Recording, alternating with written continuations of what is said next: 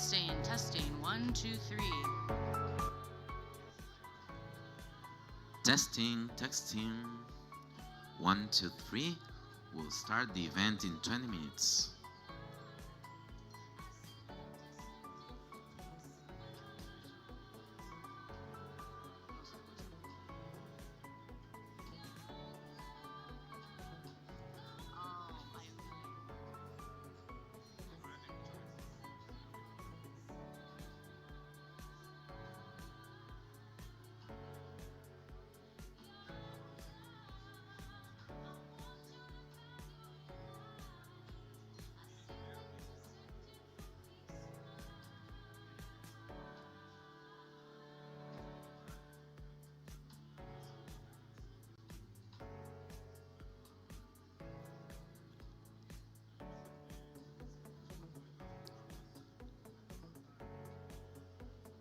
We are starting in 20 minutes.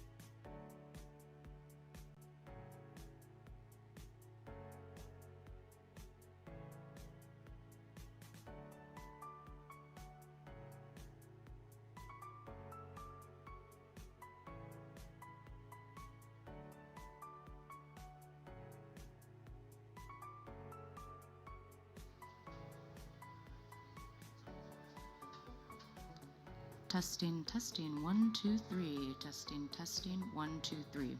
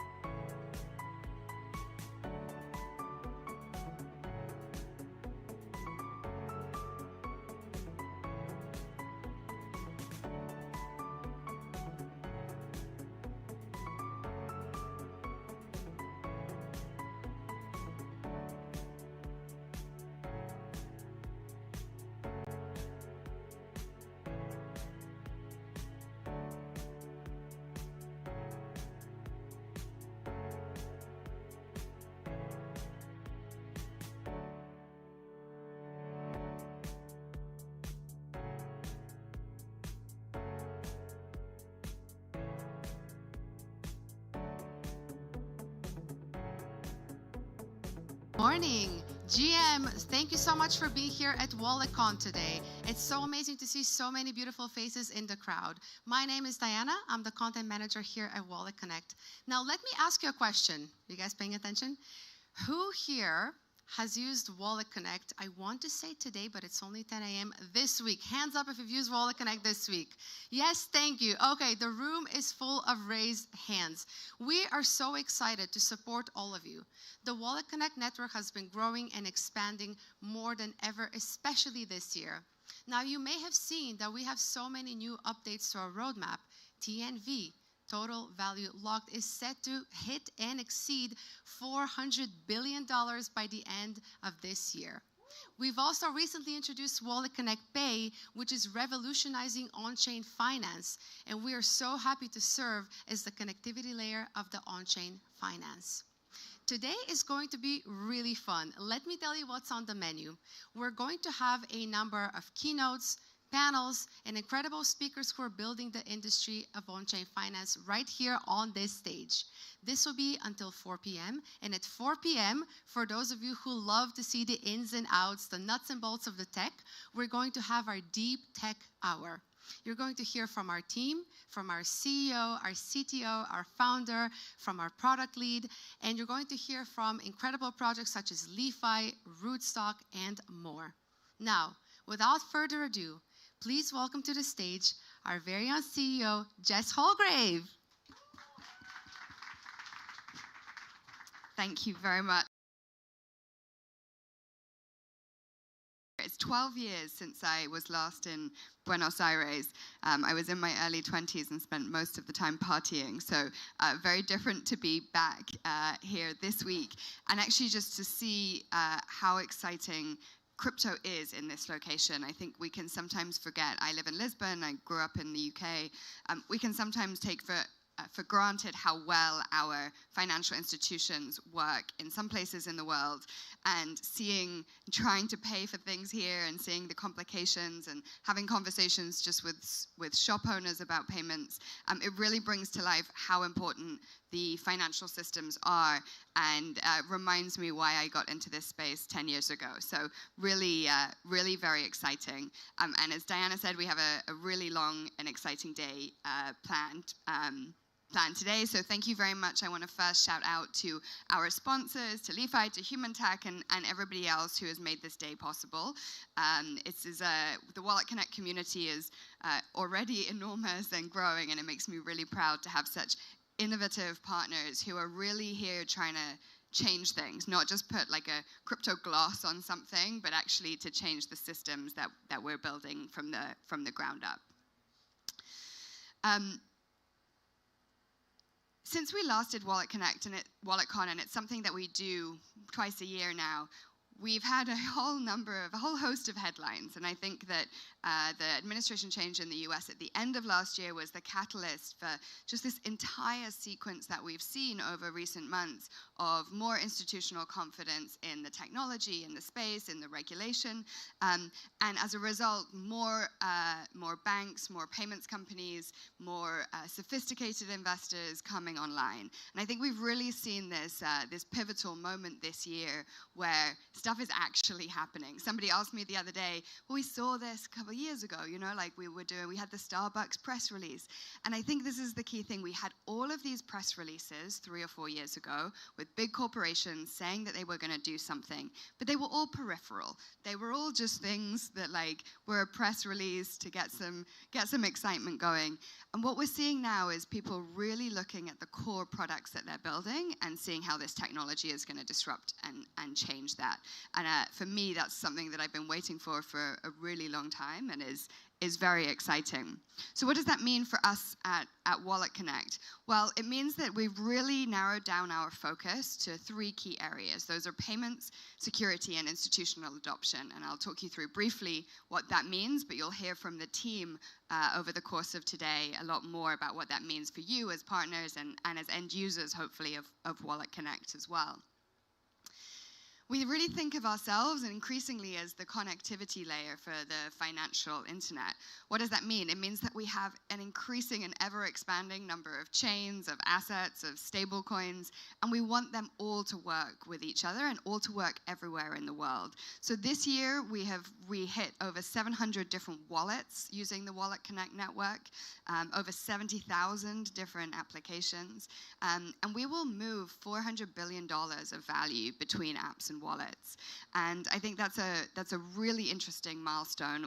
It's visibility that we've only been able to have recently. But as we look at this growth and we see the areas of movement, it's really, really interesting to us. And payments is definitely one of those growth areas. That amount of network volume, just to give you some context, puts us in the range of some of the world's biggest fintechs. And what that means, I think, is as an industry, is that we're starting to mature. We're really starting to be able to move money at the scale of some of the biggest payments layers. The WalletConnect network, as I said, is comprised of many, many different partners, and it's impossible to pick the logos that we will put here. But as you can see, the range of wallets that we now work with crosses the mobile wallets that you'll see on your phone, and hopefully you'll pay for things at our new point of sale device outside with, through to hardware wallets like Ledger and Trezor, and custodian wallets and institutional wallets as well. And then on the kind of the top side of the network, you can see our thousands of different app partners that span DeFi, NFT marketplaces, trading platforms, payments companies, and much, much more. And right in the middle, you can see this partner layer of distribution SDKs. Rion is our first-party app development kit for app builders, but we're really proud also to partner with Privy, with Dynamic, with WalletConnect, with Coinbase Commerce, and many others to make sure that the WalletConnect network continues to be something that is really easy and delightful for developers to build on. On the payment side specifically, that sit on that top layer of our ecosystem, already over the last 18 months, we've seen WalletConnect be embedded. And this was a real surprise for us. We had a couple payments companies launching without us even knowing that they were starting to use WalletConnect to effect a payment. And they're doing that because they want the access to the breadth of wallets that we have. If you're a payments company, just like you don't say, oh, I'm only going to accept payments from this bank, but not these, you also don't want to say, I'm only going to accept payments from this wallet and not all of the rest of them. So using WalletConnect provides a really seamless and single integration point through which to access all of the different wallets on all of the different chains. And driven by that kind of demand in the payment space, over the last few months, we have announced and launched WalletConnect Pay.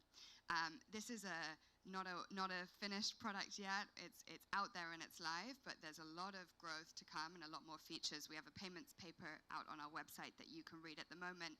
And the end goal here is that we can make anybody able to pay with any crypto asset on any chain, anywhere in the world. And what does that mean? It means it's cheaper, it's faster for merchants. They're not paying the 3% or more on card payments and on payments that go through traditional rails.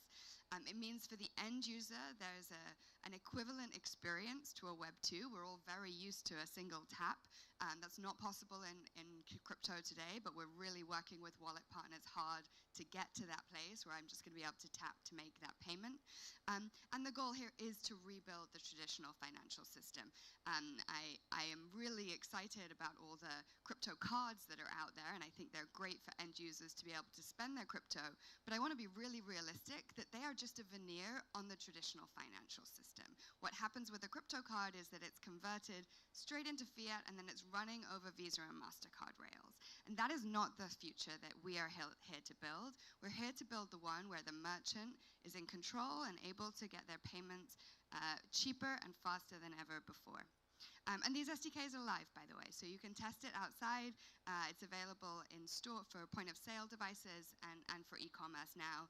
And as I said, I think we have a journey to go on over the next couple of years with all of our partners to make these experiences better, but I'm very excited about us getting there. Another aspect of user experience, which is actually very closely linked to this idea of people wanting to use their crypto and being able to use their crypto, is security. and thinking about making a secure experience for an end user so that they have the confidence to know where they're paying and who they're interacting with is really important. Every single one of you has a Visa or a MasterCard card in your pocket knows that when you see that sign in store, you can make that payment really effective and really easy. And we want the same to be with WalletConnect Pay. When you see that symbol, you're going to know, you're going to have the trust that you can pay securely. And being able to clear a sign from your wallet is a really important part of that. Every single one of us, I think probably, if you're sat in this room, has seen a transaction where you see this really long string of text and letters and think, oh, okay, sure, looks good, I'll just press send. Not a great experience, and one that we're proud to work with the Ethereum Foundation, with Fireblocks, with Ledger, and other partners on to really disrupt that part of the user experience as well. What security forms part of, a key part of, is our certified programs. And WalletConnect Certified for Wallets has been now around for about a year and a half, and we've seen immense improvements with our wallet partners on those user experiences and on the security features that we work with them on. So we're really excited also today to share more about Institutional Certified, which is a certification program for all our custodian and institutional partners. That's really driven because about a year or so ago, most crypto institutions or hedge funds, asset managers were just holding crypto. That's what they wanted exposure to. And today they want way, way more than that. They want to be able to access DeFi, to vote, to participate in governance, to do so much more. And the WalletConnect network is the way that they do that. But for their user experience, they need something more and something different than the average retail user. And so we have, I think, 8 new custodian partners that we're announcing today joining the network to give their institutional asset managers and hedge funds and partners access to DeFi through the WalletConnect network. And similarly, on App Certified, we're working with apps to make their integrations and their security connectivity with the WalletConnect network better than ever before. This year, in the last quarter, we announced 2 new partners for the WalletConnect network. The WalletConnect network works with fundamentally with any chain, but giving kind of premium level support is really important for us for developers in those ecosystems. So we welcome Stacks and we welcome Sui to the ecosystem, 2 really important partners where I think there's a lot of very interesting action going on. And I'm really excited now to announce our next 2 partners that are going to be live in Q1. One of those is Ton. Ton is an ecosystem linked to Telegram, for those of you who aren't familiar with it. It's an insane growth. I think something like 3,000% growth on monthly active users in the last year or so. And they're really, really driving mobile user experience forward. So very excited now to partner with Ton. And also with Tron. Tron has 350 million monthly active addresses. This is an incredibly widespread chain, especially in developing markets, used for moving money around. And I'm very excited to strengthen our relationship with Tron and the Tron ecosystem. So what does that all mean? Well, it means that as we grow these networks, we add more partners, we increase the institutional access to the WalletConnect network, and we launch these new certified programs, we're really driving towards changing the user experience that everybody has when they interact with us. And that's what's going to allow us to really continue to innovate at this very fundamental layer of the financial stack, and hopefully bring these one-click and super easy payments to everybody who's using WalletConnect. So that $400 billion that we're going to do this year, we're hoping next year that's going to be $1 trillion. It's a punchy, audacious goal, but I'm very proud of the work that the team has done so far and really grateful to all the amazing partners that we have. So I hope that this time next year we'll be standing and sharing that kind of information with you as well. I wish you a really interesting day. We've got a lot of the WalletConnect team here with us who's hanging around. We've also got amazing partners, so and a huge barbecue, I think, as well. So I'm going to hand back to Diana. Welcome. Thank you.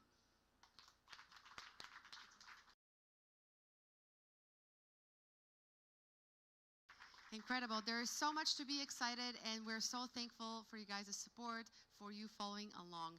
Now, next, we're going to move on with one of the most prominent people in the room here. Philip Sandler from LeFi, who's going to talk to us about LeFi 2.0. Please give it up for Philip. Hey, yeah, good stuff at Jazz. Hey, good to see you guys. Thank you for coming. I'm Philip, the founder and CEO of LeFi. So yeah, LeFi 2.0, there's a lot to talk about. Quickly, where we're coming from. It's LeFi has been building an aggregation and routing layer. We essentially have aggregated a bunch of bridges, DEX aggregators, but not only that, we also glued these things together so that you can go from any to any other asset within one transaction. So it was all about making sure that no matter where you're coming from, where you're going to, you only have to sign once and you can just move cross-chain. Essentially an early form of chain abstraction. And with LeFi 2.0, we want to take this to the next level. The products we have been offering is the protocol itself. It obviously comes with an API and SDK. We have a widget you can implement on your website. The widget alone has over 600 implementations, so whenever you have been bridging somewhere, most often that has been our interface. And if you want to try all of this out as a retail user, you can use jumper.exchange, which is our B2C interface, where we are offering all of this for free. There is no fee, only the bridging and swapping fees underneath, but like nothing from us added on top. LeFi has been solving a pretty big problem, which you can see based on our customer base. So we are essentially implemented in all the big wallets in the space, no matter if it's a non-custodial wallet like Phantom or MetaMask, or if it's a hardware wallet like Ledger, Gnosis Safe, and so on. As such, we have processed over $55 billion in transaction volume, and that number is already outdated because by now we are doing around $6 to $8 billion a month. So we've been growing very fast, or 100 people by now, and yeah, it's not only that the company grew, the problem grew as well, and abstraction is like the #1 topic this industry is talking about, or has been talking about over the past 2 years. There's been this narrative around chain abstraction, but also intent systems, and balance abstraction, account abstraction. No matter where you look, it's all about making it easier for the user. But there's something else that has been changing. We have been seeing the space consolidating, right? Consolidating in a way that we see everyone with a decent amount of distribution power vertically integrating, but also horizontally integrating. So we have been seeing apps that from the start tried to do it all, like the Infinex and DeFi app, but we also saw MetaMask developing a lot of products around the MetaMask portfolio. Phantom just released their trading terminal. We see neobanks coming from top down and trying to offer it all. There's this whole narrative around DeFi mullet. So essentially you have fintech in the front and DeFi in the back. So all of that speaks one language, and it is people are trying to offer it all. And super apps, this is kind of the word that came up as one of this, like DeFi mullet or super app, depending on how you look at it. But it's essentially a unifying on-chain transaction, and obviously this is not only a trend, but also a necessity to keep users sane, right? Because it's so hard to navigate this space. If we onboard users and then we have to explain them, you can use this protocol for this and this protocol for that. They're used to use banking apps where they're like, I get my salary here, and then I get my interest rate by depositing money in this strategy or whatever. Not even strategy, it's just like, okay, I put it on this special bank account where I get a higher yield on a yearly basis. And this is just something, it's very simple. And if you have learned anything from e-commerce and software as a service, then it is, if we can keep things simple for consumers, they're gonna spend more money, and therefore we're gonna make more money.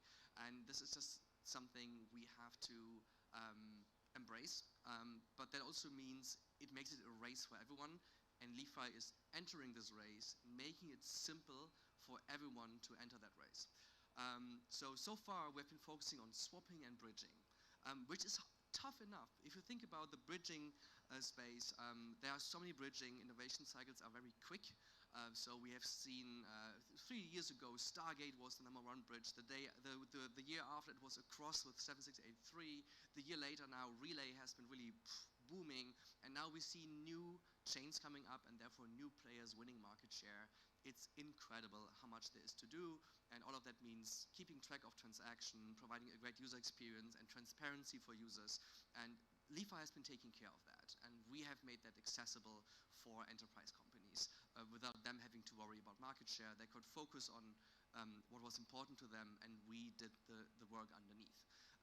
Now, it's time for us to move upon that and just take the next step. And LeFi is going to focus on not only swapping and bridging, but also offering access to perps, prediction markets, yield strategies. All of that stuff is supposed to come out of one single API, and we're going to tackle this in multiple ways. LeFi 2.0 is really about making sure we not only offer access to the required data, but also providing execution power. And last year we bought a company called Catalyst. It was a cross-VM intent system, but it was not only cross-VM, so it would not only work across EVM and Solana, but it would also be modular across the vertical stack. The way we define a transaction flow, doesn't matter if 7683 or resource log based, the way we would express intents, the way we would verify intent execution. So it doesn't have to be just Polymer, it could also be Wormhole, Layer 0, Hyperlane, Axelar, any messaging layer down below. So it's very modular. As such, it's also powering the Open Intent framework by the Ethereum Foundation. So we have been working closely with Ethereum and other foundations to build a system that is flexible, that is future-proof, and yeah, LeFi Intents is coming, and LeFi Intents simply allows us to turn the old aggregation model into a hybrid one, because intent systems are great. You know, we say let's outsource the execution to third parties, but these third parties, these solver systems, they have a hard time to be profitable. So they really have to focus on where they either have a niche and a competitive edge, or where demand is so high that they can actually make money. But then again, they are in a very competitive environment. With LeFi 2.0, we have a hybrid model. So on the one hand, we make sure we have all the assets, all the yield, all the data available, and provide that to all our enterprise clients. And then down below, we have a mix of our aggregation system, where we have existing aggregated DEX aggregators and bridges, but then furthermore, we make sure to guarantee best price execution by taking the user's intent and auctionizing it to that solver network. And as long as the solver market is not sophisticated enough to cover it all, the combination with aggregation is mandatory to actually provide a comprehensive system. And this is LeFi 2.0. It's a hybrid, and probably will be a hybrid system for a very, very long time. This is what we believe the best way to guarantee an enterprise experience. We have a bunch of value-adding services on top, from providing analytics, status monitoring, an inventory list, and on all of these things that are necessary to actually implement all these on-chain actions. Then LeFi Composer. I might be talking a bit fast, right? Should I talk slower? It's fine. Right. So LeFi Composer. This is something that has been very close to our heart. From day one, we essentially said, hey, we want to make sure that chain interactions are fully abstracted. But that is just so hard to accomplish. So in the beginning, we were leveraging the bridge's ability to call smart contracts on the other end. So you were bridging from A to B, and then you had the ability to call any other protocol right after. But that was so tough to scale for us. For so many clients, we were sitting down, discussing what do they actually want. We were developing custom smart contracts, and we were then just going step by step and try to get it right for each enterprise client and each single use case. Like, our team was burning out, literally. So at some point, we were like, okay, this is not scalable, and it's not reliable either. We had to rely on third parties and everything. So with LeFi Composer, we set out to set this mission of multi-chain composability, because composability is so dear to our heart when it comes to smart contract enabled development, right? We were like, okay, composability, especially in the EVM context, so important. On Solana, it's a bit harder, but EVM, you know, this is what we are known for. And then with this multi-chain paradigm, all of that kind of went to the shitter. It became so hard to compose anything cross-chain. So we sat down over the past 1.5 years, and we built our own virtual machine. It's literally a virtual machine. It expresses its own language. It's a TypeScript language. It's a domain-specific language, and it simply allows us to express any sort of composed on-chain action. I can say, hey, take my balance, put it as collateral in Aave, take out the loan, and then swap that loan into whatever I actually want to have access to. The shitcoin, I believe, is going to 10x next. All of these compose and batch transactions are now possible to simply write in TypeScript, and this allows to make multi-chain composability scalable. Yeah, here's a simple example. You simply swap SOL into USDC, then you want to bridge it, then you want to get ETH for gas on base and deposit it into Aave. So coming from Solana and depositing it into Aave on base, it takes quite some few steps. Like, these things are now doable with one signature. And that's crazy. Like, it took us so much time to get this right. And now we have it in reliable passion, slowly rolling it out with a few exclusive enterprise partners, one by one, and then quickly. So happy to announce this today, and I think this is a crucial milestone for the space because it's been super hard. We have been seeing other people trying to offer something similar, but it's been very, very hard, and we took the smartest people in our company and just were like, go into the basement, like, develop this, get it done, and yeah, it was tough, but we are super proud of this. And if you have questions around this, just contact me. There is so much to build, and there are so many great applications we could actually build on this multi-chain environment. And if you could abstract away this multi-chain environment, then I believe we have a great foundation to onboard the next billion users to crypto. So yeah, thanks for your attention, and thanks for coming. And thanks for having me. Thank you so much. Thank you. I am so bullish on exactly what you said. There was a wonderful session yesterday during TrustlessConf, and someone from LeFi, I think it was Josh, actually talked about the same thing. And the idea of having a single signature is so exciting, because if we truly want to onboard the next billion users, that's going to take a lot more simplicity than having to figure out these different chains and bridges. And so account abstraction truly is the way, and we're so excited about what LeFi is creating. Now, we have a panel coming up, and this next panel is going to talk about the next phase of on-chain usability. So what does that mean? They're going to talk about abstraction, of course. They're going to talk about wallet UX, identity, and compliance. Pedro Gomez from WalletConnect, Henry Stern from Privy, Eli Farisi from Dynamic, Nitya Subramania from Para, and Nikanan Kesampat from 1KX. Please take the stage. Are you the moderator? This is for you? Okay.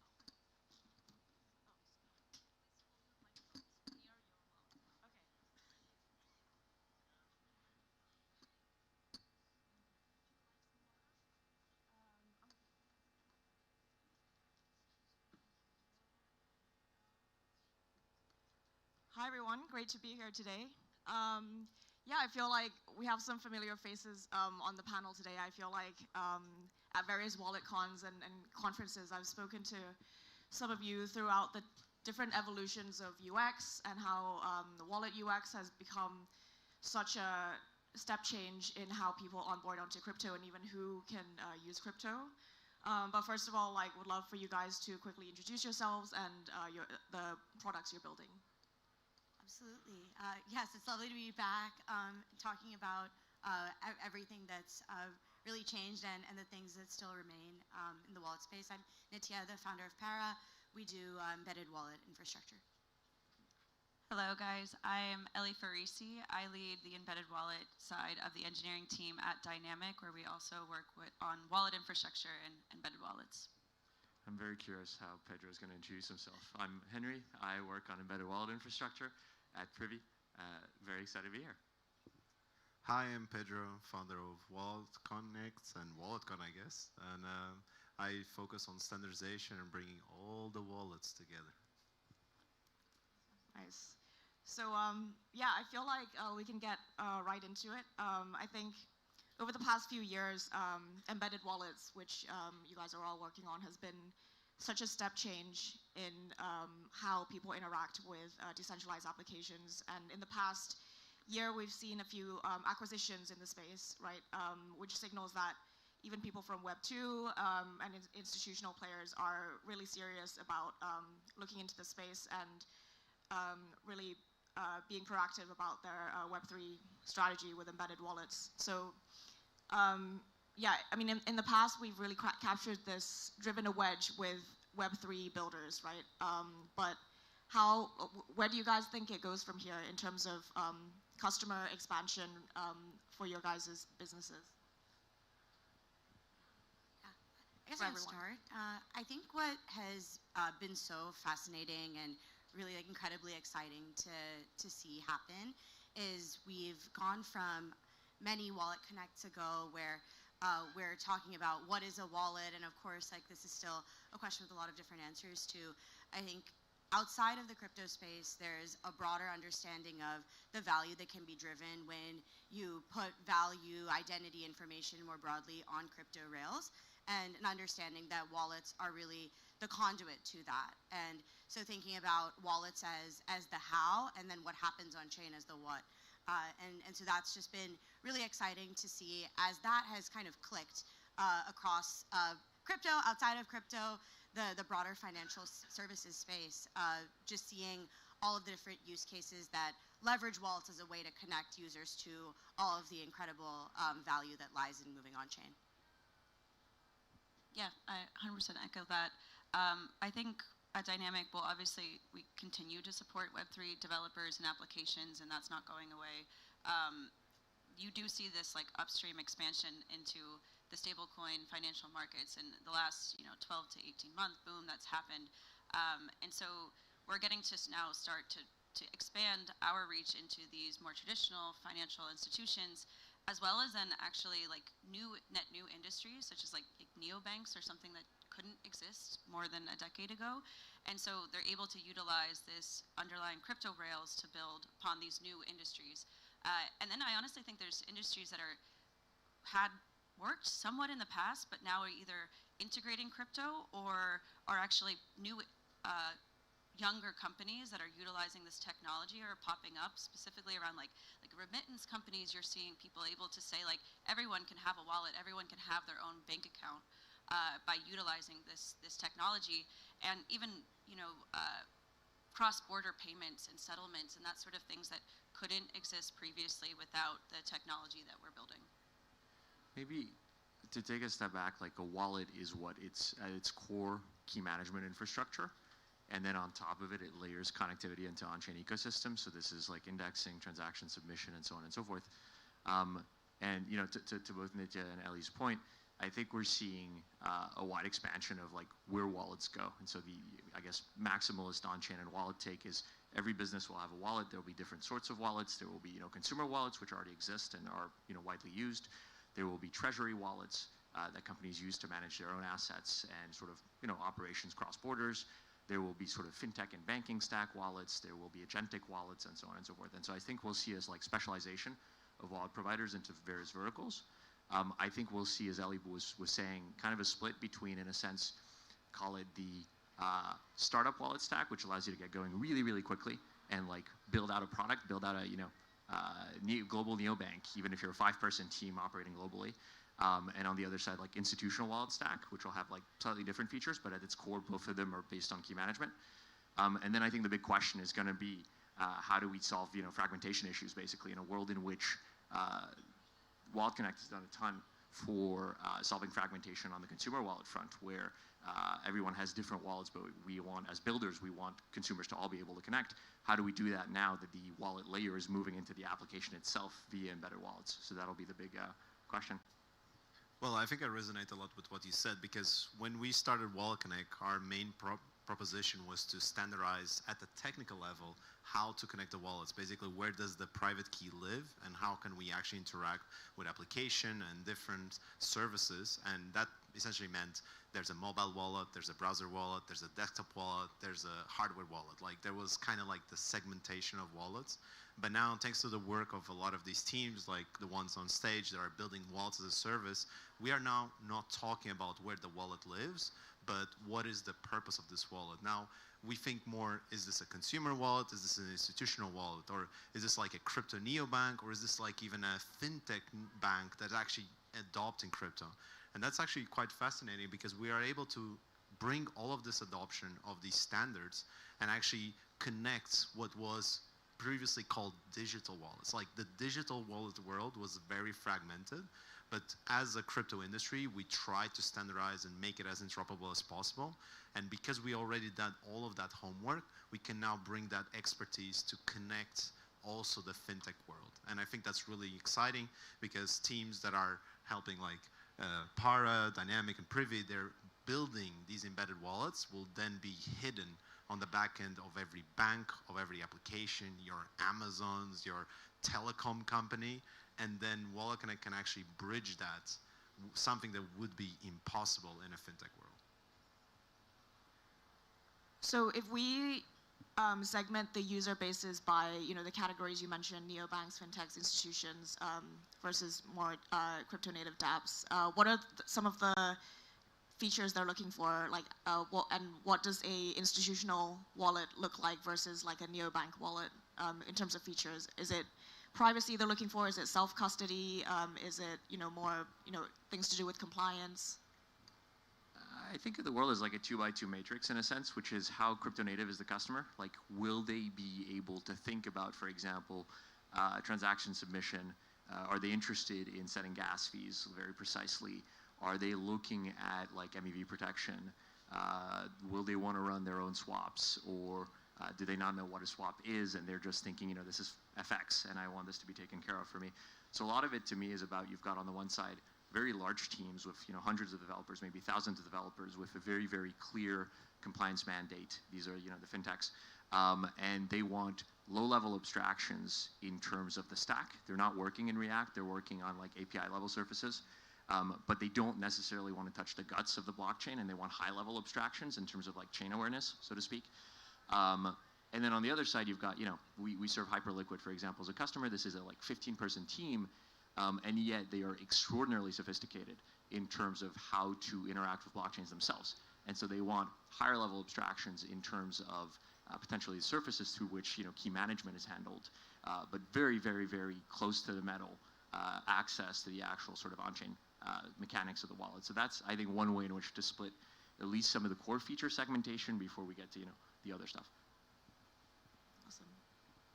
I think about wallets as a triangle of security, utility, and convenience. And the number one thing that the wallet business should optimize for is for convenience. And then the security utility will depend a lot on your customer. Essentially, we can divide this into a matrix of 4 where you have retail and institutional. The difference between here is like institutional cares a lot about the policies of how you actually manage your keys because there's multiple individuals, there's hierarchies. In retail, it's basically me, myself, and I. Like there's not much. So you kind of delegate this like policy management to an entity like the wallet provider. And then on the other side is the utility part, where the utility kind of splits between, are you looking to be very sophisticated to actually decide how am I going to earn my yield? How am I going to swap? Like I want to control every single aspect. That's one kind of user, the power user. And the more like mainstream user just wants the verbs, which is swap, bridge, and earn. Like they don't care how it happens, they just care the outcome. And basically in this matrix of security and utility, you have like these 4 categories of users. And then these wallet businesses will be focused on either optimizing for one or the other, but as most importantly, they have to provide the big convenience to the user, because the more convenient it is, the less likely the user is to compromise themselves. Because at the end of the day, no matter how good the wallet service is, the user still has this problem of I might still export my private key even though Privy told me not to, like, and they still do it, they still do it.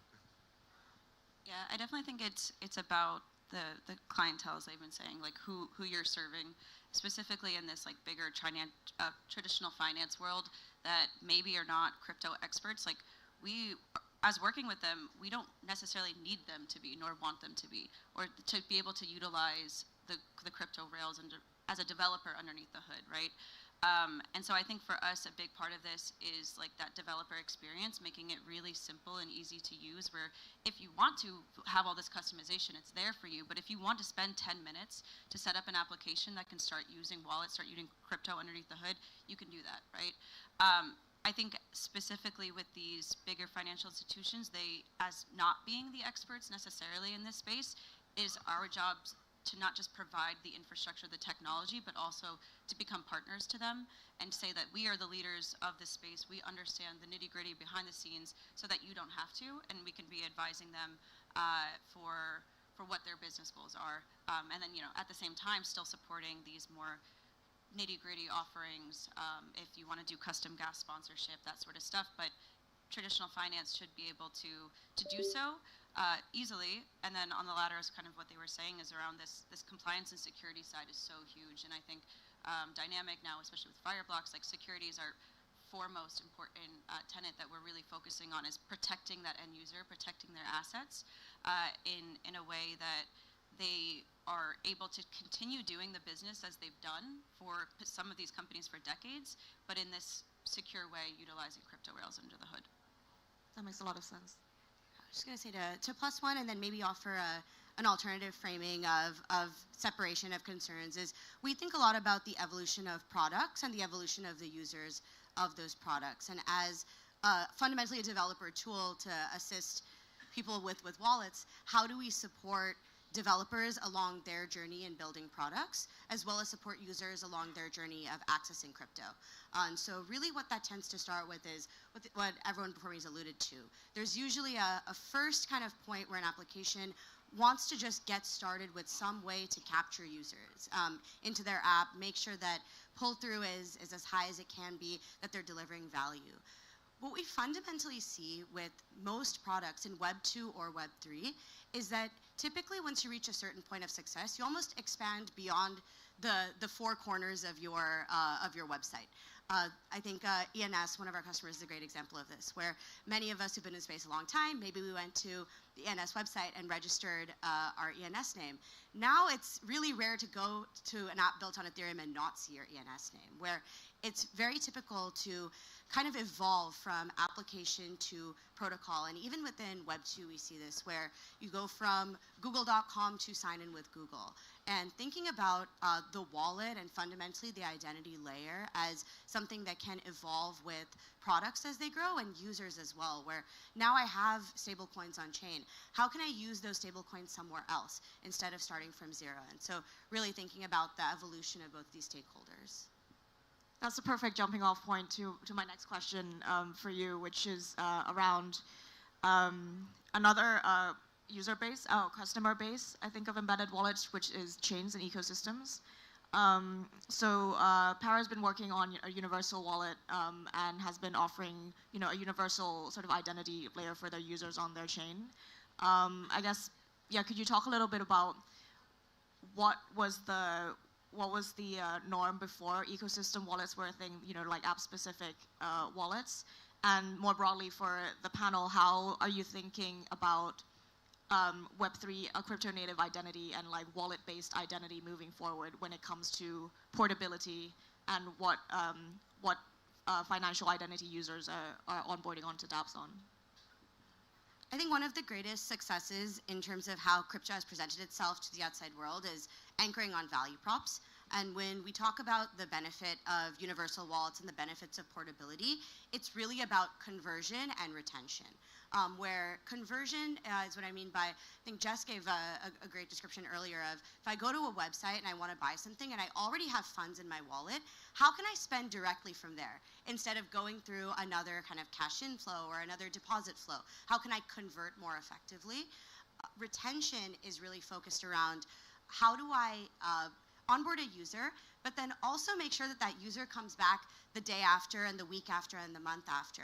And so thinking about the best ways to make sure that even as there is utility to a user that may be, again, outside the four corners of my website, how do I ensure this user to complete what they need to do and then come back without having to take that kind of all or nothing option of exporting a private key if they don't necessarily want to. If they can, it's always there.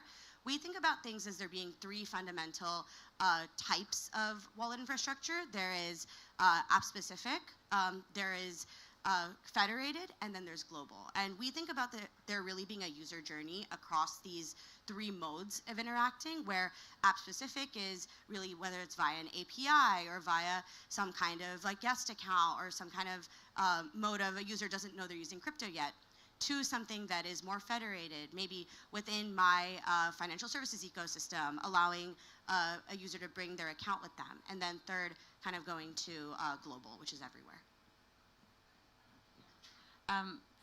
In a previous world, my last position was the co-founder CTO of Bello, which did blockchain data analytics. So I spent a ton of time thinking about identity, multi-wallets, and it is a pain of a problem to solve. With just what crypto is today, crypto native users, there's a wallet you have on different chains. If it's not EVM, on Solana, and then adding to that, there's native users that either are getting embedded wallets or they just have like 20, 30 wallets themselves because that's the way that they like to manage security. And so I think it is innately a challenge that this industry has faced for a really long time.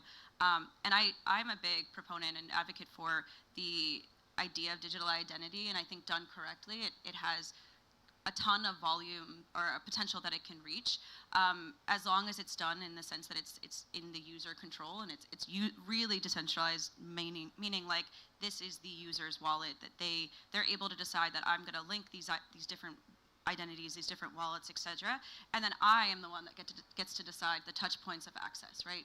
So imagine if you're, a social media platform, for instance, and you log on to something, maybe even your Gmail, right? You might not want all of the data that you have in your Google account to exist if you go to somewhere like TikTok. And I think it's about ensuring that you're able to provide the user experience of connections without sacrificing the privacy and the user security of what data that they're transporting to various places. I'm going to big plus one to this and I guess act as the resident WalletConnect shill. I think there needs to be basically an identity overlay. Like, identity is messy, it's not monolithic. Some people love to post on Instagram, some people find it to be abhorrent in terms of user privacy. People have different tastes, and the idea that it would be 1, 2, 3, 5, 8 models for what a user's identity would be on the web when we're talking about a primitive that has to interact with banking systems that hold millions of dollars and social media posts that you get to like to tip a creator. Like, obviously, there are going to be myriad of ways in which these interaction models have to have. And, I guess, embedded wallets, I have one of the ones who has, call it 15 wallets across, Ledger and MetaMask and Phantom. So we just live in a very, very pluralistic world across the fact that there are many chains, some of which are greatly interoperable, some of which are not. There are very many different use cases. And so I actually think, basically, there are a lot that wallets can and should do to help users manage their balances, their liquidity, their KYC, their identity across the different apps that they connect to. But ultimately, I don't think identity is the core thing that users are coming in for. They're coming in for an experience, they're coming in to interact with a product, an app, or service.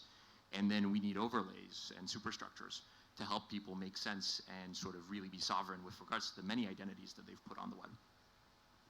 I mean, a lot of the work that we did has always been chain agnostic because of exactly that. Like, in fact, if you go 5 years ago, WalletConnect actually was trying to build WalletConnect for other L1s, and it kind of had this like segregated approach where there was one WalletConnect for each L1, and very quickly we realized that was not a good approach. And that's why we were a core founding member of what's called the Chain Agnostic Standards Alliance that creates the chain agnostic standards for a lot of the infrastructure that exists today. So we have achieved today what is a very chain agnostic infrastructure that allows any chain to be compatible. However, that does not mean that we have solved the problem, because it's one thing to be chain agnostic, it's another thing to be chain abstracted. And this is where the identity piece really comes in, because at the end of the day, even if you're chain agnostic, that means you can actually refer to different chains in a compatible manner. So the infrastructure will all work, but you still need to have this kind of meta layer that kind of abstracts whether you use one chain or the other.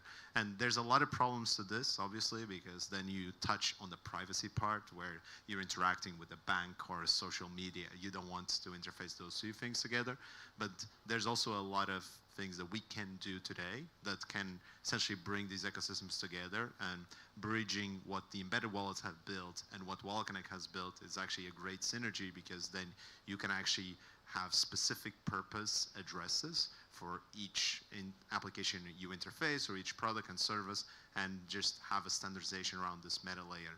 And it can be something as simple, like realistically, like we overcomplicate identity. Like right now behind me, we have our identity. We have a profile picture, we have a name, and we have a company. And most people don't even need the company part. Like you just need a name and a profile picture, and that kind of serves like the whole internet. Like that is the fundamental part of the identity layer, and we can build that today. We just need to work together, and that's why WalletCon exists. Yeah, I think we're at a really big inflection point where like crypto is also becoming more usable and spendable in the real world as well. Obviously with Stripe's acquisition of Privy is now part of Stripe's stack with WalletConnect Pay as well, allowing people to spend their crypto straight at the merchant's point of sale. So I guess for questions for Henry and Pedro is what enabled this integration to, what infrastructure developments have enabled this integration to be possible now, such that Privy can sit beside Stripe's traditional Web 2 fintech stack, and then for WalletConnect Pay, what is it that allows users to be able to scan a QR code and pay with their wallets?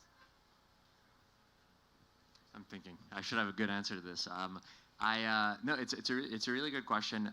The honest take is it still feels like we're so early. So a lot of innovations have happened. I think broadly there's been a drive to abstract away a lot of the complexity in crypto as opposed to expose it. And so I think the first era was maybe let us figure out all of the primitives and the ways in which they come together. But the second era is how much do we actually need to expose to not lose what makes crypto special, which is to say decentralization, self-sovereignty, but also not forcing people to be in the muck.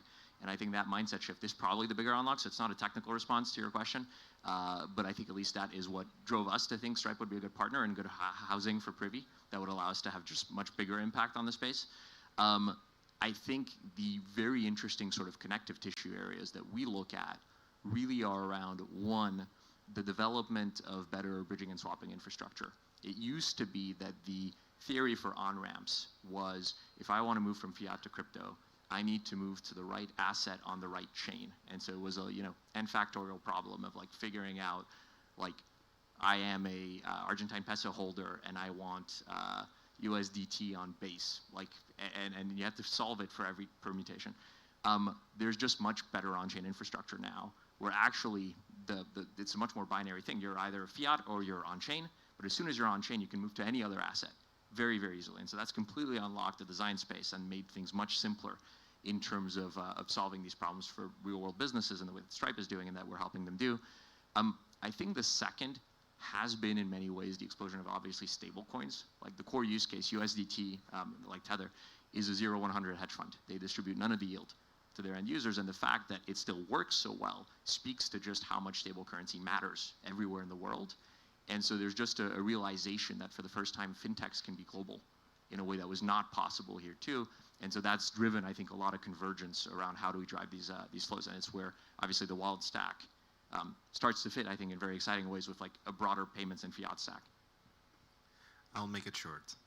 But basically, the idea is, I think that we're focusing too much on the fact that we have now been able to make payments and fintech possible because the technology there. To be honest, the technology was always there. So I'm going to challenge that it was not a technology gun block. Like a lot of the conversations that I end up spending is just people figuring out the fact that we just need to focus on one problem.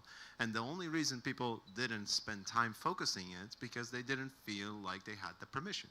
So there was a big change, a big shift, obviously very motivated by the Trump administration in US, but it kind of trickled down all other jurisdictions where it was acceptable. Also, we had the MiCA framework in Europe, and now it feels acceptable. So we could have built all of this 5 years ago, but the people didn't feel like this was allowed, and therefore we weren't even focusing on building for these specific use cases, and we would focus on other things that were allowed. So I think there was a mind shift change. It was definitely not technologically driven. It was just driven by us feeling comfortable to focus on real-world use cases like payments and subscriptions and real-world use cases.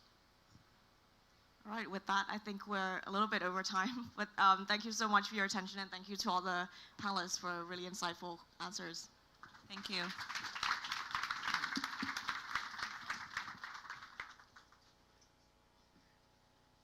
Thank you so much to our panelists, and don't go too far because we have another exciting keynote coming up.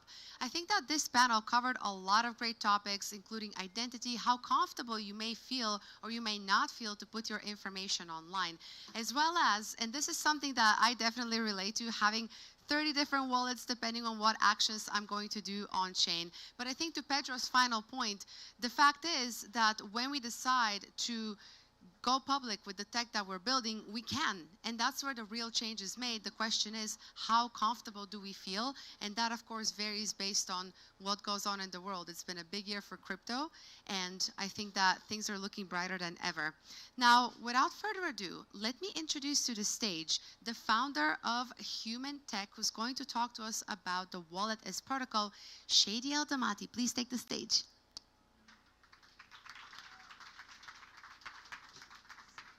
Thank you. Hi guys, my name is Shadi Eldamati. I'm one of the co-founders at Human Tech, and today I'm really excited to announce something very new in wallets. Something that we've been working on for quite a while, something that's completely different when it comes to models of self-custody. So we expect crypto to keep us free, right? We expect crypto to power us with agency, with protected custody, to provide digital ownership, but something has gone wrong, right? We've come a long way, we've made a lot of progress, but there's something not quite right about how wallets are built today. We trust that wallets will protect us. We trust that wallets will keep our assets safe, that we trust them with our on-chain activities, with our transactions. We trust them with our identities, just like the topic of the last panel. We typically trust wallets with everything, and wallets trust everything themselves. They trust the user interface. They trust the backend. They trust the RPC provider. They trust that the smart contracts aren't exploited. So how can we expect wallets to protect us if they trust everything? And this isn't just like a list of a bunch of edge cases. These are real risks that are happening every day. Blind signing is still pretty normal. Unlimited approvals are considered defaults. Smart contract exploits drain billions. You see it in the news all the time. Devices are constantly being compromised. And users have to deal with these identities across many, many different chains. If you're on a smart contract wallet or if you're an embedded wallet, what do you do when your accounts and assets are completely fragmented? Now, but the biggest, deepest problem, and I think the most important one we need to tackle within the wallet industry to really achieve this sense of freedom that's been promised, is vendor lock-in. We can't keep building wallets the old way, right? We need to rethink self-custody the same way crypto rethought consensus, and that's at the protocol layer. We need custody that's portable, protected, and protocol level determined. So we asked a pretty simple question. What if wallets were actually not platforms? What if you weren't locked into a wallet? What if a wallet was actually a protocol, something with composable modules that you can build together, and that could really put together some of the best that cryptography has to offer today, to offer true protected self-custody. So I want to show you guys something different.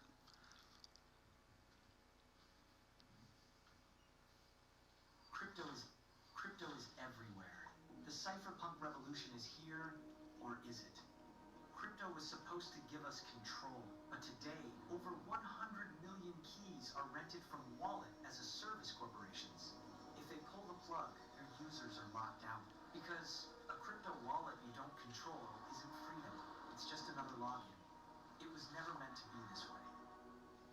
It's time to leave behind fragile, rent-seeking infrastructure. Wallet as a protocol is here, and it changes everything.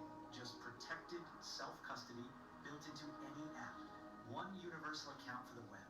Log users in without seed phrases. Recover securely with your identity. The human is always in control. Technology was meant to set us free, and freedom begins with true, protected self-custody. WAP, the wallet protocol layer for a human-aligned web.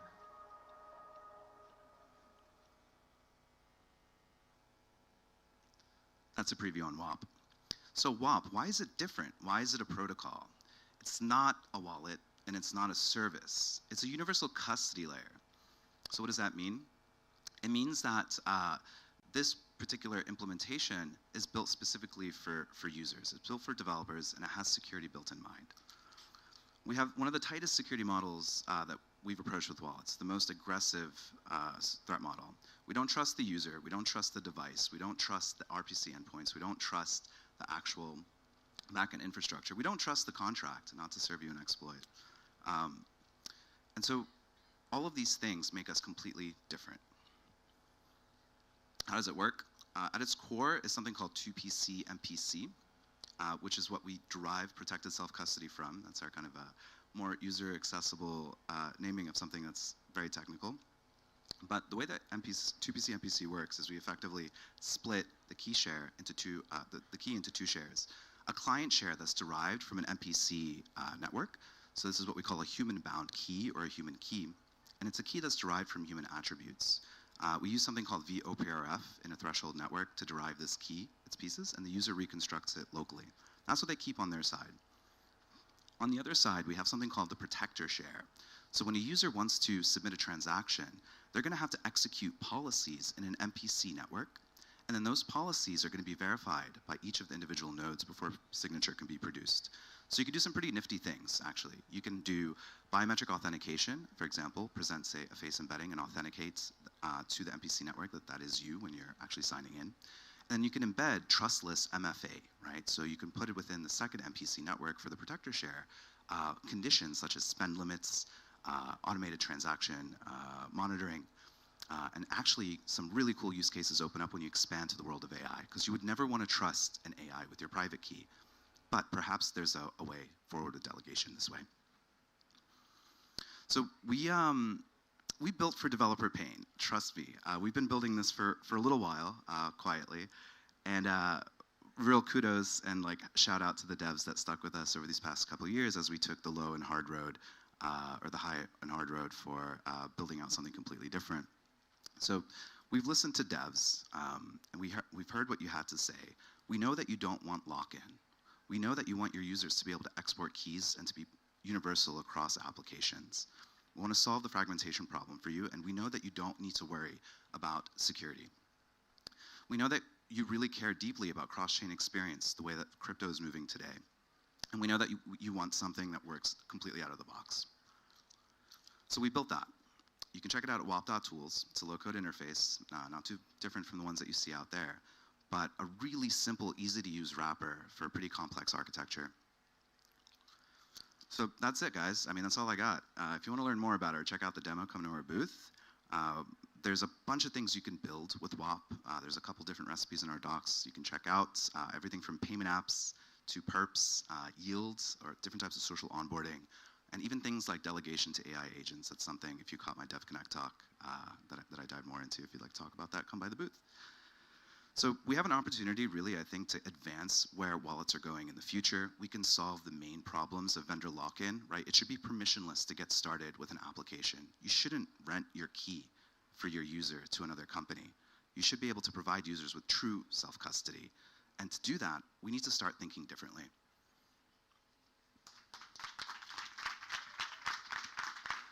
Thank you so much, Shadi. That personally makes me feel so hopeful about the future because people are listening and crypto is about freedom. Now, switching gears a little bit, we have talked to you guys quite a bit about WalletConnect Pay, and here to give us the insight of it all, welcome our CTO, Derek Rain. Thanks, Ayana. Hey, everyone, how's it going? I'm Derek, I'm the CTO here at WalletConnect, and this is my 4th WalletCon. And I really love WalletCon because so many people come here. It's the best event if you care about the real end user experience. And so many of you really care about that experience, and it makes it really special to me that you decide to come here. And today it's also very special to me because I used to work in payments. And so I'm thrilled to be talking to you all about payments today. I used to work at Venmo and PayPal, and what we did was we did an alternative payment method.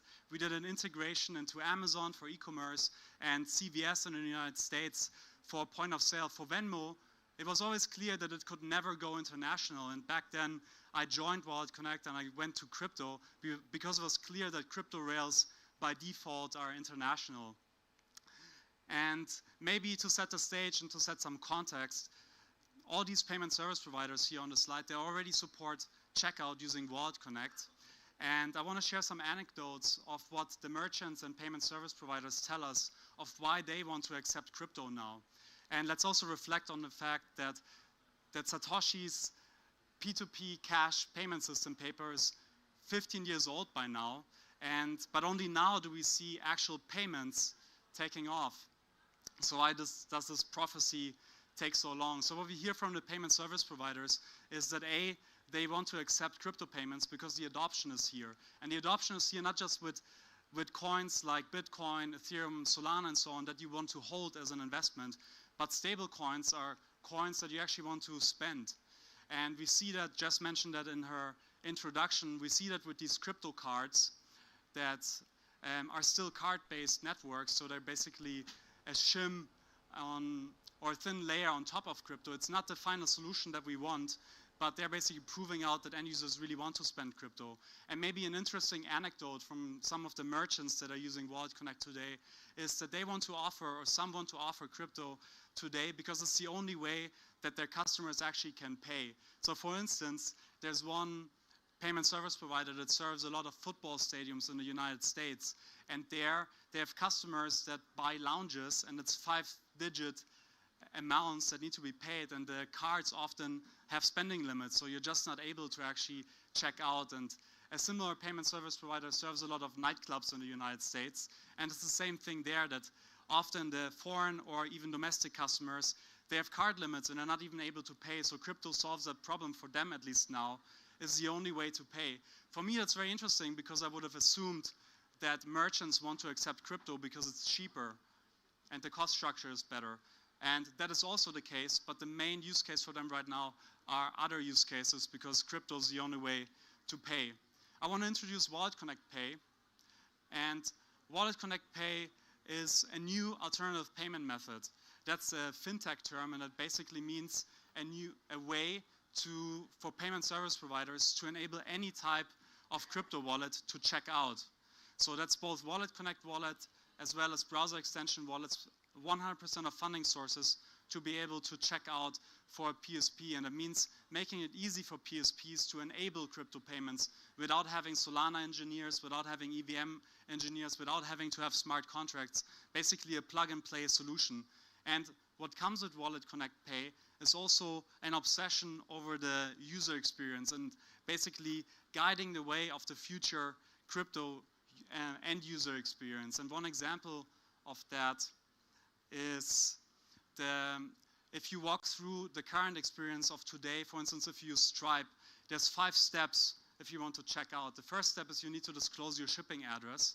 Once you've done that, then you need to select the network that you want to use, then you select the token, then you connect your wallet, and then finally you check out.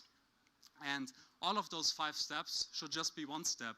Now, what we're introducing in Q1 with our WalletConnect Certified program that you're going to hear about later is the adoption of all the 30 plus WalletConnect certified wallets that represent roughly 95% of end users to support a new standard called WalletPay that turns the 4 steps of select token, network, connect wallet, and check out into just one.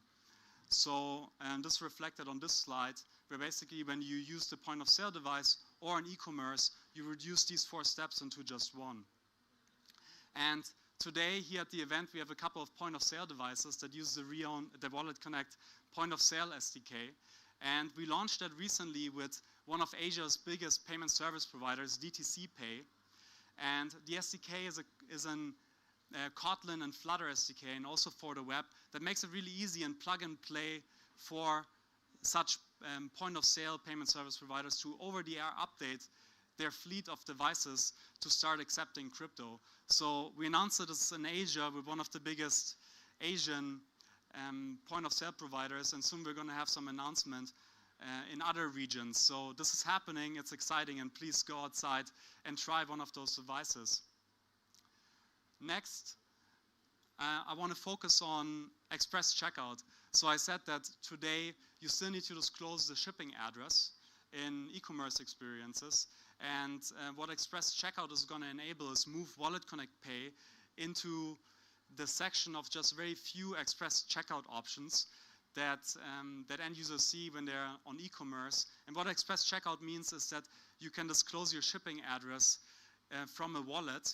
So Apple Pay supports this, PayPal supports this, and that inside of your wallet you can also recalculate the shipping fees based on the shipping address that you selected. And then this is going to roll out in a future version of the WalletConnect certified program and a future iteration of WalletPay, and hence reducing another step of the friction that you have today in the crypto checkout experience. So really exciting. And next, I'm going to focus on a bunch of other future features that we need to get to have the card feature parity. And card feature parity is really important, of course, because the crypto experience needs to be better than the card experience, both in terms of user experience and also in terms of financials for the end user. So first thing where there's no equivalent yet in crypto is merchant fraud insurance. When you use card rails, you know that you can do a chargeback with your bank, and so you have less fear when you're buying an iPhone online that in case you get defrauded that you don't get your money back. So it removes this piece of anxiety from the end user. In crypto, there's no such equivalent yet. So an important thing to figure out in the future to provide, or at least show the user whether they have merchant fraud insurance or not, and where they can go in case the iPhone isn't delivered. Another very important closing the feature parity, card feature parity gap, features authorizations. For instance, when you rent a car, you would authorize $400 or $500, something like that. And it's important to those merchants such that they have security in case you return the car with a scratch, that they're going to get these funds back. And lastly, recurring payments or subscription payments, also very important for card feature parity. This is going to be a multi-phase roadmap, making this delightful. Today, the recurring payment rails in crypto are approval-based. And what that means is that you have to, in your crypto wallet, give an approval for each token on each network, and you give an infinite approval, which means you don't have solid trust assumptions that the merchant is only going to withdraw, is only going to charge you for the $10 Netflix subscription. And so over time, all of these issues we would address, again, together with our WalletConnect certified partners. And lastly, our roadmap. So the next 4 years, we're really going to focus on the end user, on the payment service provider and end user experience, making it absolutely delightful. And then beyond this, we need to make sure that crypto and WalletConnect Pay is the 100% best way to check out. And that also means that the commercials always make sense, that crypto, if you get 3% cashback with a card, that either the crypto checkout is 3% cheaper or you also get 3% loyalty points. At the end of the day, there's way less middleman in the crypto experience, so it is cheaper and the end user needs to have a cheaper and better experience such that, yeah, crypto checkout fully wins. And that's it from me, everyone. Thank you so much for coming to WalletCon. I hope you have an amazing rest of WalletCon, and I'll see you in half a year at the next WalletCon. Thanks, Diana. Thanks, Derek. That was really wonderful. I am so jealous that you've been to so many WalletCons. For me, it is actually my very first WalletCon, but so far it's going amazing. How is WalletCon for you guys? Are you having a good time? Yes, thank you. Incredible. For our next panel, we're going to shift gears a little bit. We're going to talk about wallets as infrastructure, and we have 3 excellent speakers here today.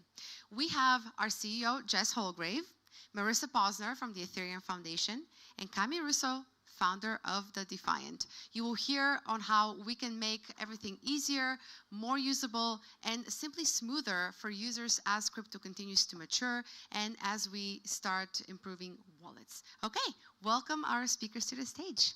Jess, Marissa, and Cami. Round of applause, please.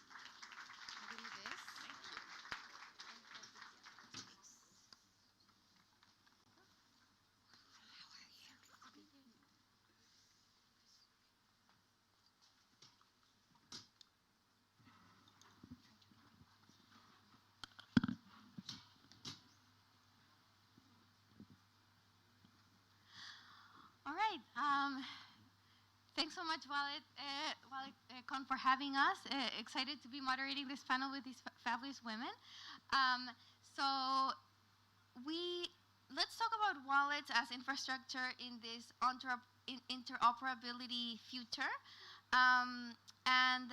Let's start with you, Marissa. I know that you just published your Ethereum interoperability layer. So what role do wallets play in that? Yeah, so for those of you guys that don't know, Ethereum Interop Layer is the new interoperability protocol that my team at the Count and Chain Abstraction team just announced. It allows cross-chain transactions in one single signature, so users don't have to think about bridges, gas, etc. And it is based on ERC 4337 or account abstraction. And how it's based on it is that we use the user's account to execute all the transactions. And what that means is the user is the one in charge of executing, and everything stays at the wallet level. And so we really think that wallets are the future of interoperability, and that for the users, control, security, privacy, etc., interoperability should live at the wallet layer, and you shouldn't trust other intermediaries or providers in the middle. So we're really bullish on wallets as being the conduit of interop. Awesome. Jess, with WalletConnect, do you, with your role there, do you foresee wallets becoming the user interface on which all these interoperability is experienced? Like, will that be the actual gateway into blockchains? So I think the analogy here, and at WalletConnect, our obsession is with user experience. And we often look outside to fintechs and to other industries to give us an idea of that. Ultimately, many companies have spent hundreds of billions of dollars on user research and have been building products in the fintech space for many years. And when I think about something like interoperability, I'm reminded of the trend for something like foreign exchange that we all had, right? So 10 years ago, 15 years ago, when I went on vacation, I had to go to my existing bank, probably take out cash, and then I had to walk across town to a foreign exchange place, actually transition that into the other currency, and then take that on vacation with me to spend. Or I had to pay horrible fees at the other end to extract from an ATM. Today, I have all of that in my Revolut account, right? I have my US dollar account, I have my euro account, I have my any other currency that I go to when I'm here in Buenos Aires. So I can manage that all in a single user interface with a single transaction. I just go, yes, switch, and it's there. It's very easy, it's secure, it's fast, it's cheaper.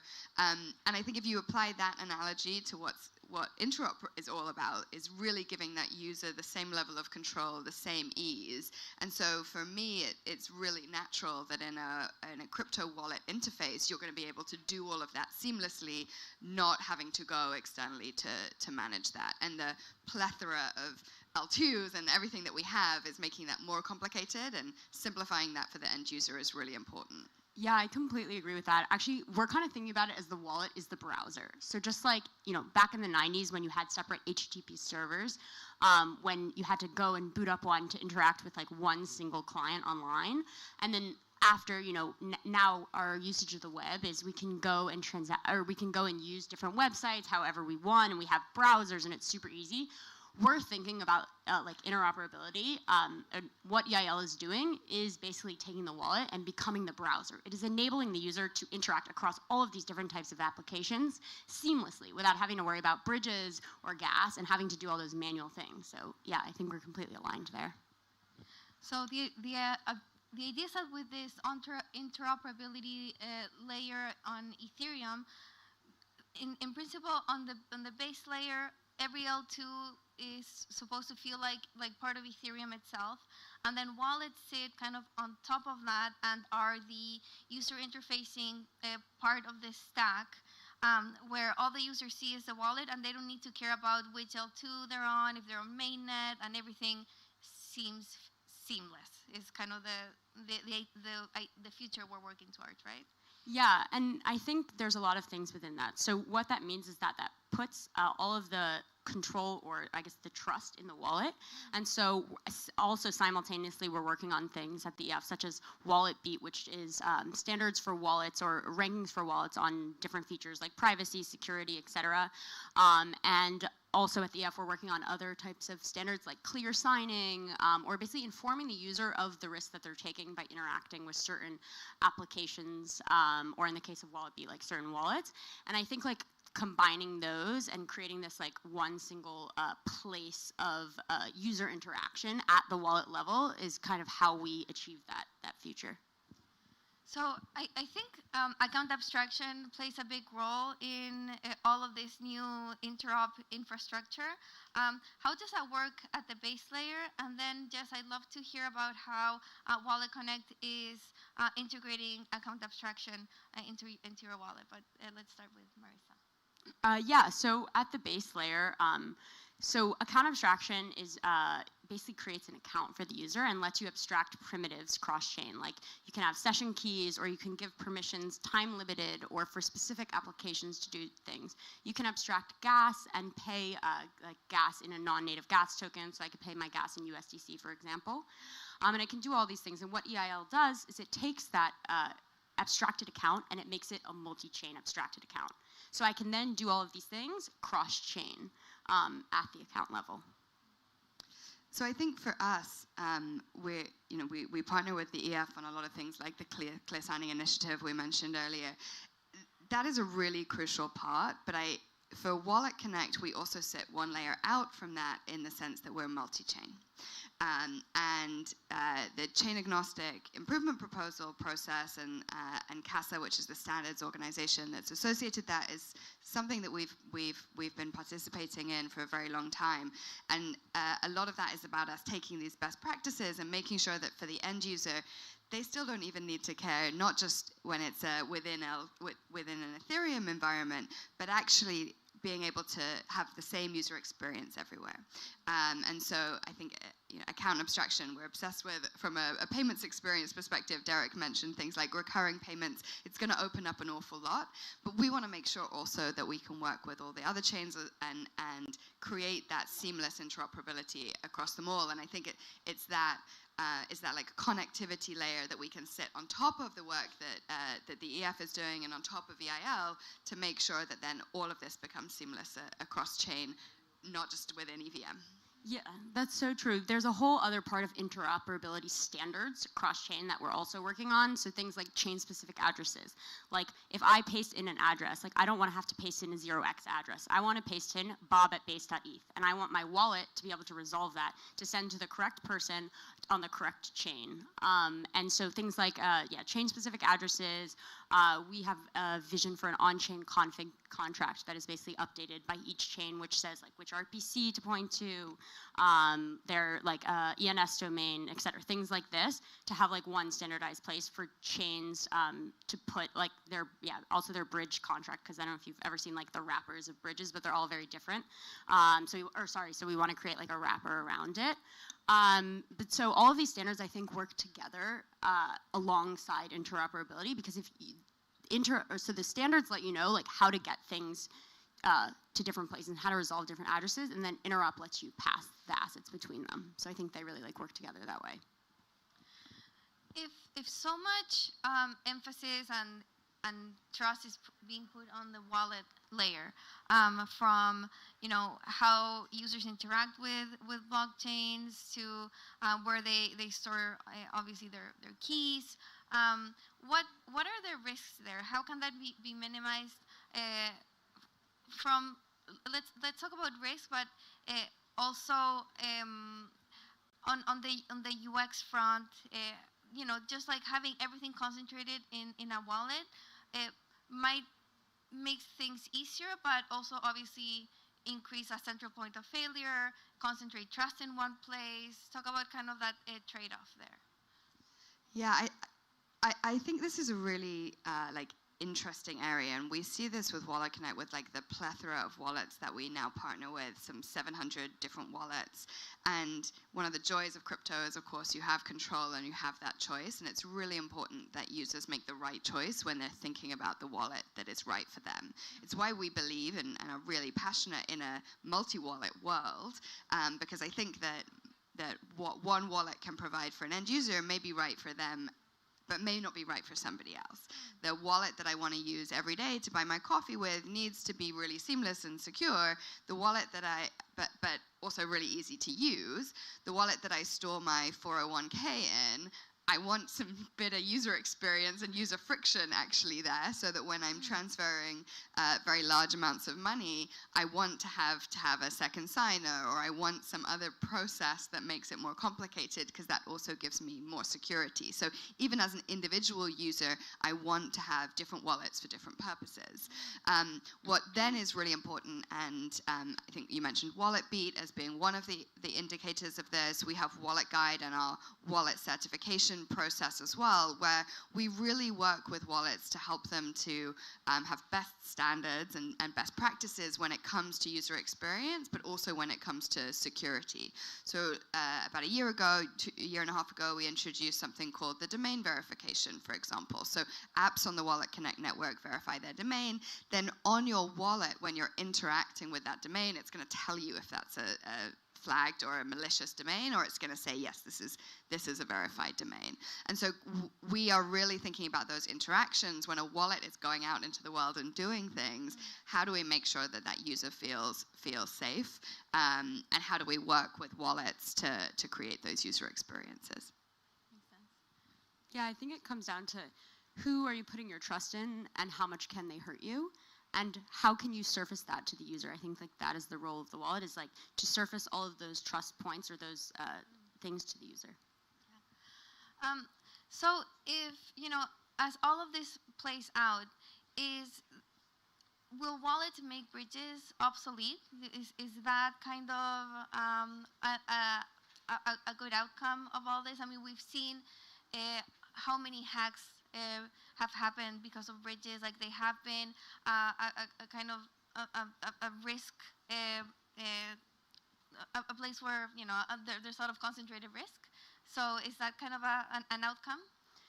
Firstly, I just want to differentiate between, there's many different types of bridges. For example, the canonical bridge is a safe type of bridge, and one that will still be used. But for, that takes 7 days to settle. So for faster transactions and for when you need liquidity faster, I think we're thinking that, I don't think bridges will become obsolete. I just think that the user won't feel them. And I think that is the goal of the bridge being abstracted from the user. Yeah, I think it's going to be a very long time before we have a completely bridgeless world.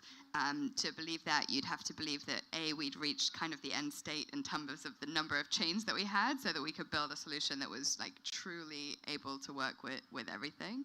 But I think that the reality is we're going to see more chains coming online. Obviously, everything that works within the EVM and EIL will work together, but even outside of EVM, there are other chains. And so the ability for a user or an institution or anybody else to really be able to move assets and interact with different chains differently is going to continue to persist for a really long time.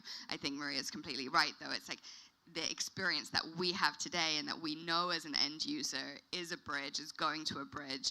That is what has to change, because there is just no way that the everyday user who is going to be accessing crypto for the first time via a neobank and wanting to go and use it to pay in store because they're traveling somewhere, there's no way that they need to or should or can be expected to learn about a bridge and have to go through that painful experience that we all know.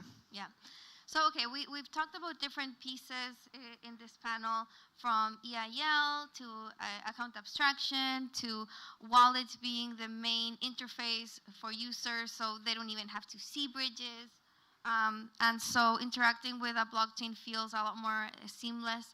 Where are we in that timeline? Like, how long do you think it'll be until we actually see that sort of experience? And what needs to happen for us to get there? I mean, I think every time we innovate in crypto, we solve some problems and then we create some more. It's probably our industry's biggest habit. So I think one of the great things is that we are beginning to solve some of those pain points and to make them much, much easier for end users. One of the things that Derek and I often talk about is the proliferation of stablecoins, for example. I don't want to see how much PYUSD and how much USDG and USD1 and all on different balances. I just want to know how much USD something I have in my wallet. So having the wallet able to show an aggregated stablecoin balance, for example, is another form of interoperability and making sure that actually I, as an end user, don't need to learn about different stablecoins on different chains. So there's all of these layers that we have to solve before it becomes truly easy and intuitive for end users. But I think that the progress that we're now making as an industry is growing. But at the same time, we continue to add more interoperability challenges for ourselves as well. So it's an ever going race, I think.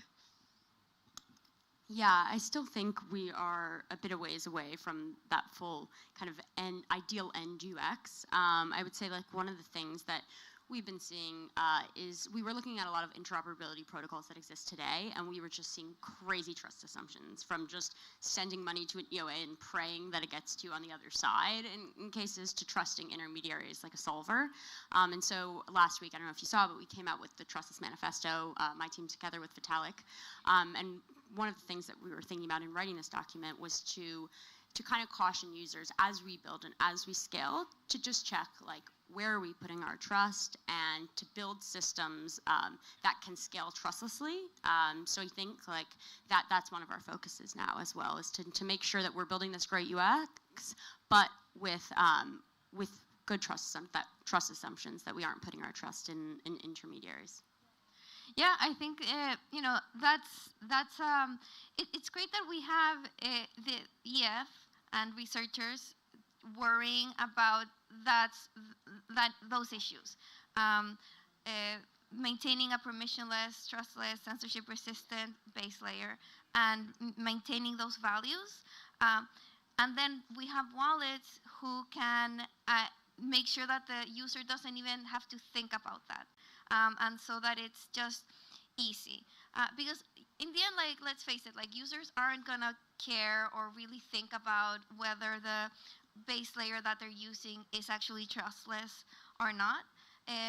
But as we're seeing more and more institutions commenting on Ethereum, Ethereum is becoming kind of the main place where mainstream users will interact. So I think it's great to have kind of the Both, base layer kind of be trustless and like EDF making sure that happens, but then at the wallet layer making sure the user doesn't care about that but gets those benefits too. Exactly. 100%. I think it's always really interesting when you ask end users things like, do you care about privacy? Do you care about decentralization? Because everyone says yes.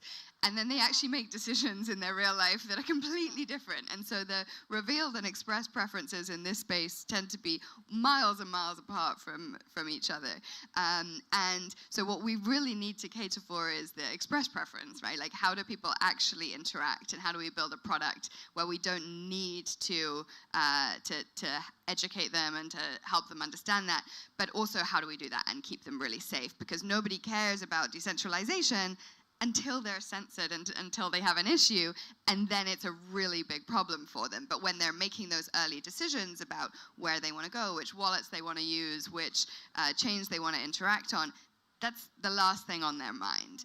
And so we have to make it really easy for them and really intuitive and make sure that the work that we do presents them with all the benefits of that, but without them needing to go through that same learning curve or that same pain of onboarding and getting up that curve. And then related to that, Jess, so I think wallets are at a really interesting juncture here, becoming the browser of blockchains. And there's just so much choice, right, on Ethereum. So many, like, just recently, I think, like, vaults are top of mind. Like, so many different vaults with so many different risk profiles. So as a wallet, like, what do you think about presenting users with all, like, the maximum amount of choice, or really curating that, because there's like a real tension there between like a permissionless environment and leaving the choice at the hands of users, or like curating that more. I think this is where a wallet really has to understand who their audience is. And for a while we saw, I'm going back like to 2016, 2017 now, like kind of all wallets were sort of the same, except that one was orange and one was purple, but otherwise, like, you had a very similar user experience. And now I think we're getting to the stage where wallets are thinking in a much more sophisticated way about who their end users are and what they're designing for. So in the same way that I mentioned, where my retirement funds are is different than where I bring my coffee, users are also thinking about, localized language. How do I think about that? What goods and services do I surface for them? Is there an easy mode, which is just as simple as like I can send and receive funds just on a peer-to-peer basis? It's a wallet under the hood, but as an end user, I just think I'm sending US dollars to pay Derek back for coffee. All the way through to like a pro mode type wallet where you have all of this ability to do all sorts of fancy and exotic things. And so I think the onus is on the wallet developer to really understand who their end users are, number one, to make an educated decision about what to surface to those end users. And then this is the most important bit. How do I surface that to them in a way that they understand what they're doing and that they understand the risks associated with it? So that a beginner user isn't getting themselves down a rabbit hole too quickly where they can make bad decisions. So am I showing them a warning flag? Am I asking them for a second confirmation before I let them do something? And it's all of these design choices that are really important, and that ultimately is what's going to define great wallets from just okay wallets over time, because they're going to develop really loyal user bases who may be very different from one another, but they've built a wallet that really suits that user base and is able to take them on that journey of whatever they want to be doing in crypto, whether it's just sending money peer-to-peer and buying things, or whether it's like a full trading experience or even more. That's going to be, I think, the maturation we're going to see in the wallet space over the next little while. Yeah, I think that's really interesting. I have the fortune to work with most of the wallets in the space and to talk to them. Do you think that there's anything that the EF could do to kind of provide that guidance on wallet devs and giving that information to the users? I don't know if you had any thoughts on that.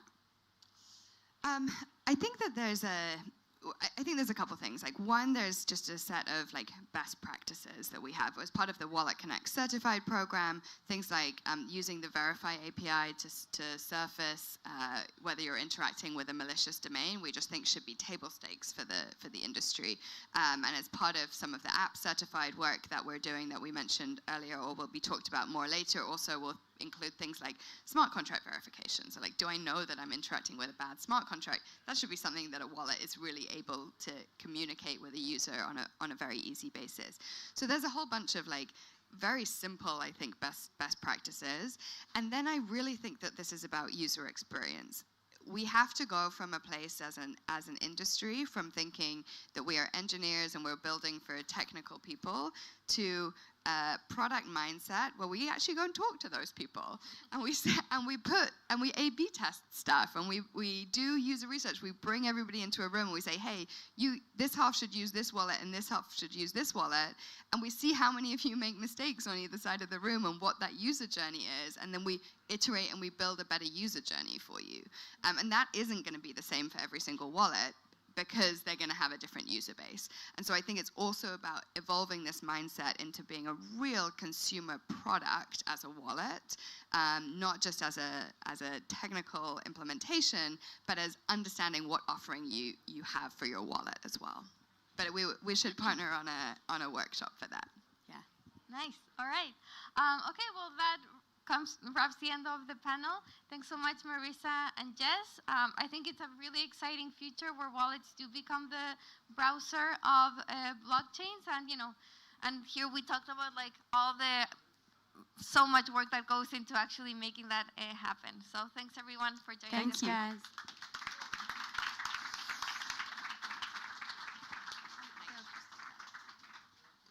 Thank you so much, ladies, and thank you, Cami, so much for moderating. That was wonderful.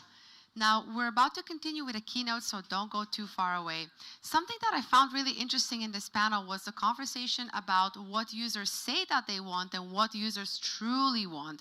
When it comes to preserving privacy, when it comes to expecting convenience, where is the alignment and how far can we go without sacrificing one for the other?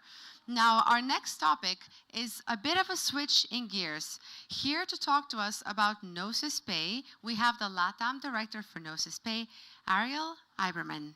Please welcome to the stage. Thank you. Do I need to... Oh, is the clicker? Gracias, Diana. Hello, everyone. The lights are so strong, I don't see anything. So, who of you use stablecoin cards? 1, 2, 3, 4, 5, and I can see in the back 6, 7. So we said like we're like 8 people using these stablecoin cards. Oh yeah, just like 8 people out of 40, 50. I'm surprised. Let's see again. Who is stablecoin cards here? Oh, okay. No. Okay, that will be half of people. Okay, nice. So I'm Ari Eberman. I'm Latin American Director for Gnosis Pay. And today I'm going to be talking about what's possible with Gnosis Pay. You will be able to turn your wallet into a neobank in a couple of weeks. So let's go. So I'm not here to tell you that ever since electronic payments was created, it was never disrupted. But it was never disrupted. Like from the 50s to today, cards, plastics has been the same. Now we have digital. In the merchant side, also like remember like the knuckle cracker kind of like printing the numbers, the relief of the numbers of the car up to today. It's just like it's the same kind of technology, but it gets worse in infrastructure. Behind the scenes, the protocols and the communication, it's still the same. It's the Visa base 1, 2, and SWIFT, which stands for, and you have to help me here, Mattia. It's Bank of America Settlement Systems Engineering. And you see, like, it's been like more than 50 years with that, and that hasn't changed. So our mission in Gnosis Pay is to building the blockchain of the blockchain banking rails. We're making banking global, instant, and cheaper. Hopefully, from this talk, you can take home that you can turn any wallet, any neobank, any fintech, any community, any audience that you could be following you into an actual users of your bank. So for that, we'll build in different layers. We start with the first layer, which is like an on-chain smart account. For you familiar with safe multi-sigs, we are deploying a safe multi-sig for each of the users, so they maintain self-custody of the funds. And behind that, we're starting to put together and consolidate different compliance toolbox that we call, that is like with one ID proof. You can also access not only the safe, but also have the signature there. You can access a Visa network on the payment rails. You can also access ramps to go on-ramp and off-ramp of the fiat, and everything is only with one KYC. Then after that, of course, we put the Visa debit card so we can completely with the flow, continue with the flow of stablecoins. In fact, we settle directly with Visa in stablecoins. So many will say like you have to turn stablecoins or crypto into fiat in order to settle with Visa locally, but it's not true. Like some of the players that are doing now infrastructure in stablecoins, they can actually send stablecoins to the Visa wallet and settle there. And then what we have a big differentiator is that we actually record all of those transactions in the blockchain directly in that 1 second of space that we have. So all the transactions that you have in the car, you can actually follow that in the blockchain. Of course, you'll know what is your wallet. It is not publicly knows like the wallet connects to you, but you can also build on top of that information to have a better products. And of course, part of a very important is for a neobank kind of a solution is local payments. So you can pay out to all third parties, you can pay to yourself or from to your bank, and you can also do one-to-one on-ramping. So you pay in $1 and you get 1 USDC, you turn a euro in a URE, you turn a peso Argentine in ARST, you change like a Colombian peso into COP-M, etc. And for sure, like in the last layer, is like the layer that you also have to build, and we help you with introducing with partners. For DeFi, you could build vaults and lending and borrowing, and you can build your own credit score, so you can give more of that collateralization for the card. So what does it mean for the consumer perspective? It means like our tech allows your users to spend anywhere in the world one-to-one stablecoin to fiat. It's self-custodial, so it's very compliant globally because you never touch the funds. We partner with banking rails, so it goes always at zero cost for your wallet. And for sure, it also allows global transfer. With one KYC, you can use all the different licenses and all the different banking rails that we have. Our partners keep growing. Every presentation we do, we have to add here. We are working with Seal, with Reband, with Picnic, with Metri, and more to come in. They are integrating with our Gnosis Pay API, which is a dev-first approach where you can actually build the interface and the experience that you want for your wallet. And then we can issue the cards. Like we have our own brand, or you can also have a white label for you guys so you can push your brand even forward. So our partners have built with us. This is a quick example of Seal. We have here Seal CEO. If you can stand, is Hannes. If you want to ask Hannes how he's built Seal and how that integrated into Gnosis Pay, please catch him outside after this presentation. It's a very seamless wallet cross-chain. We have all the different stablecoins. You have a place that says cash, and it conglomerates and consolidates all the different stablecoins in one single place. And also it helps you with everything with with the switch and with the bridging that it needs. And also a cool thing that it has is that you can put auto rebalancing. So when your card balance goes down a certain amount, it completely comes with the savings and yield account that you have the stablecoins directed to your card, so you can keep using it. Ribbon is also a couple of new partner that we have, also available for Europeans, where there's completely chain abstraction. You just talk about tokens, you talk about USDC or URE, but you don't know which chain that is. They have completely chain abstracted that, so you can always move it across protocols and charge the card without even have to deal with the where is my token, which chain do I have, etc. And Picnic is also our partner in Brazil. They actually have a great communication towards a public that is looking to use an international card abroad. They usually also use it locally, but we've seen with Picnic that the expansion of their use is for Brazilians trying to go abroad and spend with the card without having to pay the IOF tax that is around 3%, maybe less. Okay, yeah. So here is Joao. If you can raise your hand. If you want to talk about Picnic and how they build that and how they integrate with Gnosis Pay, please get and have a conversation with him. Chegou o Picnic App, o jeito mais simples e seguro de gerenciar seu cartão Visa a little bit so you can, if you speak Portuguese. Intuitivo, você tem tudo na palma da mão, cartão físico e até 10 virtuais gratuitos. Histórico completo das suas transações, cashback do seu jeito, com mais controle e benefícios. Quer mais? Você compra e vende GNO quando quiser. Faz um Pix e recebe dólar em segundos. Até 5% mais barato que Wise e Nomad. So they actually have grown a lot in the past couple of months.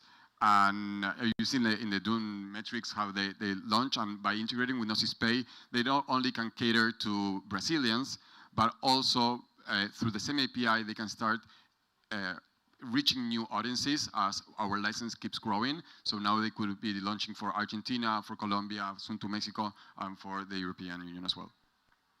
But something that is very important for you to take here is like, none of these partners, and it's like a reality here, are gonna get rich because they're using the card, let's be honest. But the card, what it serves is a retention mechanism. Apps and wallets sometimes struggle of having the user come back to the same wallet to do the funding and to do that, the different DeFi. So it's very important that you understand, like, by putting a card in your wallet, you're actually turning your user into a more loyal user because they will always come back to your card to fund it and to use it, right?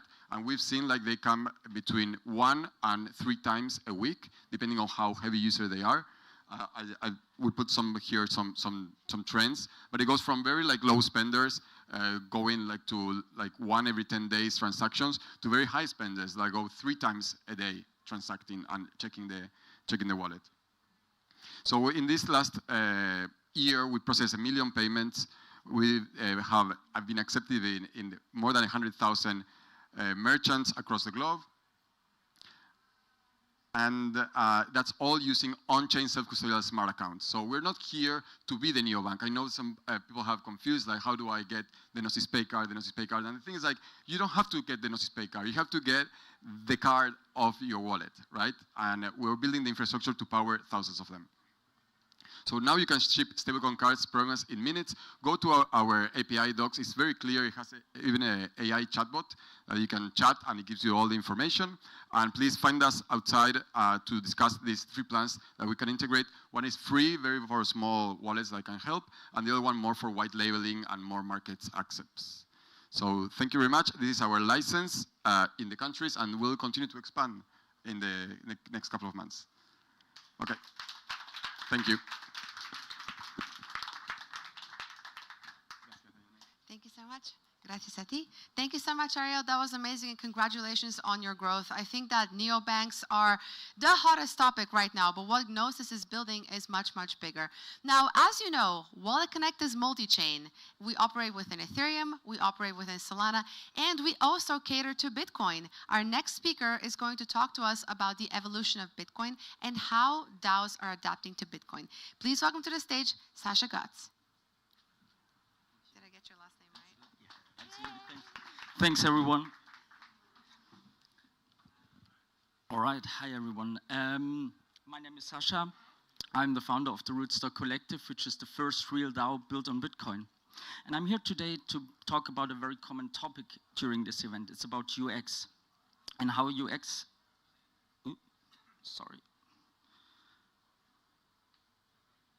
there we go. And how UX is still broken in many areas of our industry, more specifically also on DAOs. Like what you see here on the left side could be a very average experience that you have when you want to join any DAO. It means there's a lot of user friction already during onboarding, there's a lot of information overkill, and people just might get stuck, lost, or even frustrated. And that makes Michael sad. It also makes me sad. It might make you sad, your families, your colleagues, your partner. And I just wanted to check with a quick temperature check here, like hands up if you had this similar situation experienced in the last 6 months everywhere in Web3 like Michael did. It's still a lot of hands, and in this room we already have like a lot of very genius people working on resolving those UX issues. So imagine the average crypto user who does not have access to that knowledge and to that technology that we may have. Like there's even more frustration happening. So we were thinking about like how would good look like? How can we actually tackle that on the DAO side? And we want to come from only 3 minutes from a Web3 newbie all the way to putting up their first vote on a DAO. That implies a lot of different steps. It's bold, it's ambitious, and it really like is not easy to do, but we definitely need to get there. Before we go deeper on that, I just would like to do a very brief intro about what Rootstock and the Rootstock Collective is for those of you who don't know us yet. So Rootstock was founded 10 years ago in this wonderful city of Buenos Aires. And it was founded by 5 guys. And the original idea was like to combine the best of both worlds, like the store of value and the security from Bitcoin combined with the programmability and flexibility of Ethereum. We've done a bunch of really, really great things, like we brought merged mining into the game, we did EVM compatibility, we laid out a lot of the foundational elements, plus we also started building a huge network of builders. But one thing remained really a challenge. It's about value capture, and we call that the Bitcoin Dilemma 2.0. Bitcoin was not meant for builders in its historic design. It was meant for miners and hodlers to benefit from their activity in the Bitcoin network. So we were thinking like, how can we really make sure to benefit that new class in the best possible way, make sure those builders and the people supporting them can also benefit from the whole network. And this is basically when we came up with the idea to create a DAO around it. This is the Rootstock Collective, and to find very good opportunities to support those builders on their journey. So we launched 14 months ago, and we've done a lot of amazing stuff ever since then. So we had a lot of proposals happening, we issued a lot of grants, we saw a constant growth in our builders community. We brought something into the game that we call the Collective Rewards. It's basically a bi-weekly treasury payout for all the whitelisted builders, and so that they can benefit and almost have something like an additional revenue stream, if you will. We also managed to grow our community quite significantly. Like, we have good traction, we have a lot of state drift already happening, and we really see good growth, and we distributed a lot of funds to those guys already in those first 14 months of operations. But of course, we haven't done it all ourselves, right? We teamed up with some world-class teams in the world, like we had Outlier Ventures for the tokenomics, we teamed up with Stable Lab and Telly for the governance pieces, and of course with the wonderful people here from WalletConnect and Reown on everything related to onboarding, UX, and accessibility of our DAO. Enough about Rootstock, let's get back to the 3-minute challenge. What exactly does a person have to do in those 3 minutes to really consider it a full onboarding? First of all, they have to have a wallet, right?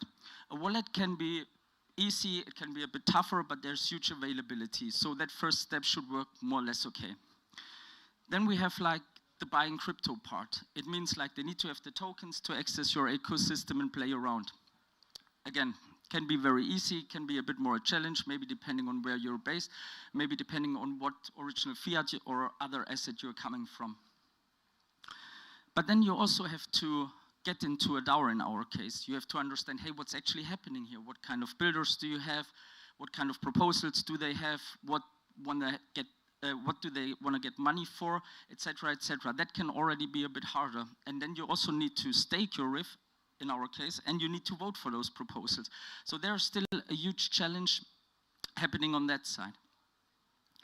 But we said we want to combine all. We want to see one clear strategy that can help us to overcome it and make that 3-minute a reality. And we said we want to make governance sexy and easy. As easy as in removing friction, little difficulty or discomfort, and sexy as in it needs to be interesting, it needs to be appealing, so there needs to be some kind of reward, in the best case multiple rewards for everyone participating. If you remember the average 6 or 7 seconds that people typically remember from a keynote, like those are the 2 things, like 3 minutes, making governance easy and sexy, and then I've done my job good. Looking at the easy part first, and how we get there. First of all, we need a really amazing onboarding experience. This is also why we love our friends from WalletConnect and Reown so much, because they not only give a huge variety of wallets, they also do stuff like the social logins, the on-ramping, etc. So it means our users can almost have a one-stop shop solution in order to get fully onboarded into the collective. So it's really quite an easy approach here. Talking about tokens, in our case, we still have 2 tokens. One is Bitcoin, or our version of Bitcoin, which is called RBTC. It's one-to-one packed. And we say like Bitcoin is still the king of crypto, but we also have our governance and ecosystem token, which is RIF, also the token used for the governance in the Rootstock collective, which we want to see as the prince or the king of BTC DeFi at one point. And we truly believe in that. And then thirdly, what we feel is like it needs to be simple and it needs to be mobile first. And it's also amazing to see in a lot of the other chats and talks already today, like that there's a lot of like mobile application stuff happening. Last year, especially in DeFi, that looked completely different. And in DeFi especially, it still does look. So why do we want to see like a mobile friendly version first? I think it has a lot to do with we don't want to limit people. They need to be able to access it anytime, anywhere, no matter where they are. And due to our amazing product team, we managed over the last releases to have the Rootstock Collective now fully mobile friendly, so you can grab your phone, access it, and it's probably one of the smoothest DAO experience that you have ever experienced. But the second part is the simple part. So how do we get stuff simple? If you look at an average DAO, there's proposals longer, and the longest, like 8 pages in a discourse forum, discussion, back and forth, stuff you might understand, and it's very complicated to follow it. Even people that get paid for it don't read all that stuff, right? So there's a huge problem still happening. And the way how we approach it, and we'll come with our next release, I think this month, end of this month actually, is that we allow embedded videos to the proposals. So it's almost more like a elevator pitch style that the builders have the opportunity in those 30-60-second videos to pitch their project, to pitch their product, and get your attention to eventually make you vote for those guys. Looking at what makes it sexy part, what's in it for you? We all know we are all here for the tech, but of course, like some other rewards are also not the worst, right? So we've managed in the first 14 months to sustain constantly above a 30% reward for the people staking in our DAO. So they did something good, plus they made the reward. The really, really cool thing here is it's still good time enough for being one of those early adopters and earning those really good rewards before they start increasing with more and more participation. And the really cool thing is those rewards are paid in Bitcoin and in RIV. So we are the only ones, as far as I know, that really give rewards in Bitcoin for staking another token or asset. If you're a builder, sustainable funding options, there's a grants program, there's the collective rewards I mentioned before, which is more a, let's say, for more mature seasoned projects, like an ongoing revenue stream opportunity, but it also gives you access to a big community of very supportive builders, but also of their users. So you can grow with us, you can scale with us, and you just can start it on Bitcoin. And altogether, it helps us and you as a community to define the future of Bitcoin DeFi. If you're now interested in joining us, becoming a member of the collective, please find us around. We have a booth outside. We have a really, really cool onboarding campaign running with nice little plushies that you get. Or you can find all the details here in the QR code. Thank you guys so much and have an amazing day.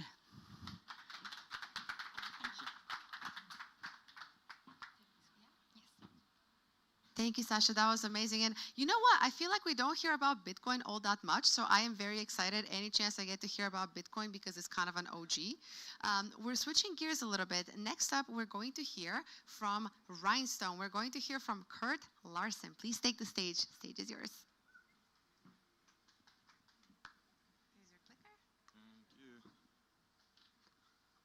Hi everyone. It's actually it's a real shame I was in the last slot because it would have been a great planned attack with Gnosis Pay. So I want to talk about a small belief that we have at Rhinestone, and that's that the next neobank will be a crypto wallet, and that motivates the topic of intent-based smart accounts.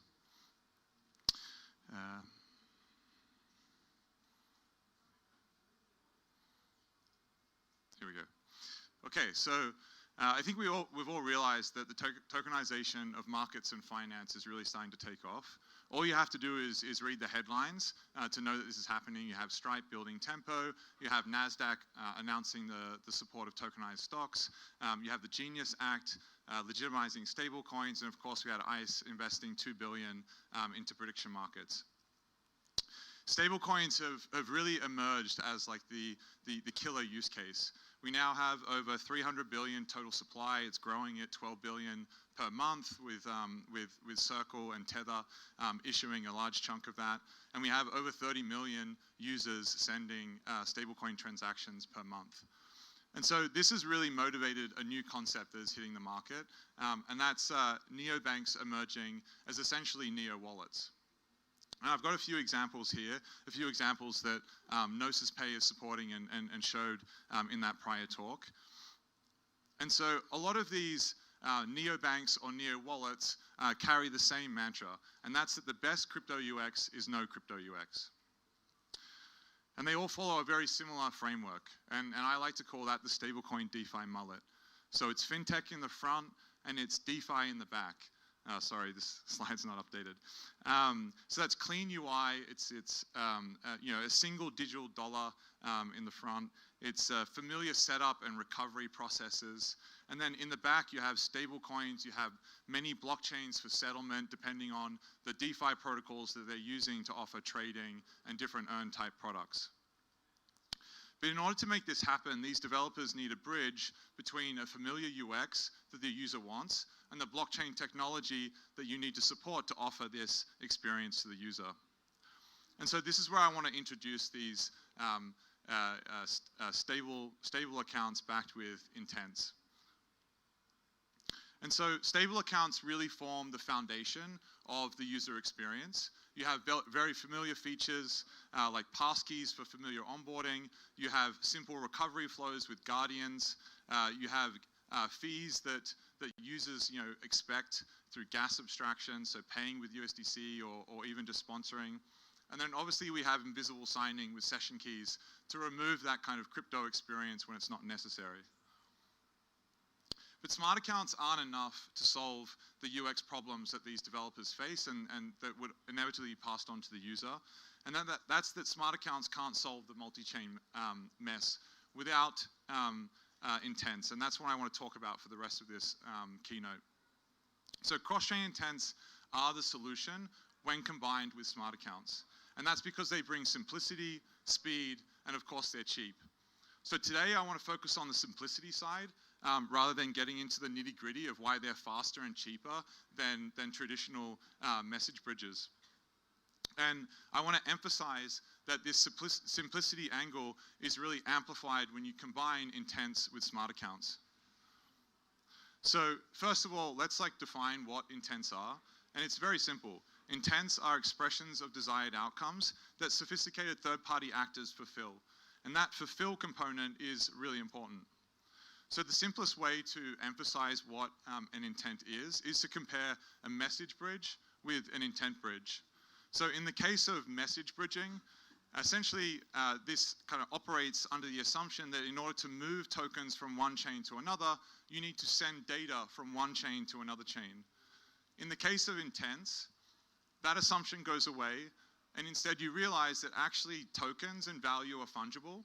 And so it runs on this kind of idea that if a user wants tokens on another chain, then a sophisticated third-party actor can fulfill that by supplying their inventory to the user and taking repayment on the chain where the user has funds. So now, sticking to the old way of message bridges with EOAs, this traditional way of doing things becomes very complex when you start to introduce multiple chains into the cross-chain operation. So take this simple example where a user wants to buy an NFT on Arbitrum, but they have funds across Base, Optimism, and potentially more chains. In order to execute this transaction on Arbitrum, the user has to go through sequential operations. This would require gas on each chain. Each chain operation requires a signature, and they all have dependent execution. And that last piece is really important. If any of those operations within that flow fails, then the whole, let's call it intent of wanting to buy the NFT on Arbitrum will fail. And so this is where smart accounts become really powerful and intents become really powerful, providing the abstraction layer for these cross-chain complexities. So in this example, I'm demonstrating how multi-chain UX does scale really efficiently with smart accounts and with intents.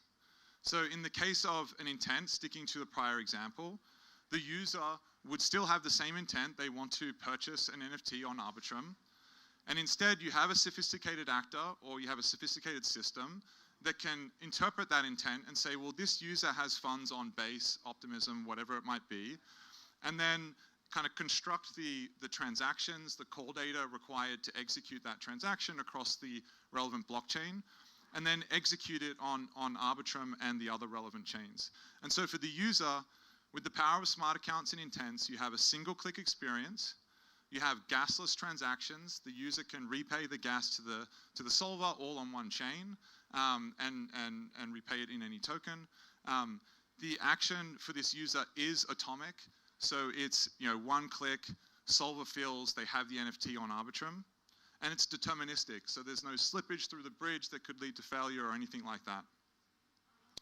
And so those last pieces are really important. The fact that it's atomic, the fact that the solver can kind of isolate these single operations and execute them independently.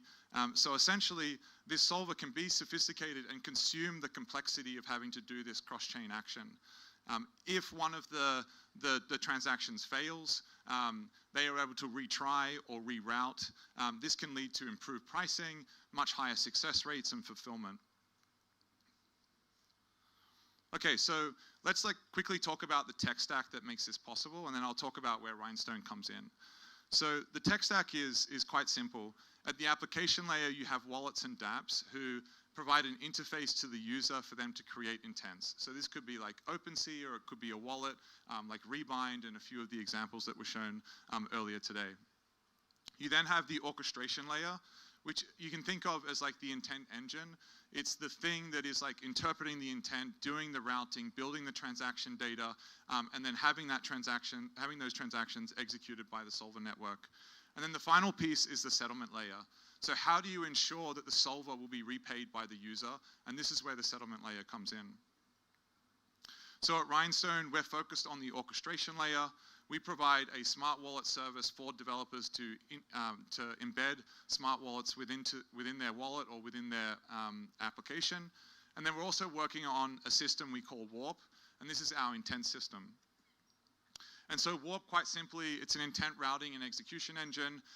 It consists of the orchestrator, which does like the routing. It determines what chains should be used to fund the intent. It determines the actions that need to take place on the destination chain. And then it communicates with the solver market, such a solver can then put those transactions on chain. And of course, it has account abstraction built in for gas abstraction, single click, session keys, and all the like. Cool. So yeah, that's stable accounts, that's Rhinestone, and that's the Warp system that we're working on. If you want to learn more, come find me. I'll be here for the rest of the day, and of course, hit me up on X if you want to chat.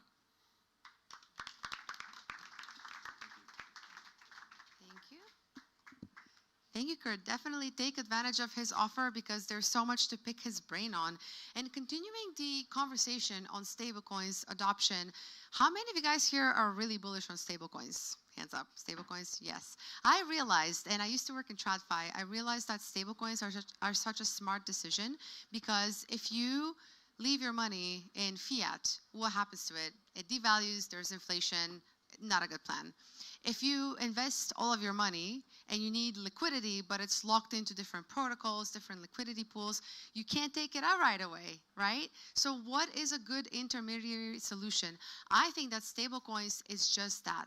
So we have a really stacked panel. You're going to hear from a number of speakers who are building very different protocols that actually follow the same conversation topic.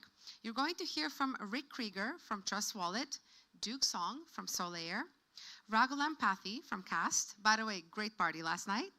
Ignacio Rivera from WalletConnect, and the panel will be moderated by Debbie Soon from Privy. Please welcome to the stage.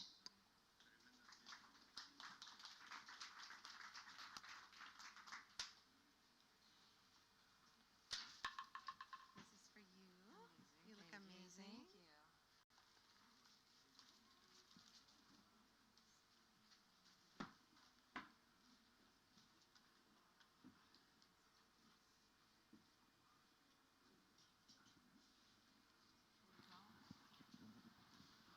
Awesome. Well, hello, everyone. Hope everyone's been having a great Dev Connect. We are at WalletCon, which means I guess we're going to talk about all things wallet. My name is Debbie. I lead up marketing at Privy, which does wallet infrastructure that makes it really easy to hold and manage digital assets at scale.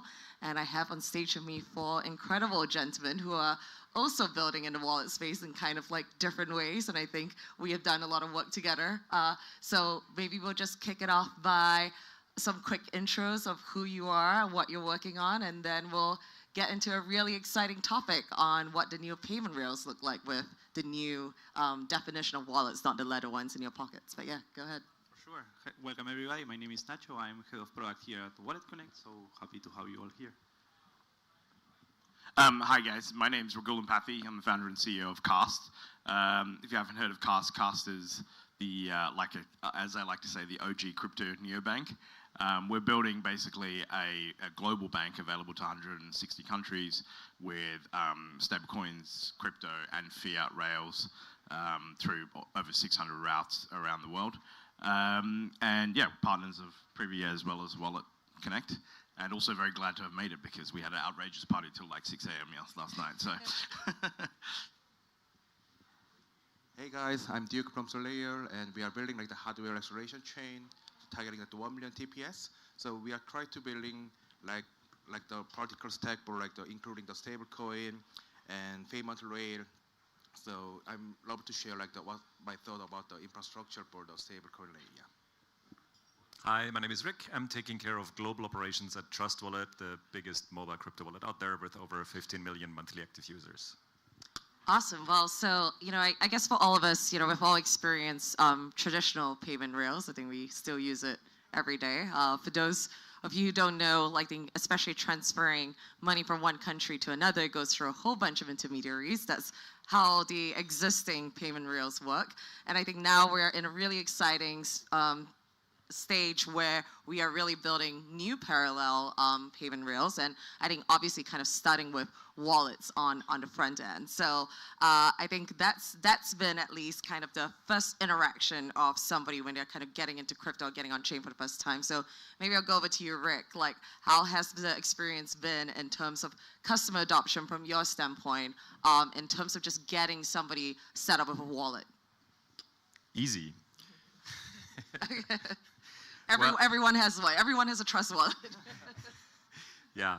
No, I think one of the biggest challenges is of course indeed the onboarding of the new users for two things. I think on the one hand side, crypto itself is something which has been stigmatized with what is it, all these strange rumors. On the other side, of course, it's on the one hand side the UX, which needs to be better. We still have problems with the networks. We still have problems with explaining people why there is a gas fee. People don't understand, but there needs to be a protocol fee. They need to pay the engineers as well. Then, of course, on the other side, it's also the acceptance of the merchants at the end of the day who might accept this. It might be easier for them at the end of the day in order to take it, but it's not always that easy. So there's multiple bumps on the road in order to make things absolutely smoothless. A big part of that too is, obviously the education around the fact that, a wallet or on-chain wallet is not just like your standard wallet where you're just holding balances, right? I think it's so much more powerful than that. There's like a smart contract, on all this code that goes into it that really enables one to do more than just on their balances. But I think, coming to kind of that merchant acceptance point, maybe Ignacio, I'll go to you, because obviously I think a big part of WalletConnect as the name suggests, is to really kind of tie in all of these different, different merchants, different applications, and really kind of increasing the interoperability of this entire on-chain ecosystem that we're in. So maybe from your perspective, what is WalletConnect's kind of focus going forward? How do you think that it's going to really shift a bigger adoption of wallets? For sure. I think something like what Rick said and Kurt in the previous conversation as well, like we need to make it as seamless as possible, especially for the merchants. Merchants today already have their POS systems. They already have their QR codes. If you're working around here in Argentina, you'll see the Mercado Pago QR everywhere. And our mission here in WalletConnect is to make sure like crypto payments can be accepted by everyone without necessarily changing the way they are working today. So how we integrate into their systems and to the existing payments infrastructure, offering a new rail that can be compliant with what everybody has, so we are not going to run into any problems one day where somebody comes back and says, who did this payment? We can actually walk around and make sure that everybody's safe with that. We love compliance in the crypto industry. For sure. It's definitely a change in changing times now where we are starting to talk a little bit more about it. We're evolving. Exactly. And so we need to make sure that is simple, because if you are going to a merchant to imagine if it's difficult to explain gas to a user, to a merchant that is even way farther away, it's going to be a little bit more complex to let them understand. So it needs to be the same as they use, just another alternative way of doing it. Awesome. Well, Rag, so unfortunately, I'm off the week, so I didn't make it to the outrageous party last night, but I'll try and power through this. But I think CAS is honestly kind of a perfect example here. You enable like a way for people to off ramp their crypto, and I think part of that is huge. Is a huge unlock to really go from wallets just as a store of value and having wallets be enabled for spending. So maybe tell us a little bit about CAS and obviously the amazing adoption that you guys have had, and where do you go from here to really get more people using that? Yeah, I mean, so actually I'll take it before that. Before Cast, I set up and ran Circle's Asia business. I was the CEO for Circle Asia. And so I left Circle and a lot of money on the table to go and start Cast, because I felt, and this is actually very important to this conversation, that the user experience of crypto for a banking style experience wasn't there today. And that is really the central of using Cast. Now, part of that is that you have gas, you have the complexity of wallets, you have the complexity of moving money, you have to get in and out of stablecoins, so how do you on-ramp, off-ramp, and the experience mostly is wallets and exchanges, right? Which is, as we know, like just think about how many banks do you use to trade? Like most people have a separate trading app and a separate bank, right? And so really what we are setting out to do is we obviously came out with our card product first, which is obviously the thing that people in crypto love because they love off-ramping at cards. But what our ambition, to be extremely clear, is to be a global bank, a full banking experience until basically everyone has replaced their bank with Cast. I'm not done. And that means that we need to be able to connect seamlessly with crypto in and out really, really easily. And we're also obviously building a ton of fiat rails as well. We've got a massive team of like nearly 100 people working on fiat rails as well. And so, but in terms of like the experience, it needs to be, especially with stablecoins, that you deposit stablecoin. It doesn't really, as long as it's a legit stablecoin, and it doesn't matter what chain, like $1 is $1. That has been my view from the beginning. And so that's central to the user experience that we have tried to build at Cast. Like when you deposit in Cast from any chain, I think we've bought more than 10 chains. We're getting to 20 or 30 very soon. It just appears as $1. It doesn't say USDT or USDC. It doesn't say what chain it's on, etc. You don't have to do any bridging or swapping. At the moment, it's custodial, but we're very soon making that a self-custodial version. And so working with partners like WalletConnect, I think, really is to extend that experience so people can bring whatever they have. Or if it's $1, it's $1. And if they bring crypto as well, soon as well, they're able to bring crypto and hold it there as well and borrow against it and spend it or whatever they need to. So I think, yeah, to sum it up, like the opportunity is very, very big because there's probably maybe 200 million people. Some say 500 million people. Some people say only 50 million active. Only 3 million on Solana, and that's probably the most active chain daily, are in crypto.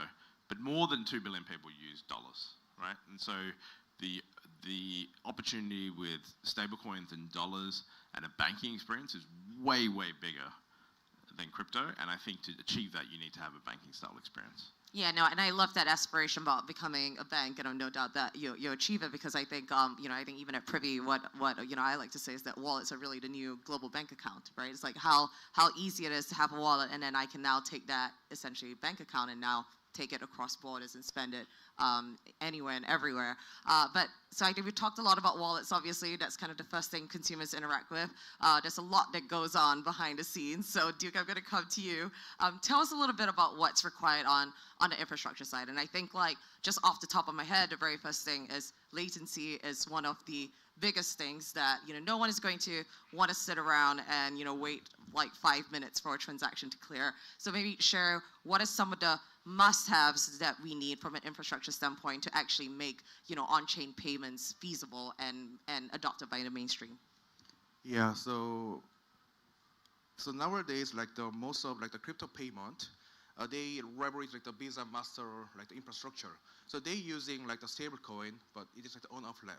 And I think it is really a good start, but definitely it is not like the purely like the automated or native the crypto stable like the stable coin payment system. So I believe the reason why we are still leveraging like the Visa Master like the infrastructure because of the, as she mentioned, like the latency. So most of the chain they mentioned about we have the low latency, but if you see the detail, the most of them mentioned just about like the average. But if you see like the just like the P like the 95 P like the 99th, the some like the chain they show like the few seconds or few minutes. So I think we should like the increasing like we decrease like the spike of the P99. So definitely we should show like the very reliable and stable like the low latency infrastructure first. So that's why later we are building like the million level like the TPS chain with a very low latency. And also if you imagine about we are using like the layer 1 or layer 2 for like the stable layer instead of the Visa Master. And at that time, not only for like the transaction for like the payment, also meme coin and NFT and RWA, and most of the transaction we compete to get like a more priority, like the transaction on the block. At that time, I think also we should think about more parallel execution, and also there is also talking about like the app specific sequencer. Definitely also we should think about like the more like the payment specific sequencer, or like the accelerator, or like this. So that's why also we are building like the parallel execution and and like the low latency like the chain, like leverage like the Solana ecosystem. So I think the Ethereum is really good, but definitely there are lots of like the legacy. So that's why it has a huge history, but also it is really hard to apply like the new stable coin, or like even like the crypto payments like the infrastructure. So that's why I thought Solana is like the more easy because it's more practice. But I believe even for Solana is still like the P99 is still slow. If you think about like the Trump meme coin, there are lots of latency over that side. So that's why we are trying to building like the more SVM based chain for Solana. Yeah. Yeah, I think, we work in an industry that I always find very peculiar because, on one hand, I feel like the fact that we all work in crypto means that we're inherently optimistic, but at the same time, we're also our harshest critics, so we almost like to talk down our own bags in some sense. So yeah, I know a lot of times we have these discussions on like, okay, what more needs to happen, and I think we forget to actually look back on a lot of progress has actually been made. I think when we talk about like scaling solutions and the prevalence of some L2 blockchains, or EVM L1 compatible blockchains that are faster, cheaper. We have account abstraction now to again makes the UX better. Rick, maybe I think in the past couple of years, what have you seen that has I think on the infrastructure side especially, that has really kind of made the experience or the adoption or the likelihood of adoption higher? Well, how long are we talking about account abstraction? Just remembering that part, like, wow. No, yeah, I mean, it's maybe the moment to shield Trust Wallet, but in general, I think it's fine. 7702 is an important step towards, making the user experience much better. And, paying the gas fee for other users who don't understand that there needs to be a gas fee to be paid, that's definitely important. And for us, we're starting to get it done for Solana and for BNB chain. We're soon introducing Ethereum chain, which means like people need to stop to understand which chain they're trading on. Because people do not make the comparison to, okay, if I go to Argentina, I need to have, local paper money and the Argentine pesos, especially not for the people who are, way younger than us. They're like, what's paper money? Nobody cares about that part. And then we're going back to your old leather wallet when before we had cards, different cards, then we had paper money and we had coins. But the wallet needs to be that one thing for whatever it's going to be, and users shouldn't understand, which rails they're on. So I agree here with our Cast CEO. At the end of the day, $1 is $1, or whatever payment method, because you want to pay in the shop something. You don't want to think about how you get there. And what users did before when they went to the airport, and then before they traveled, that got Argentinian pesos, and conveniently there was an FX counter who took all your money and gave you some paper money. That needs to happen seamlessly in the wallet itself. Yeah, and I think maybe people might have differing views on this, but at least for me personally, I still believe the future is going to remain multi-chain. So, I think, Ignacio, coming to you, I think especially WalletConnect being kind of that tissue, that connective tissue between, all of the different chains, all of the different apps and wallets.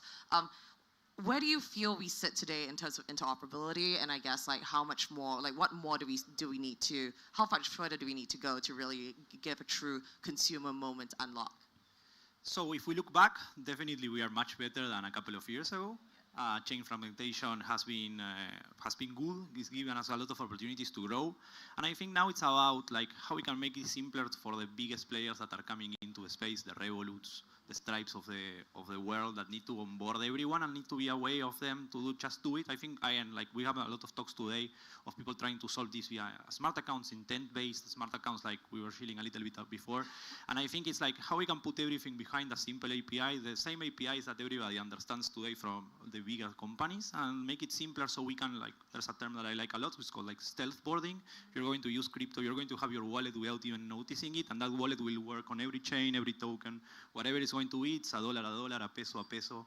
A dollar and a peso is definitely a difficult conversation here, not get there, but make it in a way that it's actually being adopted in every part of the stack, not only in the mobile wallets as we have, but also in the old banking systems as well.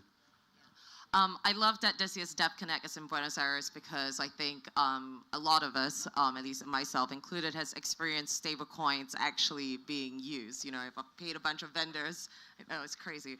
I paid a bunch of vendors for events this week, and I get my invoice, and then they ask for stablecoins, and then they ask for it in USDT, and I'm like, crap, I don't think I have a trick for you. What is it? Last night we had to pay for a party an outrageous bill, and they give you 20% off if you pay in USDT. Oh, yeah, I know. For maybe tax reasons, but so if you're not asking for the 20% off, you're missing a trick. Yeah, no, I paid in stablecoins in the end, but it was just one of those like, you know, crap, I have a different stablecoin than the one that you want. But nonetheless, definitely being heavily adopted, I think not just in Buenos Aires, across Argentina, across the rest of this region. Rags, I feel like you have a lot of insight on the ground with your team, especially as how it's being used in different countries here. I think what are you seeing as the main impetus for stablecoin adoption? And I think the whole world is really looking at Latin America at this point for this. I mean, I had a long-run thesis around this long before it became popular, that basically the world's currencies are fucked. Right? And so, in short, like there's really only dollars and then euros because they're in denial, and then the very, very major economies like the renminbi, the Indian rupee, maybe the Brazilian real, but everything else, pretty much, Japanese yen maybe, and some trading countries like Singapore and Hong Kong. And maybe the Swiss franc, just maybe, and Swiss franc. There's like less than 10. Dollar. Yeah, there's like 10. There's like Norwegian krona maybe. Yeah, no, there's like 100, but 200 countries roughly, but really only 10 viable currencies, and everything else is getting dollarized. And so, I think the amazing thing about Argentina is like because of the economic situation, and there's a few other countries in this bucket, like Nigeria, like Sri Lanka, and a few others. You're seeing in real time that dollarization and the need to use digital dollars because the government's not fully there yet, which I think is just amazing to see because it's really at the forefront of crypto. The one insight I can tell you is that a few insights I can tell you is like no one in the real world gives a fuck about chains or gas. If you think that's still a thing, like I can tell you from a user experience, they do not care, right? In terms of multi-chain, I can tell you because I see the deposits on our, and I think anyone who's in a wallet infrastructure will definitely know how stablecoins move. And there's really only 3 chains that stablecoins move on. Ethereum, obviously, Solana, and Tron, right? Everything else is like a rounding error. Actually, if you go and look at the stats on where stablecoins sit, like every other chain combined is like 2% or 3%, right? 98% or something sit on those 3 chains, right? So even though it is going multi-chain, the reality is that the way people are using dollars is on those 3 chains, with some L2s along the way because of Ethereum's gas fee, so a little bit high. The other thing I can tell you is like USDC and USDT are still, absolutely ruling, right? And that's not necessarily a bad thing that it's concentrated because it's actually making the user experience better. But for crypto reasons, we need to keep having multiple chains and making the experience better and being able to bring stuff in from everywhere else. Sorry, the one chain I should add is BNB as well. BNB is very well used because of Binance. Small Thank thing. you. Just a gig, yeah. And sorry, just complimenting Rick along the way. Yeah, that's basically what I see. Like it's very, very concentrated. Even though in crypto we get caught up in all the chains and all the different stablecoins and everything else. That's the reality. The reality is 3, 4 chains, 2 stables. That's where all the action happens, Yeah. Duke, I think, sometimes I feel like at these conferences, we are so US-centric, and then, we realize that, actually, payments obviously happen globally. I think, obviously, Solar is doing a lot on the infrastructure side. I guess, how do you look at kind of all the improvements that you're making from, like, a global standpoint? Like, what is the difference between, say, I'm making a payment here in America, from America to South America, or somebody making a payment, from Japan to Australia? Like, how do you guys think about optimizing kind of global infrastructure to really support a global economy? Yeah, so I believe like the crypto payment, so we just like, oh, this is a crypto payment team, but I believe this is like one of the huge industry. So it is not like the solo team players. Definitely, it should be the industry. So like, just like the deep into like the more traditional like the payment like the infrastructure. So they have like the each currency of the world, and also they have each bank of the world, but they're using or SWIFT to transfer like the each other country, and also they leverage like the also. For example, also Japan or Korea, China, they have their own like the payment or card provider, not Visa Master. So usually the Visa Master working as more global standard, but each country also some country they have their own like the infrastructure. So I believe like everyone they also want to build, yeah, their own like the infrastructure for like the in terms of the crypto payments. But definitely also we need more global and like the global like the infrastructure together, and also we definitely also interoperability is definitely very important. So that's why I think usually the US driven like the traditional FI, and definitely like the Trump administration also they want to push like the crypto as like the more mainstream. So definitely I think the US based play also it is I think can be the main like the global infrastructure. But definitely also we should think about like the more local regional infrastructure and player and collaboration. So that's why also Solana also we are highly think about like the more that concept. So we are also collaboration with the Solana Foundation to find more local regional like the developer and infrastructure team, and also we try to solve like that kind of a problem together. So I think also cost. Also I'm really big fan of the cost and all the user. Thank you. Yeah, but also I know they hire lots of like the regional like the people. I think that is really good strategy. They fit also cost and also other like the payments infrastructure. Probably somebody think about we are competitor, but I believe still like the pie is really small. So we should expand this pie together, and that's why we should like the expand like this like the philosophy, and also increasing like the more brand awareness and adoption of the crypto itself of the world. So that's why we're all here together. Yeah, I just adding to that, I say we have no competitors in crypto. If you think you have competitors in crypto, you need to get your mind checked. And the reason is that like you're still at roughly around 3%, 4% global adoption of users, right? And so, like seriously, if you go and start looking at other people, and I say this very openly, like if anyone, on my team, I told them if you ever hate on someone else, you get fired immediately, because I'm like that is absolutely a no-go. Yeah, because we're not here to do that. They right? call it co-opetition. Yeah. We absolutely have to be thinking about growing mind share. Absolutely. We're coming up a time, so I'm going to ask each of you kind of one sentence, keep it a one sentence prediction. 12 months from here, where do you see the state of on-chain payments? Can be anything. Adopted everywhere. I think we have a lot of grinding to do. Okay. Yes, More work to be done in 12 yeah, months. I think we have a lot to go in 12 months, but we have a lot of grinding to do to make it usable for the end users. Awesome, Duke. Yeah, I think definitely we are on the America is already arrived like the crypto. I think the Africa and Asia can be the next huge thing. Amazing. I think we've seen it here. If there's a need and the system doesn't work, then users will find a way, and they'll choose things which work. So I think especially ethics will work through the wallets and the railways which we're building here. Awesome. Well, thank you. I think the biggest takeaway is let's all work together and build things that work. So thank you, gentlemen. Thank you. Thank you. Gracias.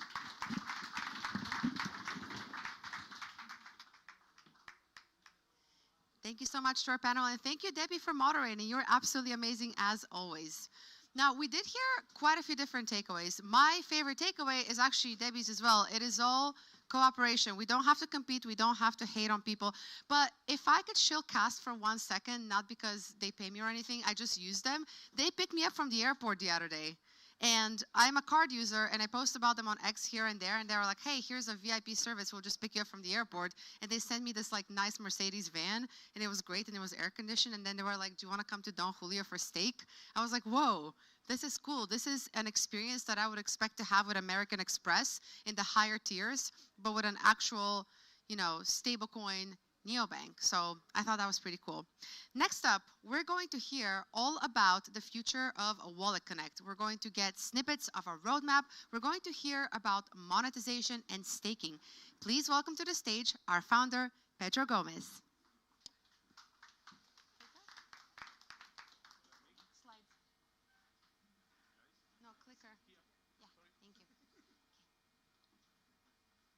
Here he comes.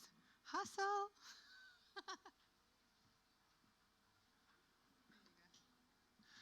Thank you.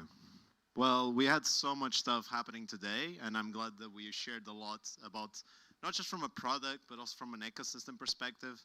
But one of the things that we aimed, like when we first had the WalletCon at Bangkok, was to launch a token to decentralize the network. And I'm here to give you an update of what we achieved in almost 12 months since we launched it. So to kick off, the first thing that I'm very proud, and it's something that is very close to my heart, which is we have always proud ourselves to be focused on interoperability and standards. And we always had very close partners that helped us with these developments. But we formalized this through the WalletConnect Council, where many of the biggest wallets and partners of the WalletConnect network have actually come together to make the experience better. And one of the benefits of the WalletConnect Council is that we can accelerate the adoption of very innovative standards. Things that sometimes take 12, 24 months can be done in 6 months. And today I'm very happy to announce that we actually have finalized one new standard called the Universal Payment Request Method. This is a very important standard because we actually are moving away from having the application or the merchant send you an instruction to transfer the token. Instead, we can give essentially a menu of options. We're telling the consumer can pay in different tokens and different networks. And we're not doing this just because we're actually using a particular intent network. We're doing this from a way from the merchant to communicate to any wallet in the world. This is supported, let's say, in Solana, in Bitcoin, in Ethereum, and essentially will tell you that instead of me telling you how you should pay, your wallet can make a decision of how to pay because the wallet has the best understanding of what balance do you have, what tokens you have, and even how to route these payments to the merchant. It's a very simple standard in concept, but in order to achieve this, it requires so much work from the wallets, and the WalletConnect Council worked very hard, month over month, in making sure that this standard is in its best state and will soon be part of every wallet in the network. On top of that, like we have been working on the WalletConnect Pay product, which you've heard a lot about today, but this is based on this standard. Like the universal payment request would not make possible if it was for WalletConnect Pay. Like WalletConnect Pay essentially is an implementation of this standard, which allows that standard to be merchant ready. So with the work that we did with the WalletConnect Council, we're allowing the wallets to accept this standard, but now with WalletConnect Pay, we're making sure that merchants all over the world, whether that's through online payments or in-store payments through a point-of-sale system, like the one that you saw outside to get the merch, will use this standard so that you will never have to select the token and the network ever again. And this way, based on your balance, based on the perfect route for you to pay, you will just click in a single click. And next, obviously, staking. Like everyone asks me, what does the WalletConnect token does? Well, the most important feature of the WalletConnect token is the staking, the governance, and the rewards. And we can see that in 12 months, we've had a lot of adoption, and the number of stakers has continuously grown. We're now over 55K stakers, and from those, we had 11K voters. So these are active participants in the governance. This is really important, and all of these have staked 106 million tokens. So it's a very widely adopted staking and governance that not only powers the node operator program, but also powers the wallet certified program, and eventually will also power the app certified program, which was announced today. Also, on top of that, we completely revamped the staking application. One of the good things about launching is getting all of that feedback, and our community has very much spoken about this, that in order for us to stake, we have to have a better staking app. So now we actually can go to app.walletconnect.com, and you can see this brand new application, which not only has a much simpler interface for you to stake and claim your rewards, but we now actually have a new smart contract for the staking, which based on all the feedback from node operators, certified wallets, and even the community members, you have what we call perpetual staking. This means that you no longer have to be renewing your staking. You can choose the duration that you unlock, but that will be infinite until you actually unlock. That way, it's a much simpler experience for staking, and the application obviously had to change with this new smart contract. On top of that, I also have to thank the node operators. We started off with 8 node operators last time when we announced in DEF CON Bangkok. Then in Denver, we had 16 node operators. And now we have 21 node operators. So we continuously have grown the network, and we expect more node operators to join us. But more importantly, I want to thank our node operators for not only making sure that we have a performant and reliable network across the world, but also for upgrading it. We went through a very significant upgrade in the last month. It was very tough, and they worked very closely with our core development team, but we have now regionalized into clusters. Why is this important? Because latency is the most important feature of our network, and we need to reduce it as much as possible. And by having these regionalized clusters, we essentially can aggregate nodes in specific regions to make it faster. And in this new architecture, we also reduce the number of faults that we actually have, and we coordinate this through a smart contract, which before, as you can imagine, was through like JSON files that was actually shared across. This is a much more reliable system. But I would like to thank also for the expansion of South America. Node operators have moved to create a cluster in South America. They have been able to drop the latency by 3 times for South America, which is a huge achievement that wouldn't be possible through this network upgrade. And I'm very thankful that they have done that. The token. Well, the token that we have been promoting and telling the whole world to participate from the staking and governance needs to be accessible for everyone. And we have done a great job with our team and with the foundation and everyone that was involved and with our partners to make it sure that every single top exchange has WCT listed, but not only listed, but you can deposit and withdraw in multiple chains. Yes, this is probably one of the hardest things, and I've learned the hard way, which is one thing to have a single chain token, it's another thing to make the multi-chain token. But as a chain agnostic and multi-chain protocol that WalletConnect network is, we couldn't accept the fact that WalletConnect token would be single chain, and we have launched the token on Ethereum mainnet, Solana mainnet, OP mainnet, and Base.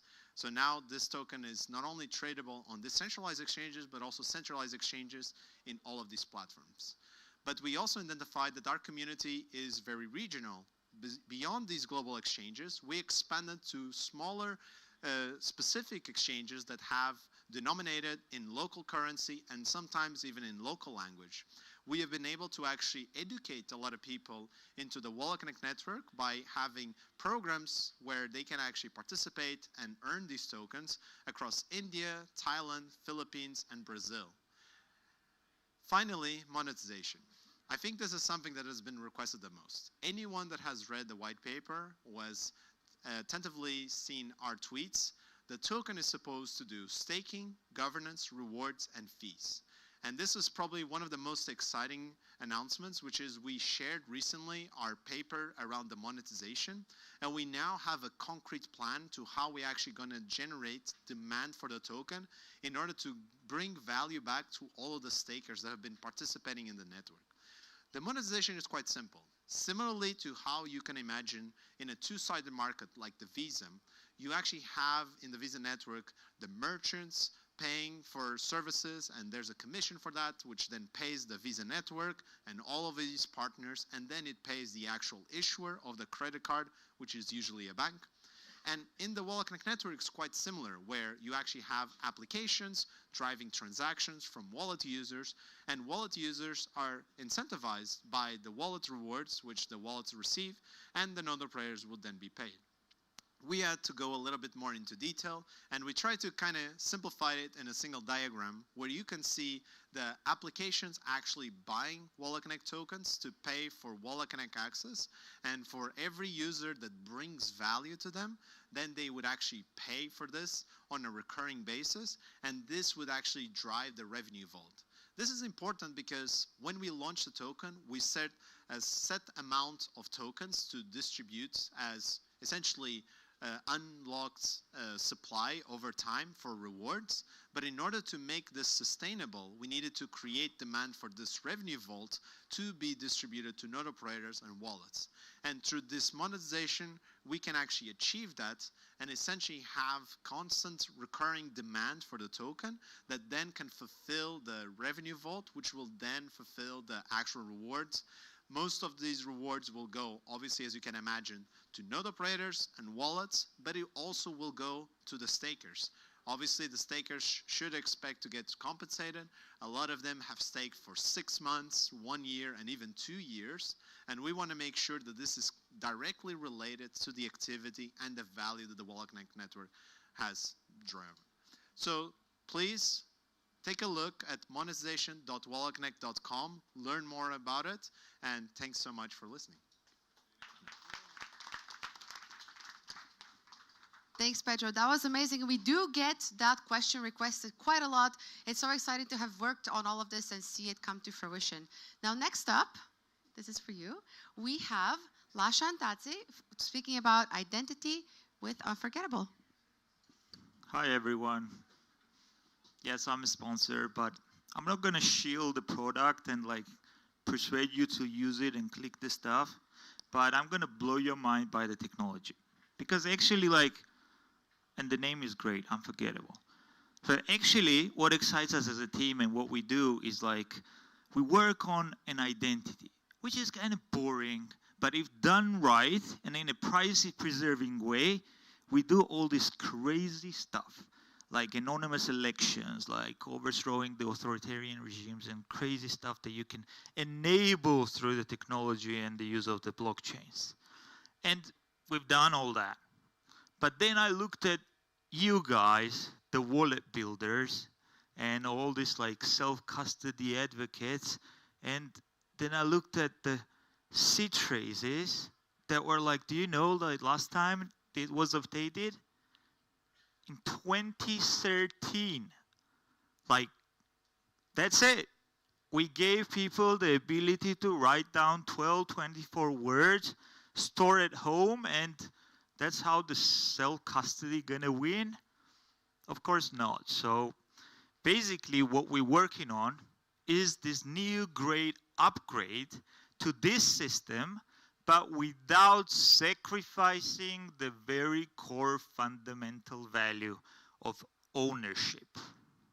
And it was quite broken because I'm just gonna like show you how this entire identity, authentication, and all this crazy data flow works. And what was the limitation and where the tech comes in.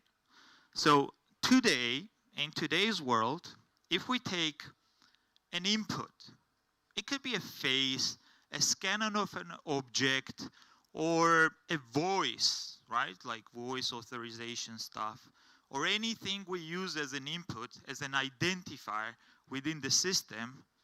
We need a kind of convert this input. The face is a good example. Like build these feature vectors of the face, and then these feature vectors, like the template, should be stored somewhere. And this is how the entire industry works. Somebody coming out and talking about, oh, we have a trustless system. What they're really telling you is that this little server that stores your template is not a single server. It's like 10 servers, and it's like cut in different pieces so no one has access to it. Or somebody like comes out and says, I have a new tech where can I store encrypted form of this your template. And this is like the decentralization we're given today. But the problem is that those systems don't really scale. If governments come after you, if somebody comes after you, if this thing gets like blown up, you're done. Your keys, your value, everything you build around this identity is done. And kind of, I looked at this thing and I was like, it's broken. Like it's totally broken because of the dependency on the hardware and everything out there. So the solution was like, whatever's broken, you just have to cut it out. And we switched to a completely new technology, and just like take a look. There's a lot of like research has been done over the years. It is called a magic of fuzzy extractors. Fuzzy extractors, it is crazy missing piece in a self-custody that enables you to take any input, face, voice, scan of an object, and without generating a template and storing and running a comparison if the initial input and the kind of new input are like close enough, it enables you to take the entropy, like this kind of a, imagine like a uniqueness and randomness each picture and the face has, and convert it directly into a binary key. So the beauty is that you take a face, you run it through the thing that is solely on your phone. So there's no server working on it. It works on your phone.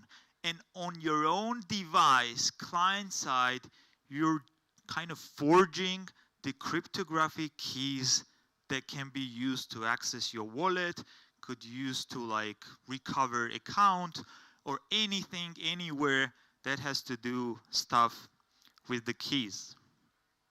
It's a kind of a revolution. Why? In previous systems, you had storage of a template, storage of a key, and if those two things were broken, you're done. Here, key only exists on demand. Whenever I create it and use it. Once it's done, it's out of the system. So it's never stored. It's a kind of revolution from like access management perspective.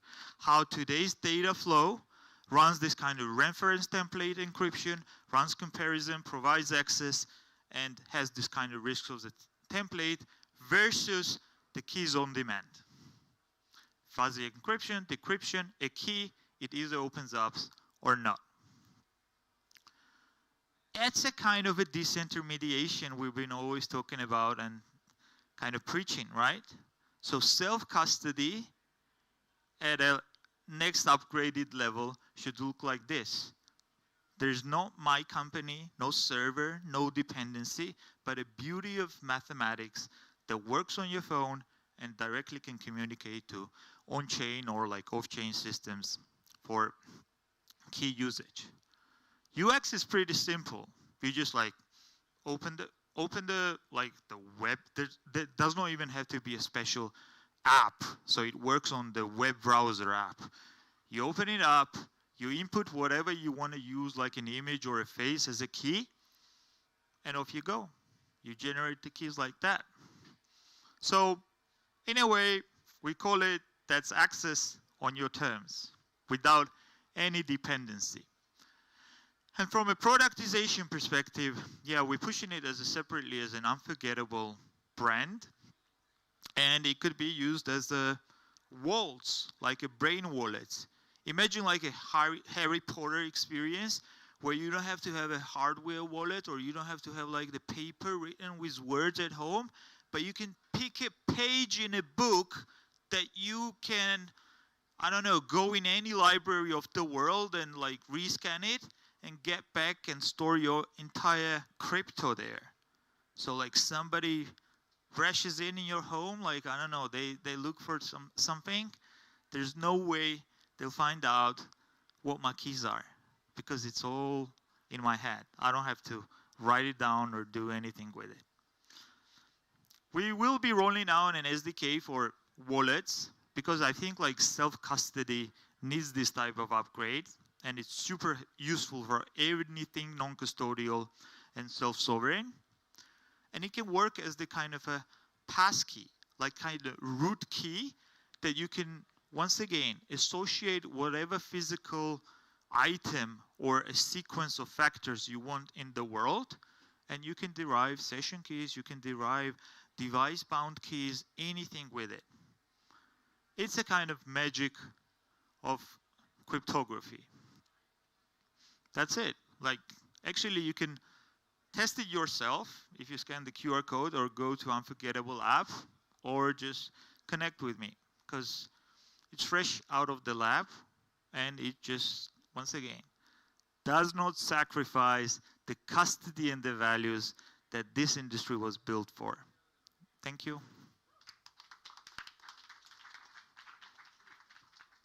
Thank you so much. That was definitely a mic drop. Let's not sacrifice the values that this industry was built on. Now, next up, we're going to talk about clear signing. Who's excited about clear signing? I know for sure I am. Please welcome to the stage Laurent Castillo from Ledger. Thank you. Hi everyone, I'm Laurent from Ledger. Very happy to be here with you. And okay, let me check.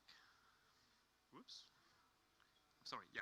So yeah, if you've been to a few Ledger talks this week, or even if you talk with us on our booth, we have talked about clear signing. We've been pushing clear signing and explaining clear signing for a long time now. And it's been one of our key battles, and I'm very happy nowadays that the Ethereum Foundation has made it one of the key points of the $1 trillion security initiative. And we've created the Clear Signing Alliance with other people in this room to try and solve this issue. So it's a great news. Just quick catch up in 2 slides. This is blind signing. So this is basically what you want to avoid absolutely. This kind of user interface, you can't trust it. You don't really know what you sign. And when you don't really know what you sign, this is exactly like signing a blank check. And clear signing is the ability for wallets to build this kind of user experience where a user really understands what he's going to sign and informs the wallet that his consent is really informed and really, really clear, actually. So this is what we've been pushing. But one thing I've realized preparing for today is that we haven't really talked about the full wallet security model. And this is a problem because clear signing is just a part of the wallet security model. And I wanted to talk today a bit about what a wallet has to care about, what they want to protect their users, and explain to you a bit the reasoning we have when we try to secure users on blockchains. So let me reuse the analogy of checks, extend it a little bit to a use case which is closer to real-life blockchains. So you have basically a printer that is printing your check for you. As a user, you have to review the details on the check, and if you agree with the details on the check, you're going to sign the check and send it to your bank for executing the transfer you want to do. So in the blockchain world, the printer is actually the dApp crafting the transaction for you to swap some kind of tokens. As a user, you review the transaction on your wallet, on the screen of your wallet, and if you agree with the transaction, you're going to use the private key stored on your wallet to sign the transaction and then broadcast it to the blockchain. So in this kind of setup, what can go wrong? We never kind of explain all the things that can go wrong actually in this kind of setup. And let me show you everywhere that it can go wrong actually. So first, one of the very first attacks we saw when we started creating blockchain, more like 15 years ago, is impersonating you. So if an attacker is able to steal your keys, you're basically screwed. So they can impersonate you, they can sign any kind of transaction in your name, and they can basically empty all your funds without even you being in the room. So that's probably the most critical attacks that any wallet needs to protect you against. Then a new kind of attack started to appear, and they've been becoming very prevalent in the last few years. It's been attacked on the dApps themselves, on the one that are crafting the transaction, to try and craft malicious transaction when you are doing a normal flow, and try to trick you to accept this malicious transaction. If you're not careful and you're not reviewing the detail carefully, you might sign a very malicious transaction. More recently, we've also seen attacks on the review screen itself. So if an attacker is actually able to attack the screen of your wallet and able to fake the information that you're reviewing on the screen of your wallet, again, they can make you sign wrong data, a wrong transaction, and empty some of your account. And some of the most sophisticated attacks we've seen lately on this kind of model is the last one. Some attackers have started to try and trick the execution of the order. So you're signing a right transaction, it's the correct details, but they manage to trick the smart contract that you're calling, so that the actual execution of your transaction is going to do something you don't want. So transfer the funds to somewhere else or something else. So this is definitely a bit more tricky. We haven't seen that many of those attacks, but this is typically where if someone is able to exploit a smart contract bug, this is the kind of attack you will see there. So how does a wallet protect you against this kind of attack? What are the fundamentals that a wallet should provide you to protect you against this kind of attack? There's basically 4 security pillars that a wallet needs to implement to protect you against this kind of attack. The first one on the top left is the most fundamental one. That's why wallets started existing. It's to secure your keys. So definitely the fundamental mission of a wallet is really to secure the keys that you're using to sign transaction. They should make sure that you are really the one authorizing a transaction and that your keys are not getting out of the wallet, because if they get out of the wallet, if they get stolen again, all your funds are stolen. Then the second one, an important one that we often forget about, is that a wallet should should give you trust in the screen on which you review the transaction. If an attacker is able to attack the screen and replace the data that you see on the screen of your wallet, wherever it is, in the browser, on a hardware wallet, or on a mobile phone application, again, they can trick you to sign any kind of wrong transaction, actually. And they can fairly easily empty your funds by making you sign bad data, actually. The third one, and the one we've been pushing a lot recently, is a wallet should provide you with a way to get clear consent on the data you're approving, on the transaction you're approving. And this is where the clear sign all the things initiative, what that we'll be pushing appears, is that because up to now, no wallet was providing a real view of the real intent of the transaction, very human readable and very easy for users to understand. And we've been trying to improve that for all wallets out there with some of the initiatives done. And the last one, fairly important, is that a wallet should also provide you with some guarantees on the way your order is going to be executed. So in the normal world, in TradFi world, in the example of the check, it's absolutely impossible to, you basically have to rely in your trust in your bank, in trust in the system, in the shipping, in the post office. So you rely on the trust in the system to build, to have that guarantee. On blockchain, we can do far better than that, and we can have technologies that are able to give you far more guarantees on the way you do things. So how do we do that on Ledger? In a few words, basically, so securing your key, the whole crux of the security on a Ledger device is what we call the secure element. So it's a secure chip that is used typically in your passport, banking cards, SIM cards. It's a proven 40-year-old technology, which is the best hardware security you can get at a reasonable price point. Above that, you've got military-grade equipment, which costs 1,000 times more. And an operating system that guarantees that anytime you sign a transaction or act on your seed, on your core secret, the user consent is captured correctly. Second key point, the trust in your display. We build that by building a hardware wallet with a key hardware architecture which isolates the screens and the key inputs like the touch or the button that you use to validate your transaction from the rest of the world. So they are all connected to the secure elements. They are all in an isolated tamper-proof enclave, which guarantees that when you buy a hardware wallet, a Ledger hardware wallet, and you check that it's a genuine hardware wallet, you're sure that the display is really controlled entirely by the secure element and not tampered with, actually. Third point is a clear signing initiative.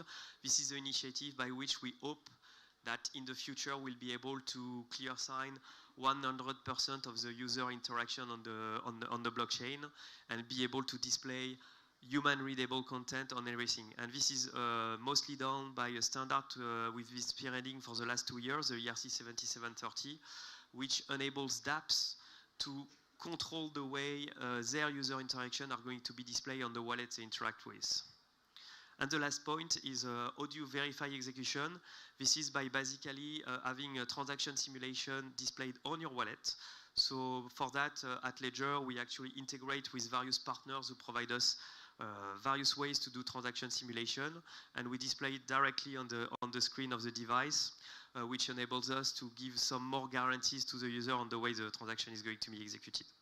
And the last word, and that's going to be my last slide, thank you, is basically I just wanted to leave you with a mind shift in the way you see hardware wallets and wallets in general, is that security is really a cat and mouse game. It's really attackers inventing new ways to exploit weaknesses, and defenders, wallets in that case, trying to raise the defenses and to protect the users, and always updating their security countermeasures to protect the users.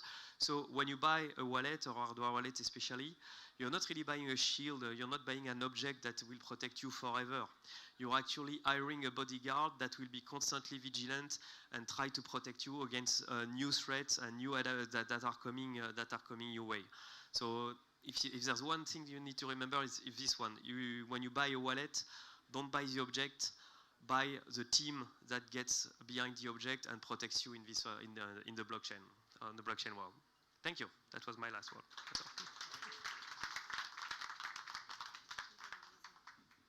Thank you so much. I love that last point, because my personal opinion is that anytime you use something, you invest in something, and you are excited about something, you always have to look at the team and the actual people building it. So that was such a great point.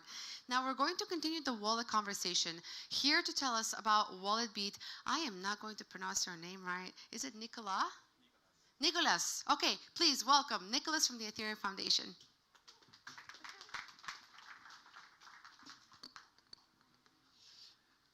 All right. Nice to meet you, everyone. Thanks for having me here. Do you have the slide notes? Or I can do without, but in a second. Okay, so I'm Nico. I'm a protocol team lead at the Ethereum Foundation, and I'm also a co-lead of the privacy wallet project named Kohaku. And I'm here to talk to you about WalletBeat. So WalletBeat, how it all started. 1 year ago, an anonymous contributor posted this on a forum, which is Ethereum Magicians. For those of you who don't know, Ethereum Magicians is where we discuss upgrades and ideas about the Ethereum protocol. And it turns out that I'm one of the person managing this forum. So when I saw this post, I was instantly triggered, because I was actually working on a very similar post. So I had this note in my AckMD instance, which actually was named Ideas for Wallet Dashboard. So I got front-run by this anonymous contributor, so I started to interact with him to understand a little bit better what he had in mind. And it turned out that we had the exact same values and idea about what a wallet should do. So we know that it's very, very hard to be a wallet dev. When you're a wallet dev, you can lose your business overnight, and I know it's very hard to sleep when you build a wallet. And when you're building a wallet, you're incentivized to not take risk due to the nature of your business. So it is normal, but it creates a vicious circle where wallets don't innovate and don't move in the right direction. And actually, most of them don't move at all because they're preserving their business.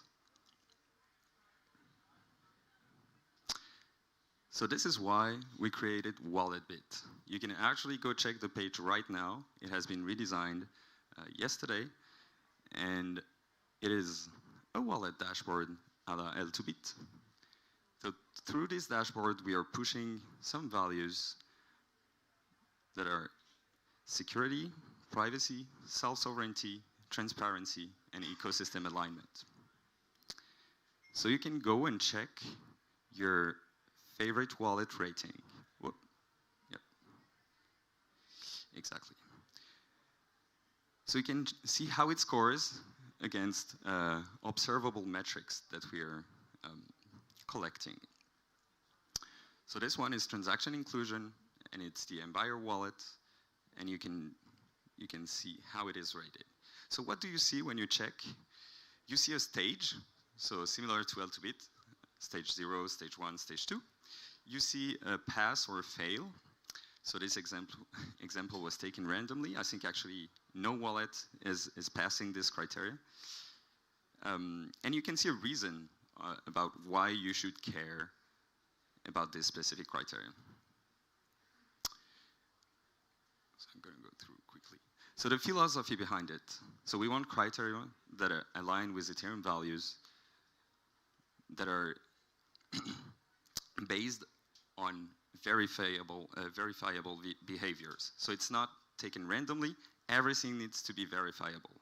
So if we do a network traffic analysis, we're reading privacy policies, and we have a metric that we can objectively verify. If it's not verified, then it violates the transparency value in the first place. So it's a fail. We also don't pick winners. We are not here to say this privacy protocol is better than another. We're just here to observe the effective outcome for the user, not picking specific standards. So private transfer is a good example. You have a lot of ways to implement private transfers, and we're not here to say which way is the best. But we want wallets to implement private transfers, so we are trying to assess this and to push this forward. We limit ourselves to what is technically feasible in the present, so we can't ask for browser extensions to do things that browser extensions can't do. The bar will raise as the tech progress, and we place the bar quite high from the beginning because it's easier to place the bar high and to go downwards than do the opposite. So wallet bit structure in a nutshell, you have wallet features that are observable piece of information about a wallet. Does it display the transaction fee by default? What is the license of the source code? And an attribute is a function that takes this feature as input and outputs a rating, so pass, partial, fail. A very easy example is the open source license. Is the license false? It passes. If it's not, it fails. Very easy. Why this decoupling? Because it allows complex rating logic, for example, the famous walkaway test, and it's easy to implement, and it allows us, so this is probably the most important thing that you need to remember if you're a wallet team, it allows us to have a clear separation between the data and the ratings. So as a wallet, you can come and provide the data for us to rate your wallet. So you can come with your features, put them to WalletBit, and the wallet teams are welcome to do this, and we want you to do this, so it's easier for us, and so the dashboard can be better and better. But it doesn't decide how attributes interpret such data, because you can't be judge, jury, and executioner at the same time. So I'm going to go very quickly through the attributes, because I see the time is running, and this is a long presentation. So scam prevention, chain verification, hardware wallet support are like the basics of security. Account recovery is also very important. So you have transaction simulation, you have different ways to do transaction simulation, and we will look into how it is done, if it is done privately or if you are actually leaking privacy while you do it. Do you have a bug bounty program? Do you care about security researcher disclosing you vulnerabilities? Do you treat them well? Do you reward them correctly? And I'm going to stop quickly on the privacy ones because this is privacy season. So private transfers, why? Well, it's simple. A wallet without a private transfer are like browser without HTTPS. App isolation, when you connect to a app, do you leak which account you're using? Do you connect by default to the account that is framed in your wallet, or does the wallet push you to connect to a brand new account so you don't leak privacy? Do you actually sync a backend that has a view on all your accounts? So if you do this, this is very unfortunate because whether you connect to a DApp with a new account or not, your wallet provider can actually link all your addresses between them, which would be very unfortunate. So here is an example of a network analysis for a very famous wallet that I won't disclose. They actually improved when we released this publicly. So as you can see, it leaks your Ethereum address, it leaks your IP, and it leaks a bunch of things like your user agent, which gives a lot of information about who you are, what you own. And this is actually dangerous for you, both digitally and physically. Self-sovereignty, so very classic, you know it. I will go through very quickly. Transparency, source availability is super important. Open source, I don't even have to explain why. Fee transparency is also very underrated, very, very underrated. When you build a wallet, you should really, really explain what is the fee, where does it come from, why it exists. Order flow transparency is also paramount. Order flow is the key of the business. When in the wallet world, the order flow is everything. And so if you don't explain where your order flow goes or what is being done with your order flow, then you expose your users to a lot of different sandwich attack and a lot of different bad things. The ecosystem alignment, do you support account abstraction? Do you support 7.702, which is the last account abstraction EIP? And do you improve UX and allow good address resolution? So I'm going to go very quickly because I see, oh, the time is running. Okay, Kohaku. But Nico, you said you were working on a wallet and you're co-leading a wallet project, so you are actually being judge, jury, and executioner.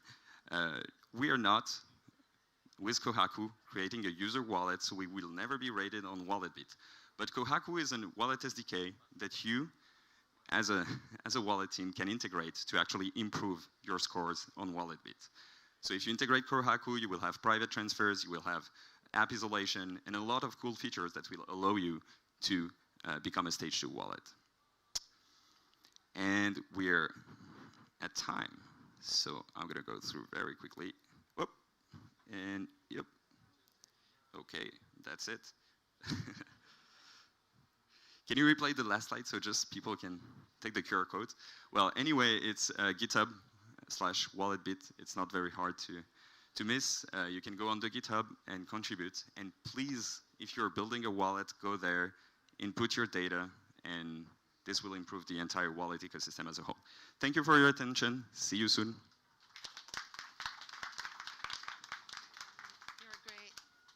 Thank you so much, Nicholas.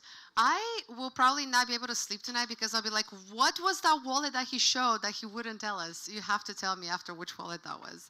So our next panel is going to tackle one of the hot topics of the moment.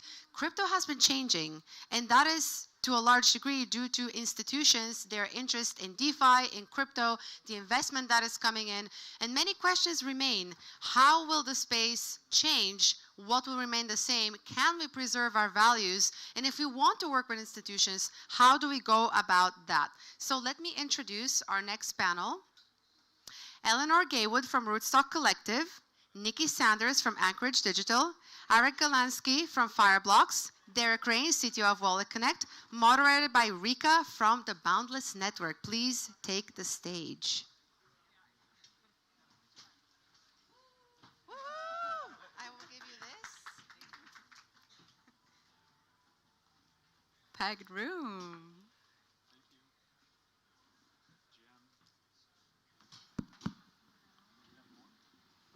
Thank you. All right, everyone's comfy? Jim. We're set up. Beautiful. Thank you for the introduction. We'll get into our panel. We have a beautiful layout today. I'm very honored to interview these experts. We're going to go custody beyond, talk about a little bit about infrastructure. And I will open with the institutions are here. It's already been happening. It's been a few years, but we have got to the point where it's not something we can ignore anymore, and we actually has to be top of mind and talked about very frequently. So today we'll dive into that a little bit. I'm Reka, Director of Marketing at Boundless, the Universal Zero Knowledge Network. And today I'm joined here by our panelists. As of recently, I'll give a little more intro to this panel, and then I'll let our panelists introduce themselves. We have just had an announcement 2 days ago by Revolut, the internet bank that many of us are using, mostly in Europe, that they partnered with Polygon. Not long ago, we had Stripe announce another blockchain partnership. Robinhood during ETHCC and Cannes has announced partnership. This has been every few months we have one of the big guns that people actually use in fintech and traditional finance come into crypto and choose their alliances and their partnerships and actually progress towards using stable coins mostly. Some of them are already doing yield as well. On the other side, on the blockchain side, Coinbase has been pioneering a lot of the institutional functions using traditional bank accounts with crypto as well. Recently, Aave just launched an app this week actually that they also allow very traditional ways of storing your money, having yield be generated from it and be connected to any of your bank accounts and cards, basically. So from this angle is what we're going to look at and look into the future. Panelists, please introduce yourselves, names, and how your project fits into this landscape. Derek. I guess we're not doing ladies first. Yeah, Derek, CTO here at WalletConnect. And institutions, WalletConnect is the main way for institutions to access DeFi. So that's how we fit in. Arik, VP of Technology at Fireblocks. So we are basically the layer that helps institutions, companies in general, because our target is for any company to do this, to build or use the blockchain. So it's either for like their own financial needs, or in a lot of situations for serving clients with different financial products. And yeah, we've been securing and are securing today a lot of institutions that use the blockchain. And including a lot of the names you mentioned are actually using the blockchain for quite some time. Like it's nice Revolut announced a new partnership, but like they've been building on the blockchain for quite a few years. Amazing. I'm Nikki Sanders, and I lead engineering for self-custody at Anchorage Digital. And Anchorage Digital is the first federally chartered crypto bank in the United States. And we allow institutions to have access to things like custody, governance, on-chain operations, staking, things like that in a safe way that's familiar to them.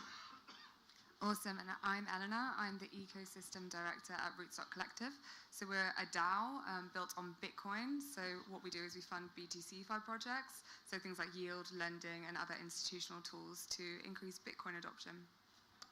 We do have quite a range here, so we can cover all of the topics, which is why I will more ask for some of you to contribute to each of the questions, and then feel free to comment, the rest of you as well. For the first one, we do want to define a little bit what do we mean by institutional from a user type perspective, regulatory readiness, and also maybe on an infrastructural perspective. Nikki and Derek, if you could speak to that. Start, Nikki. Yeah, sure. So for institutions, sometimes it doesn't always just mean the user type, but it can. It often means the kind of user experience they're expecting. So the institutions that we deal with a lot, they're not DeFi degens. They're not going to set up a MetaMask wallet and connect it to a random dApp and make trades. That is very foreign to them. A lot of these institutions, they like the idea of the DeFi and they want to take advantage of the yields, but they need actual engineering services in place that they're used to, which is very different. And so we're trying to kind of merge that together, where there's access to DeFi protocols, access to these new financial systems we're building, but in a way that they're familiar with enterprise grade software running behind it. Yeah, and we categorize institutional as defined by what type of wallet they use. So for us, if you're using a Fireblocks wallet, then you're using an institutional wallet, and we want to make sure that the institutional wallet experience is delightful and very good, which is a big challenge because most of the developers that actually build the crypto applications today, they don't use these institutional wallets. And one property of an institutional wallet often is that there's not just one signer. So that fact in itself, that you need to ring your colleague and say, hey, you have 5 minutes, can you please sign this quickly? That itself is for many of the institutional wallet users, it's a very scary fact that they need to deal with. And it's just that many app developers, they're not aware that these types of wallet users even exist. And yeah, we try to solve that with we just announced today our institutional certified program and our app certified program, which covers most apps, and then basically we QA that the institutional wallets on these apps, that it's as delightful experience as possible. Congratulations. Maybe to add, just in terms of user type. So first of all, I do think institutions is a lot of times maybe not even the right word, even though it's been adopted, right? Because eventually it's first of all, it's companies, right? And institutions, yes, there are banks. But a lot of the institutional money that is actually going on blockchains right now, it's not just banks. It's all of the traditional financial institutions. It's all of the fintechs, right? They still fall into this category. But I think even more important than this is the fact that eventually, a lot of times behind the institutions, it's us. right? It's like, and us not in Fireblocks, although it is a lot of times Fireblocks. It's actually us as like the users, right? So like when somebody buys Bitcoin on a Revolut wallet, is it an institution or a person? Like, you know, like there is an institution in the process. Sometimes it's custodial and by the institution to the user. Sometimes it's non-custodial by the institution to the user. There's a lot of setups. Like we support a lot of different setups. And so we shouldn't think about this as a far remote thing. Oh, this is what institutions do and this is what us regular people do. Because a lot of times what happens actually is that through the institution, it's basically us, right? Because like those kind of companies, they have a lot of users that come on chain with them. That's actually a perfect segue to our next question. And I would like to stay with you, Eric. From the last few years, how have the needs for institutions more on an infrastructure perspective and custodial have changed? And from a security perspective, are we at bank level security and uptime already? Or what does that look like? Yeah, so it was obvious from the start that institutions need good security, right? And this is what we basically built the Fireblocks brand, a lot of the Fireblocks brand about eventually is like that very tight security with a lot of different technology that are there to protect them. But it was also obvious that institutions or banks, they're not just there to sit on a cold wallet. And I think at some point, beginning of the institutional adoption, people were thinking that banks will just hold a lot of money in a cold wallet and do nothing on chain. And what we understand, and this is actually through a lot of like us finding this out with like Fireblocks, with WalletConnect, allowing institutions to use the blockchain, right? Because this was kind of like some of the first entries of institutions to DeFi with our collaborations. We see that they actually do want to use on-chain mechanics. And so that means that in terms of the requirements, first of all, it needs to work securely across the entire process, not just when you store, but also when you transact. But in addition to that, they need scale. They need high availability.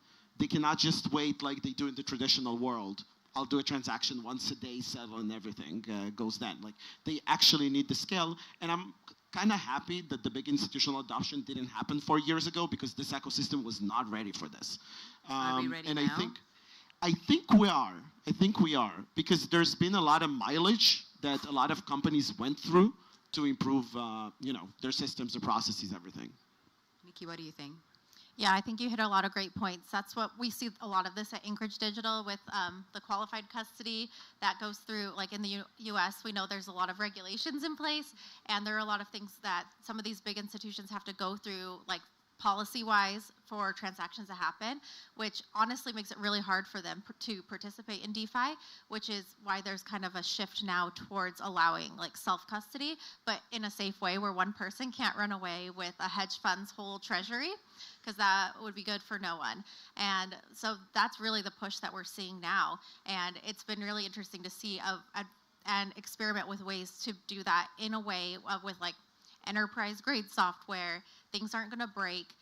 We can pass a SOC 2 audit, you know, like the really traditional like banking like infrastructure that they're used to, but creating that in an on-chain way, but abstracting away like the difficulties and the, you know, like things that are dangerous about crypto that, you know, I mean, fidelity can't get drained, right? That's a non-starter. That would be like deadly for our industry, and that's something we have to prevent. On an app level more, or built-in infrastructure level? More, I would say on the wallet level. Yeah, built in on the infrastructure side. And I mean, I love seeing the improvements that dApps are making too. It's great to see them starting to think about this. I feel like EVM is a lot further along. We see a lot of more issues, and I'm sure Derek knows this, on the Solana side with like how they do nonces with institutional wallets, stuff like that. But so EVM, I feel like, is a lot more prepared for institutions. Hot takes. True. But I did want to add something to this. I'm not sure that these kind of issues can be solved just on one layer, right? And so this is why we're actually collaborating more across layers over the last few years, is because there are some things that if they're broken on either the blockchain layer or the UX application layer, you cannot solve it in the middle, right? Like, because there's technical limitations. So actually what I think we need to do to get to like really, really good security, we have to go through the stack. Through the stack, everybody has to collaborate. From the dApps to the connecting networking layers, to the wallets, to the blockchains, to the contracts and the dApps themselves on-chain. Like it all has to connect really well so that we can give like a really solid experience for this. You both mentioned custody and also hinted at the full stack solution that we should strive for as one of our goals with the general crypto ecosystem is to onboard more institutions, et cetera, et cetera. Beyond custody, Eleanor, what do you think, or what could you say about how institutions are staking, voting, and using generally DeFi functions in a safe way? Yeah, absolutely. I mean, Bitcoin is like the most secure layer, but with the now EVM compatibility, we're seeing that institutions want to get more involved around even fund allocation and for things like understanding how BitFi is growing. So we're looking at liquidity as like a huge issue. So even with stables, etc., it's just not quite there on a huge institutional layer. So as you mentioned earlier, company versus institution, it's a big difference. But what we're seeing is there is more participation. There's also an awareness of we need to be using the most secure chain. We need to be using the correct tools. The yield has to be there, etc. So we're seeing a real mix at the moment. Derek, what do you say? What always surprised me is that I had often made assumptions about institutional users, and my assumptions have been wrong. So I found it quite surprising, for instance, in talking to some of the institutional wallets, because I would have assumed that their users want to participate in governance. And to me, that was always an obvious pitch, like, hey, in order for your users to vote, you need WalletConnect. And that pitch has only become obvious, I think, over the last year, where some of the last standing institutional wallets that didn't have a WalletConnect wallets were like, yeah, no, we need this now because our users actually want to use their funds in DeFi applications and governance. So yeah, that I always found interesting. And just to add as well, obviously now through WalletConnect, like we have more institutional wallet availability, and so you're even seeing governance participation through things like large-scale delegation, rather than on a single user basis, but it's through that kind of quorum of institutional participation rather than just at the individual level. Otherwise, it's way too complex. From a Bitcoin perspective, let's talk a little bit about Bitcoin. Institutions, and generally that's been the narrative around Bitcoin, that it's digital gold. That's how it came into the public, and it still has that mark on it. It's great marketing, whoever started that. I know Bitcoin has decentralized marketing still, but it is really good branding. There is, however, a vast array of infrastructure that's being built around and on Bitcoin, which we don't really talk about often. We're really embedded in the EVM space and Solana and some other L1s, but Bitcoin actually has a thriving ecosystem built on top of it. We work with different chains that are building with BitVMs, virtual machines on Bitcoin, building different rollups like Citrea or Bob. They're pretty big and have fairly large user bases. Do the institutions recognize Bitcoin as infrastructure as well, aside from just a store of value or digital gold?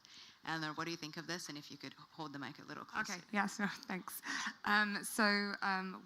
Rootstock launched an institutional report that they questioned across all ecosystems, obviously layer 2 Bitcoin ecosystems, and around 46% of institutions that were surveyed said that Bitcoin would be the ultimate settlement tool, which is an interesting take, but that also around 70% said that Bitcoin at some point would be part of their treasury strategy.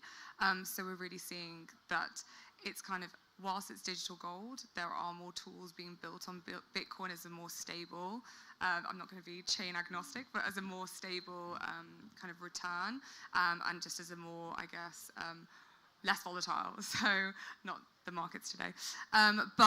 What we are seeing is we're seeing more institutions looking for, whilst it's not the highest yield, just a reliable yield on the most secure blockchain.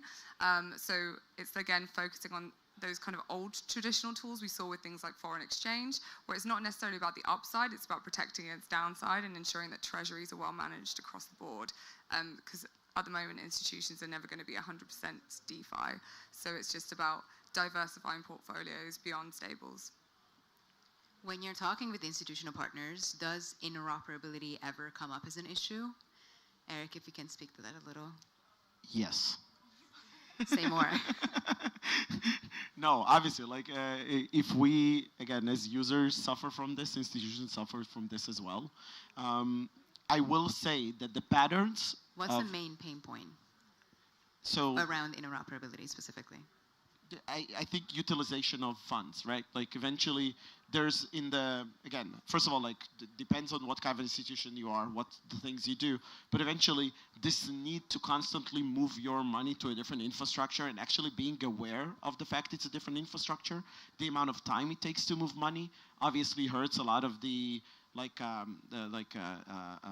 the ability to do processes that are like very efficient, right? The financial efficiency of processes. So there's a lot of problems in that. I will say that usually when people think about institutional usage, they totally replicate how they use. So they expect if the way I bridge is I go to this bridge dApp, so that's how institution bridge as well. In reality, a lot of institutions just bridge through centralized exchanges. So, and again, it's a bit less common, right, for retail users to do this, but for an institution, if they can move their money to Coinbase for a few minutes and then come back on a different chain, they'll do this a lot of times. And the only way they will not do this is if we, as an ecosystem, provide them better solutions to do this in a trustless way. Some anecdotal feedback we've been receiving is like some market makers, for instance, they use one wallet for EVM and use WalletConnect there, and then use another wallet on like for Bitcoin or Solana or whatnot use cases. So, and they don't do that because they want to. They'd rather just have one wallet that they use for everything, but they use it because of these interoperability issues. Well, yeah, and there's we're in DeFi altogether. We deal with fractionalized liquidity problems where the liquidity is not necessarily where we need it to be, and it's spread out. And again, and with bridges the way they are, again, they're not going to use it, right? It's risky, it's scary, it looks weird. The UX is not consistent. Like these big companies often just like don't want to touch it. Still, I feel like the UX is getting there, but I love, like you were exactly right. Like they're using centralized exchanges for these things. If they're going to do big swaps, they're not going to do that in a DEX. Like they're at risk there of being like sandwich attacked, front run. They go through market makers, they go through centralized exchanges. A lot of these things that they already, like traditional financial systems already do when they're like trading assets, they're replicating that now in the crypto space as much as we're trying to pull them towards the DeFi where everything's auditable and transparent. They're not there yet. So I'm really curious how that's going to go and how that will end up and where we're going to land. I mean, cross-chain bridging is terrifying, right? Even at a user level. So expecting institutions with massive funds to partake as it is, I mean, UX is everything, right? No, and it's true. Like when we go on chain as a person, the first thing we do is not find an OTC partner. But when a serious institutions goes on chain, like one of the first things they'll do is find like the liquidity providers and OTC desks and stuff like that that can help them do the transitions they need when they need them with less risk, right? There's counterparty risk, but at least it's on a trusted party that they know and have contracts with. But also, it's not just about the risk, it's also just about like being able to operate quickly and get things done. For 2030, this is our last question, people. For 2030, there's multiple paths we can take, and there is a lot of discourse around institutions. Not only, yes, it's so positive, we all want more money to be on the blockchain, that's what we're working for, but at the same time, ownership and decentralization and censorship and some of privacy is at risk. That is causing a lot of the discourse. Regarding this, or keeping that in mind, what does success roughly in the next 5 years by 2030 look like for institutional adoption? And maybe Eleanor, we can start from there. Yeah, perfect. I mean, more liquidity, more adoption, actual real use cases, better security. The same things we've been talking about today, I think. But liquidity first. Absolutely. And I think also By 2030, I'm hoping we get to more where institutions, instead of just are holding these digital assets and like custodying them, but actually using them and participating in the ecosystem and taking advantage of these new financial systems that are being created. Yeah, I have to agree with that. I think it's about adopting more and more on-chain practices, right? Not necessarily the same way we do, but more of them. So like moving to more self-custody, moving to more trustless execution of things, moving to more of these on-chain tools that we're building. Yeah, I think everything's going to be, a lot more things will be on-chain rather than just crypto assets, and I think we'll figure out the UX and security along the way. Thank you. I will also leave it with a plug of, we talked about how much the EVM space is the most mature and ready for this adoption. As of lately, we've seen that the roadmap laid out by the Ethereum Foundation is largely based on incorporating other technologies into Ethereum as a blockchain, and majority of it is zero-knowledge proofs and ZKVMs. Perfect. I'm well positioned to provide that for the ecosystem, yay. But more importantly is that, however, is containing those properties, privacy, scalability, and low latency that are in parallel perfect for this adoption and for 2030 to be towards 2030 for us to be more successful with all these issues. And with that, I would like to thank all of our panelists. And good job today. Thank you so much for listening. Thank you. Hope it was. Thanks, everyone. Thank you. Thank you so much to Eureka as well. You are such a wonderful moderator. I know you've done this a bazillion times, but every time I listen to you, I think that there are so many takeaways from this panel that we just saw, that institutions don't have to necessarily be institutions. They could be banks. They could be companies. There are many questions to consider when we think about the capital that's coming in. Yeah, I see that. Yeah, thank you. Okay, and now we're about to move over to our next session. And this is a speaker that I have had the privilege of emceeing for many times before. Last time at ETH Warsaw, I believe, when they made a really huge announcement. He is one of the key builders in the space and someone whose opinion is always respectable. We're so excited to have here today with us at WalletCon, Marek from Self. Okay. Oh, and he's wearing a very special shirt. Wait, is everyone ready to look at his shirt once he turns around? Keep it secret. I love this shirt. I've seen this happen before. They're going to move this chair. You got your slides? Perfect. Okay. Yes. But you can say the shirt if you want. Okay, everybody, are you ready for the shirt? Get your phones out if you want to take pictures. Voila. Thank you. Thank you so much. Well, it's wonderful to be here. I'm really excited to be speaking about Self protocol today. Anybody here have heard of Self? Okay, a few of you, great. So at Self, we've been really thinking hard about how we can help facilitate onboarding kind of the next billion people into crypto. This is a problem that's very near and dear to our hearts. And I wanted to make this kind of fun and interactive for you today. And so we're going to play a little game. And the game is called Guess the Country. And so on each of my slides, we're going to have country shapes on random locations in the slides. And your job is to guess the country. Just yell it out if you recognize it. We're going to make this competitive. That side versus this side. It's going to be nice and easy since there's an aisle. We're going to start easy for you. Australia, left side is in the lead. You guys are already behind. And this isn't random. This all makes sense because each of these countries are countries supported by Self protocol. So if you see one of your countries, or if you see the country that you're from, then you know that Self protocol supports you. And so, coming back to the thing that we've been thinking long and hard about, Italy is right, 2 points to the left side.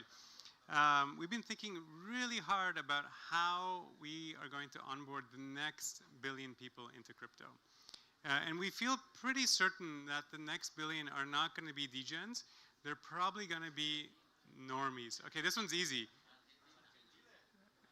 Argentina is right. I think the right side is in the lead. Oh, it has a point now. So 2-1. They're not going to be degens, right? I think we're probably getting to the point where we're going to exhaust all the people who are willing to, speculate on high-risk assets. the next set of people hopefully are going to be people who are going to be using crypto for real world use cases, and they're going to be a lot less degen. And so that means that we're going to need ways to incentivize these folks to come into crypto. Canada is right, 3-1. And you know, this is a major challenge for a lot of wallets out there, right? Wallets are going to have to go out. They're going to have to offer incentives. Suddenly, the promise of a number go up is not going to be enough to motivate people to come into wallets. And so they're going to need to offer incentives. But how are they going to do that without getting sibbled, right? Like if you give, you know, $5 for every wallet you create, someone, you know, will just create 1,000 wallets. Even if they have to do that manually, they're going to try to claim all of those rewards. So we need a way of solving the Sybil problem. And that's, in effect, what we're working to do. And so we're doing it because the existing solutions today, quite frankly, aren't really up for that job, right? If you look at the hardware-dependent solutions out there today, like World, then, you know, these really are difficult to scale because you have to get people in front of these physical orbs. The Web of Trust models are gameable, and so those don't really work either. And then all of the centralized approaches are non-privacy preserving. And you know, I think in the spirit of Web3, I think it would be a real shame if everybody would need to, you know, do their KYC share with a third party just to start using a self-custodial wallet. And so we believe that the current existing, you know, decentralized identity solutions are really not up for the job. And so that's where Self comes in. You know, we have a lot of conviction that Self is a really good solution to this problem. Anyone guess this country? France is right. 2-4, I believe. And the way that, anybody recognize this one? It's in Latin America. Colombia is right. 5 points over here. So the way that Self works is it leverages what I like to say is the most trusted attestation of who you are as a person from the meat space, right? In the real world, the way that you know that you're a human and that you have an identity is by your either national ID card or your passport, and especially your biometric passport or biometric ID. You know, these tend to be quite difficult to obtain. These tend to be things that people hold safely, right? Usually you need them to travel, and so people look after them. You tend to only get one of these per issuing country, so they're really good for Sybil resistance as well. And critically, the biometric kinds are machine readable. You can read the data on those chips or on the QR code. If you're using a QR code-based biometric ID, you can read that using your mobile phone. And so Self piggybacks off of this system. And the way it does so is by leveraging, Mexico is right. Wow, you guys are just, someone should just come over and just like help these guys out. Or we'll just have to reset and start at 0-0 just to make it fair again. Maybe we'll do that. Okay, 0-0 guys. You guys won already. Now you guys have another shot at redemption. So what makes an ID biometric is the fact that inside that microchip is a signature that effectively proves the authenticity of the data in there. And so it's a signature actually of a signature. So you have this certificate authority chain leading up to a country signing a certificate authority.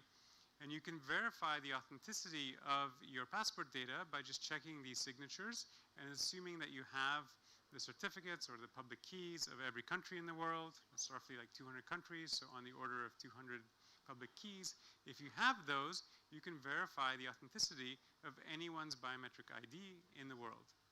And so this was invented to basically prevent forgery of passports initially 20 years ago, and now to prevent forgery of IDs.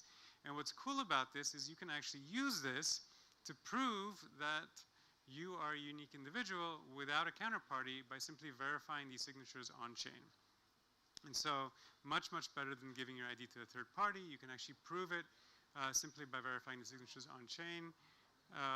Not Thailand, not China either, not Russia. Ukraine is right. 1-0. And once you've proven that you have, Chile is right, once you've proven that you have a valid ID, once you've verified those signatures, in our case we do so in zero knowledge using a ZKP, then you can also prove statements about yourself in zero knowledge as well. So you can prove that you're a citizen of a country, or you could prove that you're above a certain age, or that you're not from a set of countries. Or interestingly, you can also prove that you're not even on the OFAC list, all without a counterparty, all in zero knowledge, all without having to share your data with any third party.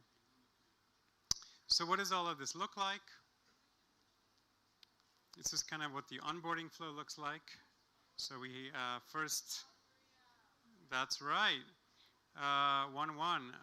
First we scan the back of your ID card. We need to do this to decrypt what's on the NFC chip.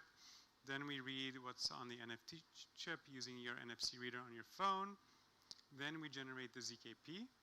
It's very, very quick to do. We spent a lot of effort to make this a really great experience. This was a lot of engineering work to make this really fast. And then you're done. Then you're onboarded. And once you're onboarded, you can start interacting with third-party dApps. So you can create proofs that prove statements about yourself to any third party. And those proofs can be verified either off-chain or on-chain. And so here's an example of some work we're doing with Google. So Google Cloud is using now Self, or they're building and going to launch self-support for their faucet. Anybody use the Google Cloud Faucet before? A few people in the audience. So now you'll be able to get more coins by proving that you're a unique individual using Self. And so the first step is to scan the QR code that Google shows you. You open your phone, you scan it. Google will say what they're requesting of you. If you're okay sharing that information with them, then you can click Prove. And then you can get 10 times the tokens that you would otherwise through the faucet. So pretty exciting. They're going to be launching this soon, and so definitely keep an eye out for this. I think it's going to be a pretty amazing example of Self in the wild, from none other than Google, which will be amazing to see. Google's also working on some other cool features. They're also working on a mainnet faucet, which will be a first of its kind. And that's where leveraging the OFAC compliance check is really nice. So in addition to proving that you're not a Sybil, you can use Self to prove that you're not on the OFAC list, which is very important if you're a public company and you're giving away real value. So keep an eye out for that in the future. And then they're also looking to integrate Self into their Web3 AI product, which is like a version of Gemini with Google, with on-chain data that's very expensive to run. And so they're interested in using Self to prevent bots from hitting that. Yes, great. So what is it, 2-1? I think it's 2-1. Brazil is right too, 3-1.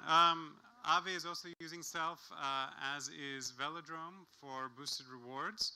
And the reason that I'm here, just wanted to end on this. Germany is right. Okay, that side started crushing it again. Sorry, guys. I tried to level the playing field, but I think you guys are going to be victorious.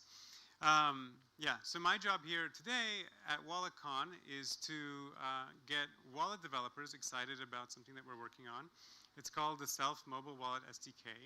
So we really want Self not only to be in our own mobile app, but also to be embedded inside existing wallets so that wallets can use Self for their own incentives. So if, say they want to incentivize users to onboard, and also so that dApps in those wallets can also benefit from self-proofs, right? So if you're building a self-proof and you want to have your age verified, you'll be able to do that directly from the wallet. And so if this is of interest to you, definitely come talk to us. We have a booth outside. We'd love to chat with you. And with that, just wanted to say thank you.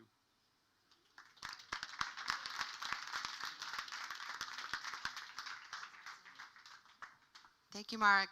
Lovely to hear from you. As always, you're always working on really cool things, and it's so exciting to see these integrations and how Self is being used.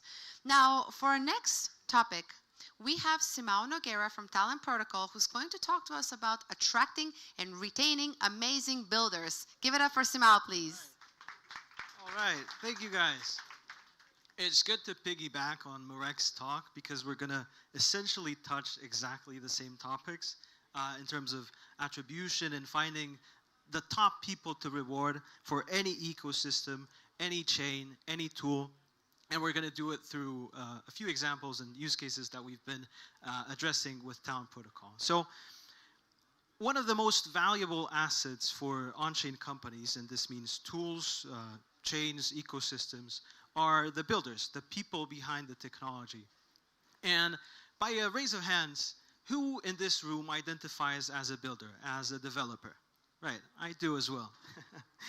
So today, if there's one thing that I want to do with you all, and if this is the only thing I can do, is to explain to you or show you, demonstrate how to get quality builder attention. All right, let's see if I can do this. Let's go. So one of the things that ecosystems, and by ecosystem I mean a blockchain, a tool, technology, that they really struggle to do is to stand out. This is a super competitive ecosystem where there's loads of people trying to address the same issues. So even if your technology is great, the money that you spend on trying to attract users and builders in this case specifically is often goes to waste. Airdrops, the airdrops that you send, they're dumped instantly, and oftentimes your DevRels, they really struggle to calculate what the return on your investment is. Maybe they don't know, or maybe they don't want to know how the money is being spent and how it's being returned in terms of the investments. On the other hand, builders, they are nameless, they are faceless, they're super hard to recognize. They struggle to get their projects funded if they're building alone or if they're on the early stages of their careers. And so the question remains, what tools should these builders select to build their projects? What technologies can they use? And how can we incentivize them correctly in order to get them to hop on our ecosystems and to choose our tech instead of our competitors? So what's the alpha?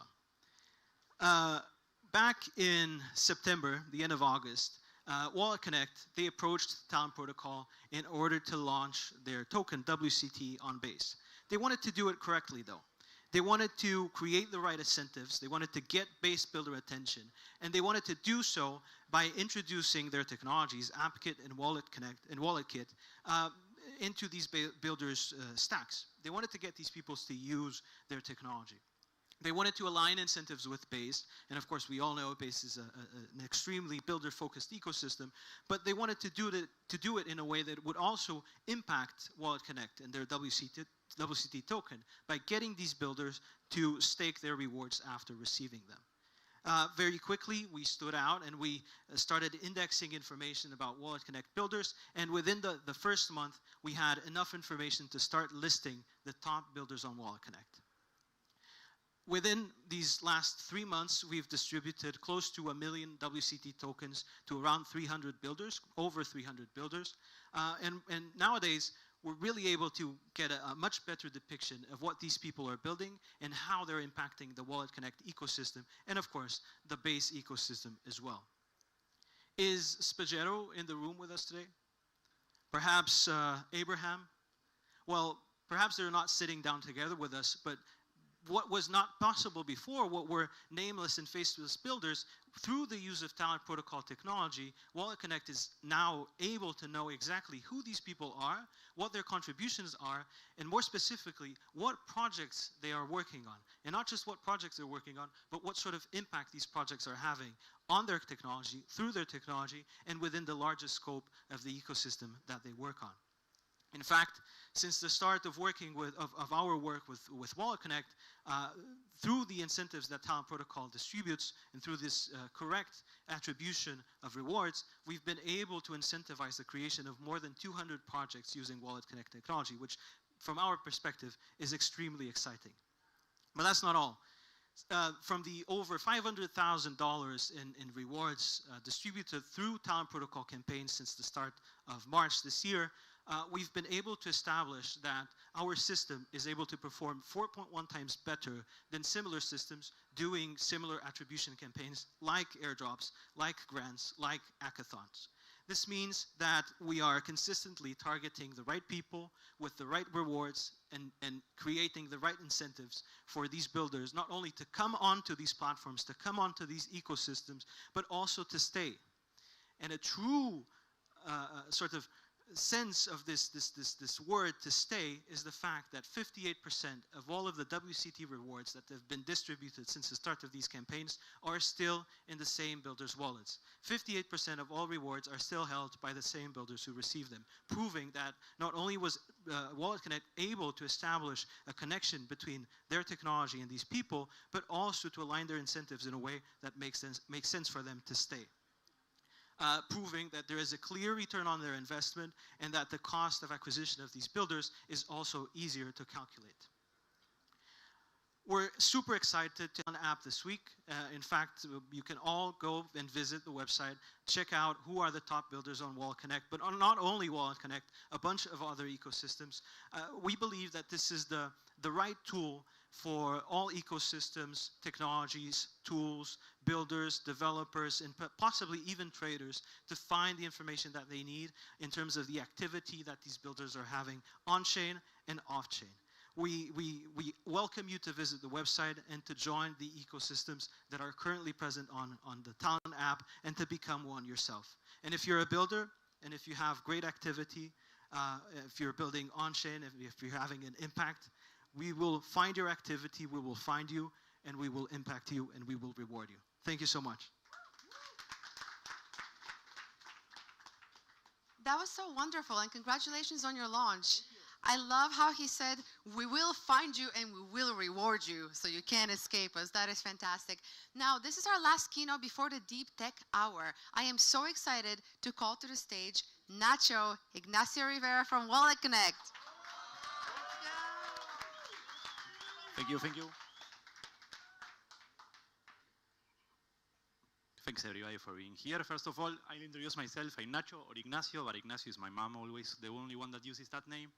I'm head of product, and this is a very emotional moment for me because I'm here from Argentina. Buenos Aires is my hometown, and it's the first time I'm doing a keynote, so great event for me. So I'll get it going. I'm head of product, and I'm going to tell you a little bit about what we've been doing lately in our ecosystem, which is quite important. Where is the play? Here. Perfect. So a couple of years ago, we started thinking, how can we make sure that the experience that our users are going to have with WalletConnect is going to be the best possible from a security perspective, from a performance perspective, and so above everything from a UX perspective. We work with a ton of different partners, a ton of different wallets, and one of these things that we figured out is like, okay, this is a conundrum. What are we going to do? So we came up with this, with WalletConnect Certified, which is a certification that we created in order to standardize this experience and making sure that you, the people that are here that hopefully are using WalletConnect every day, are going to have the standardized experience across all of the wallets. We managed to, by doing this, decrease the amount of latency, increase the success rate of the experience, and by that, take it to the next level of where we want to put it. We started with wallets, but now I have the pleasure to announce that we are expanding this program beyond what it was originally with the wallets and getting also into what is going to be applications and institutions. And we'll get a little bit about here of what were we going to do. But the first important is like, why a certification? As we put a new layer of trust of users, it's important that we standardize it and we are able to push it forward, not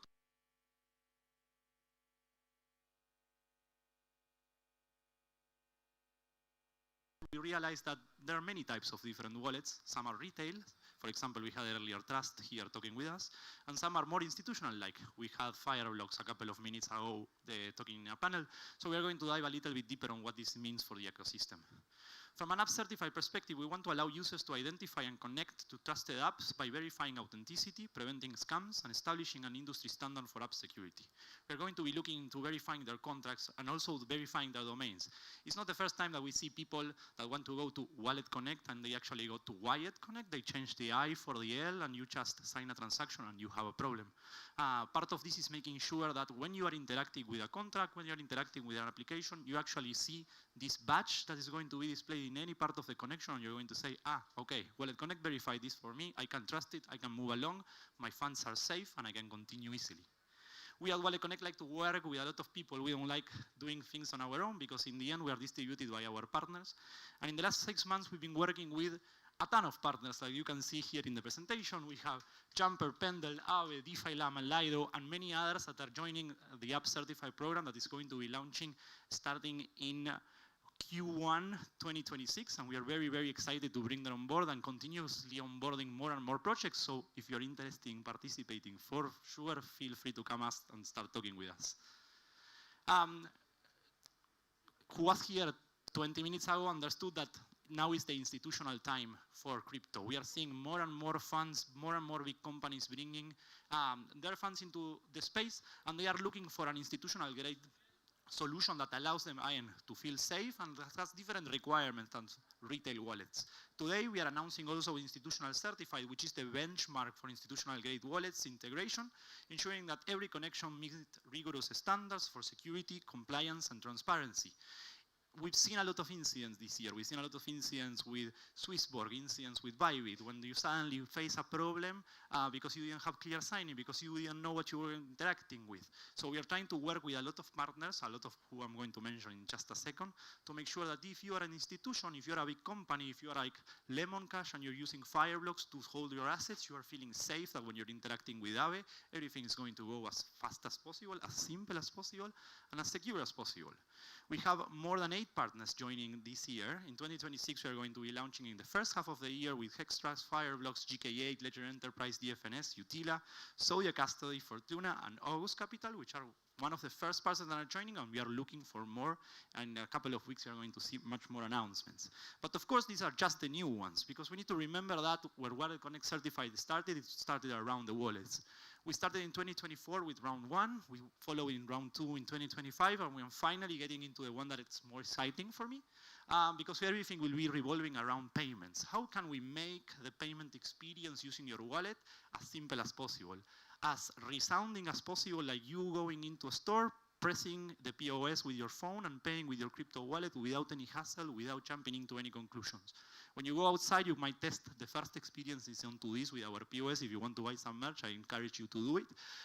But round 3 is going to be rolling out starting in 2026 as well. First half of the year, we are going to see a new way of paying with your wallets that is going to be a little bit different than if you've seen earlier from Derek announcing WalletConnect Pay. This is going to be the avenue that will take us to the mass adoption of crypto payments in the next 20 years at least.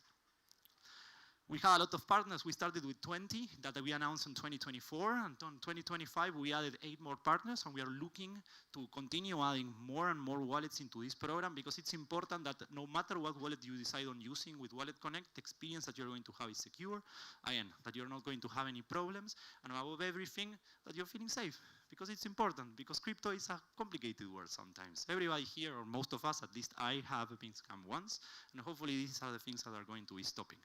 It's important that as a certification, it's not just a way of saying, I have a pretty stamp in my wallet and I'm happy. If you use one of our products, you'll see it right in there. But it's also about incentives. 2026 is going to be the year where we are going to fully roll out our Wallet Rewards program. Our Wallet Rewards program is meant to empower wallets to earn from the network that they help to grow. Without our wallets, WalletConnect doesn't do anything in the end, right? We want to make sure that we also set an incentive for those who want to be certified, because if you're certified, you're going to get more rewards, and this in the end is designed to evolve the network, to scale it, and to make sure that the incentives are put in the right place. One of the big questions that we had this year is, how can I participate as part of these certification programs? Every time I open Telegram, I see, hey, how can I get there? And we started scratching our heads, and what do we need it? We started thinking about this. We're going to be launching in December our developer dashboard. It's a new experience for developers to interact with WalletConnect. It's a place where you're going to be able to find all the configurations in one place, and above everything, this will be the gateway to the certification programs. If you're an application, it's starting in December, you will be able to come here, you will be able to configure your domains, apply for the app certified, and get certification at the end of the tunnel. Same for wallets. It's a great place for you to start to see the metrics that you have with the WalletConnect network and start expanding your business into the next frontier. And I know what many people are thinking about now. Nacho, I use WalletConnect, but I have partners. I use it via Dynamic, via Privy, via Reown. Do I really need another application to use it here? Well, the idea is that no. We are starting to roll out in January 2026, we are going to start to roll out what we call the WalletConnect Partner API. This will allow all our partners to provide their version of the WalletConnect experience in their dashboard, making sure that wherever you are using WalletConnect, if it's going to be via Privy, fantastic. If it's going to be via Reown, fantastic. You will be able to access all of these services, from applying for certification, to getting your analytics, to managing your project, whitelisting all your domains, and making sure that it doesn't matter where you are able to use WalletConnect.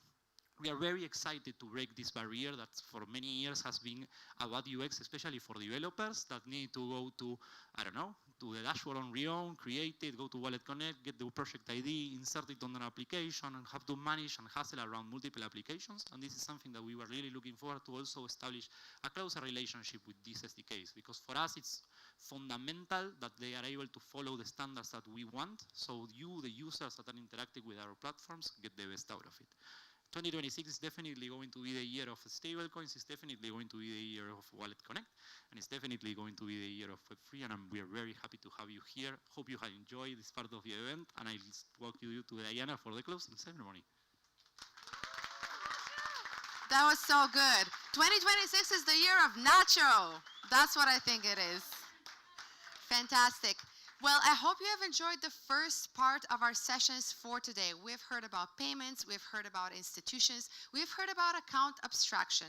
Now, here's a quick note for our live stream viewers. Last time I checked, we had 251,000 people watching us live, so no pressure or anything. Thank you to our crew. The ones of you who are watching on YouTube, you can stay right there, no need to change anything. Those of you who are watching us live on X, we will share a different link as we hop over to the Deep Tech Hour. Now, our first session of the Deep Tech Hour is going to be with Rafa.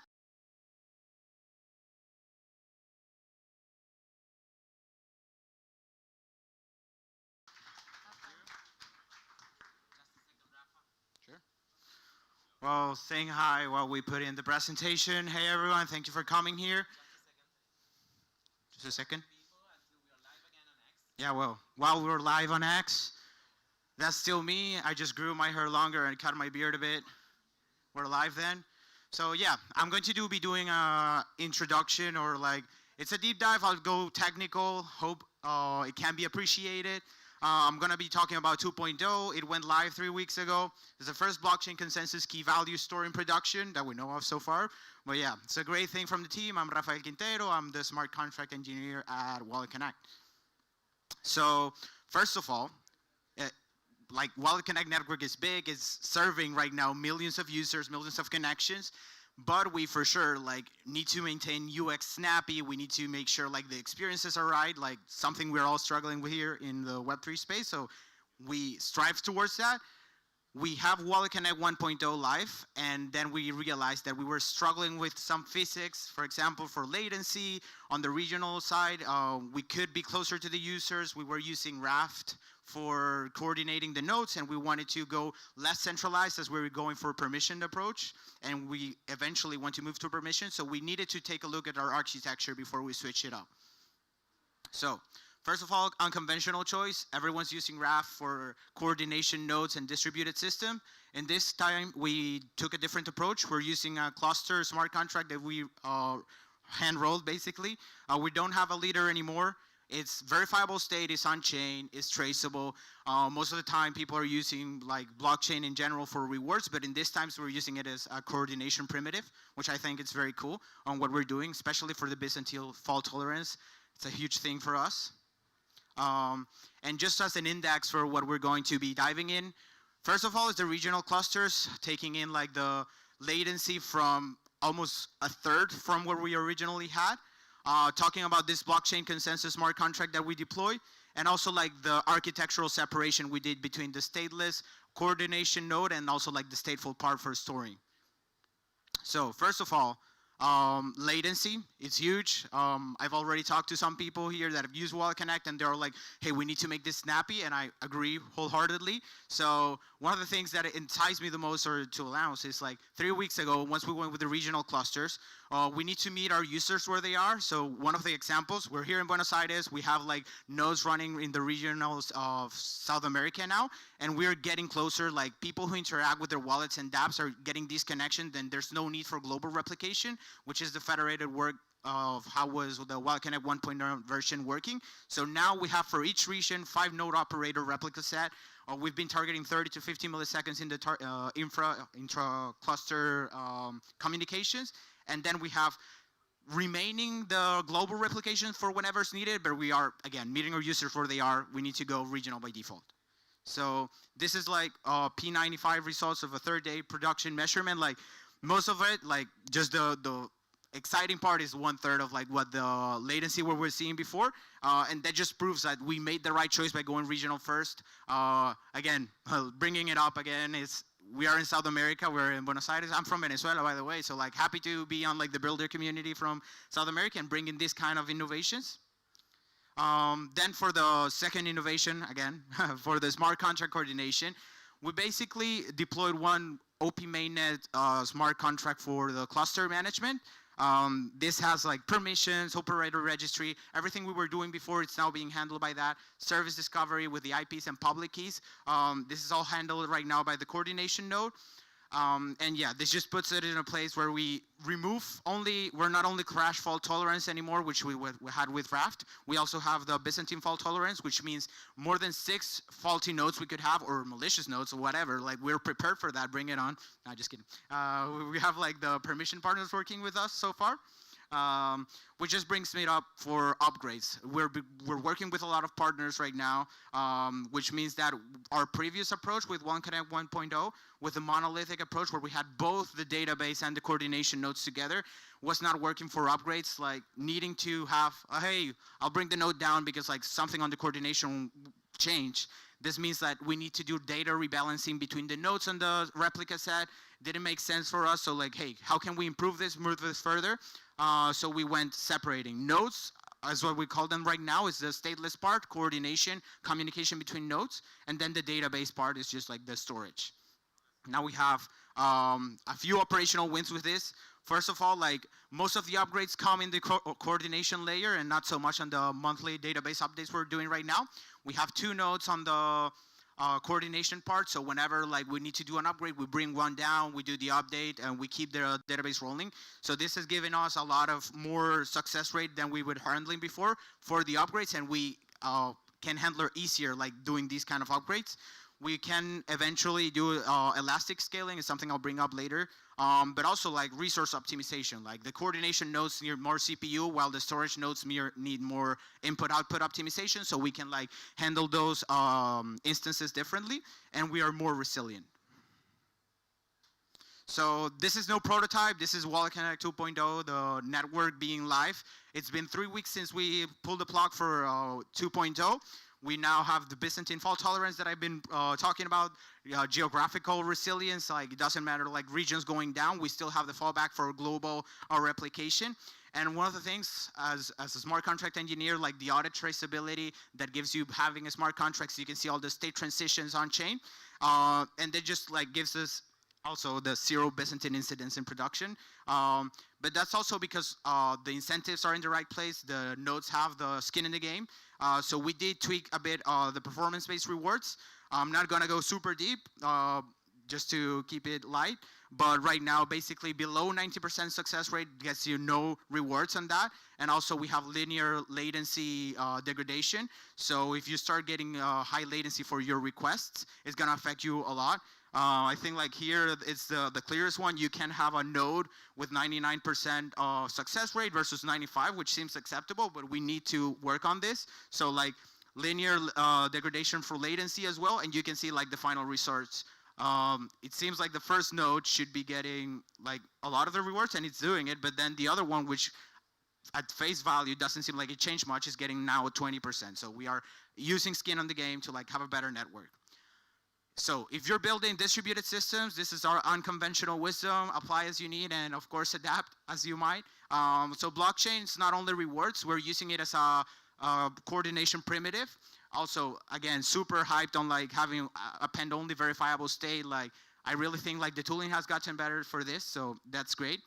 Leader-based is not always the best. The furthest you were away from the raft leader, you were getting worse latency overall. So like doing this approach has helped us and gives us the Byzantine fault tolerance that I've been talking about. Regional is better than global for some workflows, and in our case, it was like hitting the nail on the head. Like it was exactly what we were looking for to optimize from the common case, which is like a dApp connecting with a wallet in the same region usually. So, and yeah, separation enables scaling, like the stateless part, which was the coordination, stay separated, and then we don't need to update the database as much. So it has enabled us for more operational agility. So there. That's where we're at right now. We have 20 plus node operator partners. We are in a permission network right now, but we still have like work to do. We're doing like very soon the auto scaling storage layer with dynamic operators. So if a region needs more operators, we'll be deploying like with the elastic approach with the different operators we have. We will have better monitoring and governance dashboards, but like this is financial. This is the financial infrastructure that we've been building on, and like we need this network to be as decentralized as the apps that are being built within it. So for the future, of course, the part I'm most passionate about is like state-based Sybil resistance. So we're basically integrating closer on our path to permissionless, so we can bring in more node operators to work with us as they please and not under permission manner. So let's go permissionless.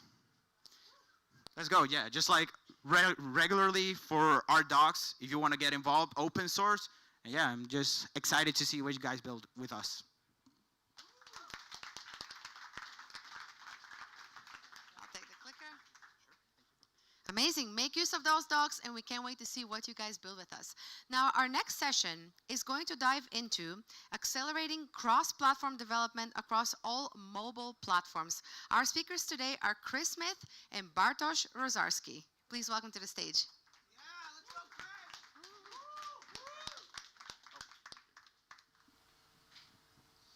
Hey guys, my name is Chris Smith, and I'm going to talk to you today about accelerating cross-platform development.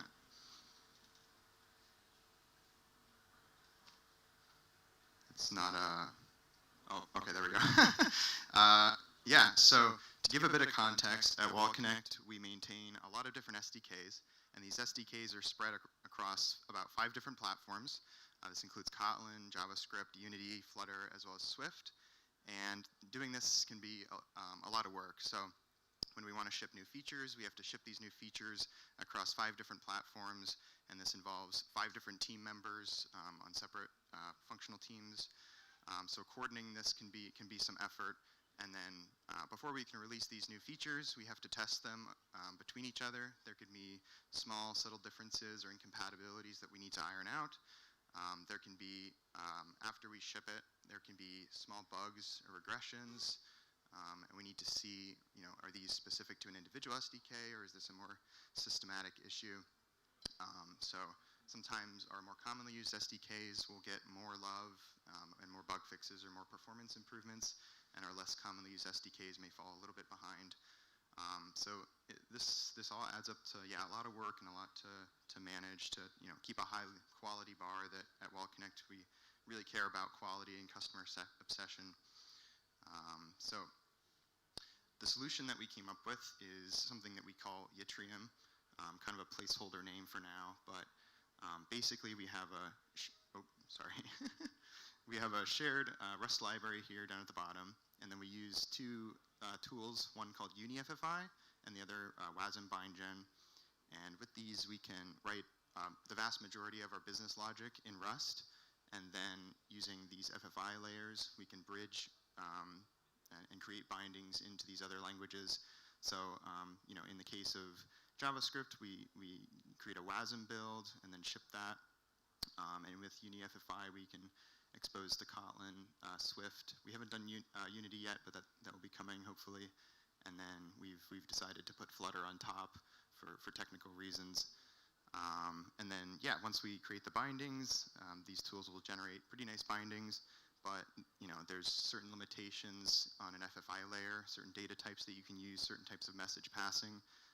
So then we wrap it up with a WalletKit SDK to create a great developer experience that we already have and maintain compatibility without breaking anything.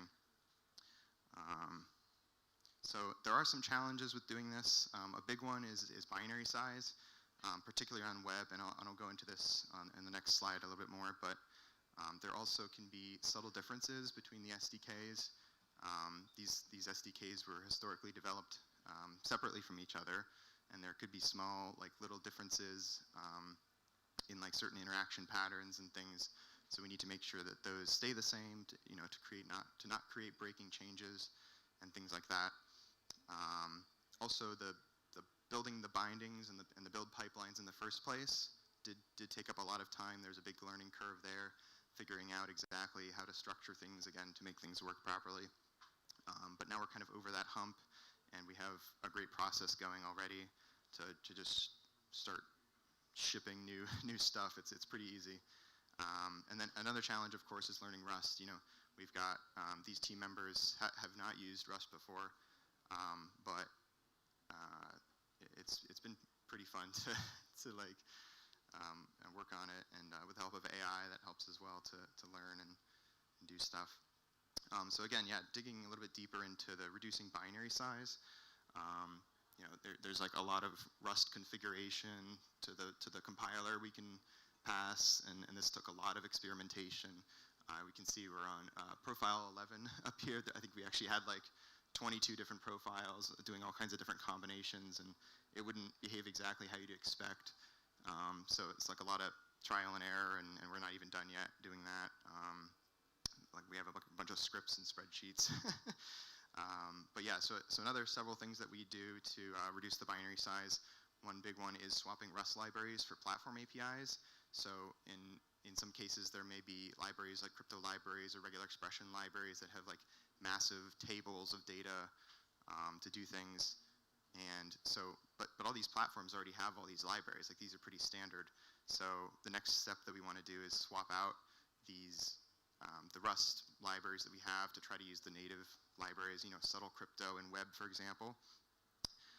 Another big thing is monomorphization, and in Rust, this is a thing where if there's a generic function, instead of paying a runtime cost to invoke this function, it actually just duplicates the code for each variant. So you'll end up with a lot of code duplication, which is good for performance, but not good for binary size. And a similar issue shows up with the JSON serialization and deserialization. Other languages will use reflection, but again, Rust does not want to pay a performance cost there. So instead, it creates separate parsers and JSON generators for every single data type. So half your binary size could end up just being JSON code. So that's kind of fun to work with. So we got to figure out how to deal with that. And then in particularly WASM's case, we found that compressing it with Brotli, I think it managed to reduce it by 30% or something like that. So that was super nice. So yeah, what are the results? One, we of course have faster feature development, bug fixes and performance improvements are implemented much quicker. We can just do it in one place, and it just affects all of the platforms seamlessly, pretty much. We have stronger test coverage, so not only do we already have all these end-to-end tests and all these native platforms, but then we also have a strong test suite that's focused on Rust, and so those tests kind of inherently cover all the platforms. And then, yeah, of course, Rust has strong static typing, bar checker, fearless concurrency that just overall it brings more confidence in the code that we're writing. And then the final thing is hopefully this will enable us to also support more platforms. So like I said, we have 5 different platforms currently. And then, yeah, hopefully maybe we'll do a Rust SDK, maybe a Go SDK, maybe Python. No promises. But yeah, it's something that's definitely more possible now. So if you have any cool use cases or something, would love to hear it. So yeah, next is Bartek here, who's going to talk about please signing. Using Yttrium. Yeah. Hey everyone, my name is Bartek, and today I will be talking about something very simple but still very painful. So users don't know what they are actually signing in their wallet. Usually when you receive a transaction request from an app, you will see either call data or structured message, sometimes a result of a transaction simulation, but very often it doesn't have any meaning to the user. Sometimes it helps, but often users don't know what they actually will sign. And as a result, phishing and drainer attacks cost almost $500 million in losses only in 2024. So let me give you a few examples here. We have a screen from Trust Wallet, and you can see it is like a smart contract code. It's from Uniswap, but you don't really know what's gonna happen. You don't know what it's gonna receive, if you're gonna receive any token, and so on. And I thought that maybe if I go to the advanced mode, I will learn something more, but not really. I can see hexadecimal string call data, but I cannot read it personally. And I guess most of the users can't read it as well. And the last one is a screen from Zerion Wallet. And technically correct, it's a permit to approval, lots of key value pairs, some types, addresses, and so on, but I don't know what will be the end result of this transaction if I actually sign with my keys. So as part of Yttrium that Chris was talking about, we introduced clear signing module that turns call data into human readable sentences. It's based on ERC 7730 that introduced manifests that maps low-level call data into clear intents. And it has like two modules. You can think of it as a pipeline where call data will be enriched first with descriptor files that conform to the standard and ABIs that will help the code data and tickers. Maybe you swap some tokens. So we need to build this sentence somehow. So we need to know the symbol of the token, maybe a symbol as well. And then the engine will just render the intent and send back to the wallet. And so wallet can display it in the UI to the user. And here you can see like same permit to approval. And on the right side you have a screen from a wallet where clear signing is integrated, and we have like one clear sentence which I can read it for you. Is authorize Uniswap to spend unlimited USDC until the date. So now users know what they are signing, what's gonna happen, and I think yeah, it's much more clear. So what's the impact? Like usually users, when they sign a malicious transaction, they don't know and they take any risk. They're just confused. They cannot compare what they see in a app and in a wallet. And Drainer kits are not any sophisticated technology. They just use this confusion. They don't break cryptography. And with clear signing, we show the scope of the transaction, so user can make informed decision. They can reject the malicious transaction, and so without blind consent, there is no easy drain. Thank you.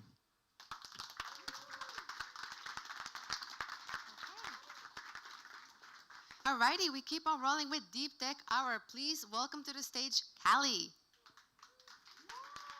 Let's go, Callie. Here's your clicker. What's good, everyone? Wow, my colleagues really did set the bar high, huh? But that's what we do at WalletConnect. We always aim to set the bar higher and higher.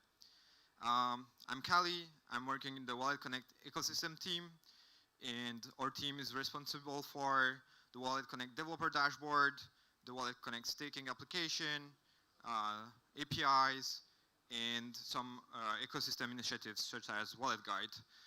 In Wallet Guide, you can browse the list of wallets that support WalletConnect, and you can also see the ones that are certified. So I'm just curious, like in the room, if you can raise your hand for people that actually use a mobile wallet. Okay, that's pretty good. About 60% of the room does. For the rest, I would advise you to go on Wallet Guide and pick one of the best wallets. So what I will cover in this talk is building developer dashboards. I will go through the evolution of the WalletConnect developer dashboard, and I will also share some insights about our APIs. This is the first version of the WalletConnect dashboard, and we made many mistakes. The first mistake that we did was not really investing in building a high-fidelity UI. We thought that we could go quicker if we didn't have a designer, and there was no real value for people to stick on the dashboard. It was a one-and-done thing. They were grabbing their project ID, and they were not really coming back because they had no reason to. There was no onboarding or guidance, which meant that developers could be stuck during their implementation. They had no idea what was the next step after grabbing a project ID, and friction means many drop-off and a lower retention rate. Then we also had a poor iteration loop. No matter how much you iterate on a solution that has weak foundations, it will never lead to a satisfying solutions. For example, this was the V2 of the WalletConnect dashboard, but it was better, but still not there. So we decided to build it from scratch, and I'll get back to that just in a slide.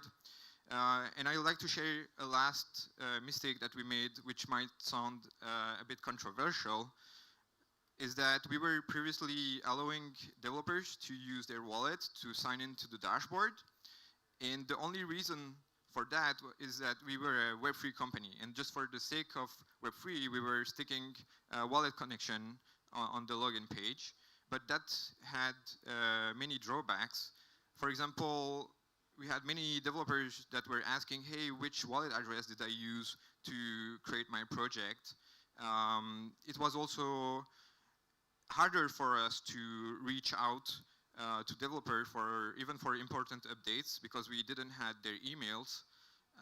And if we were going to also ask their email, there is no point in introducing more steps. Like you are asking them to sign in with their wallet and then asking an email. There's no real reason to keep it. So we took a step back and we built a new dashboard. We invested more in building a great UX and good UI. Now developers have guidance based on the framework that they use. So they also are able to configure their project directly from the dashboard, which means that they don't have to go through the docs and search how can I enable swaps. It's just a one-click thing, and it makes their lives easier. We are also asking for feedback. So if you are a developer and are using WalletConnect, please always share feedback. We'd be happy to improve our solutions. Not only we are improving our dashboard, but we are also helping other SDKs to improve their UX.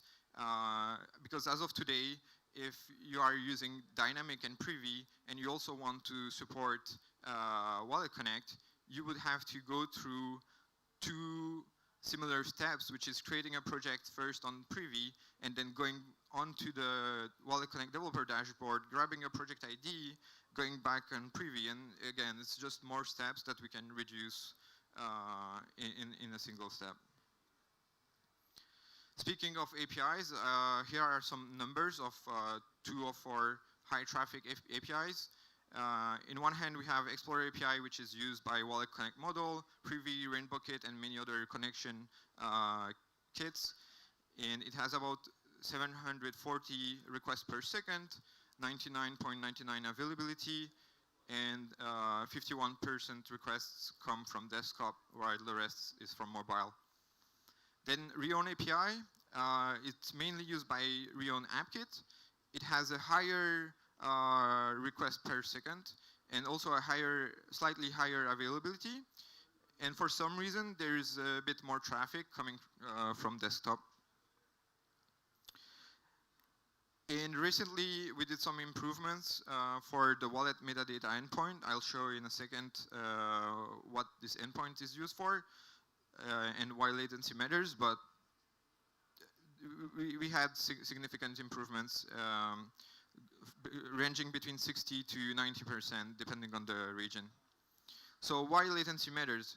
Here is a user going through the connection flow, so he needs to first pick a wallet, and the longer this request would take, the longer it will take for the list of wallets to load.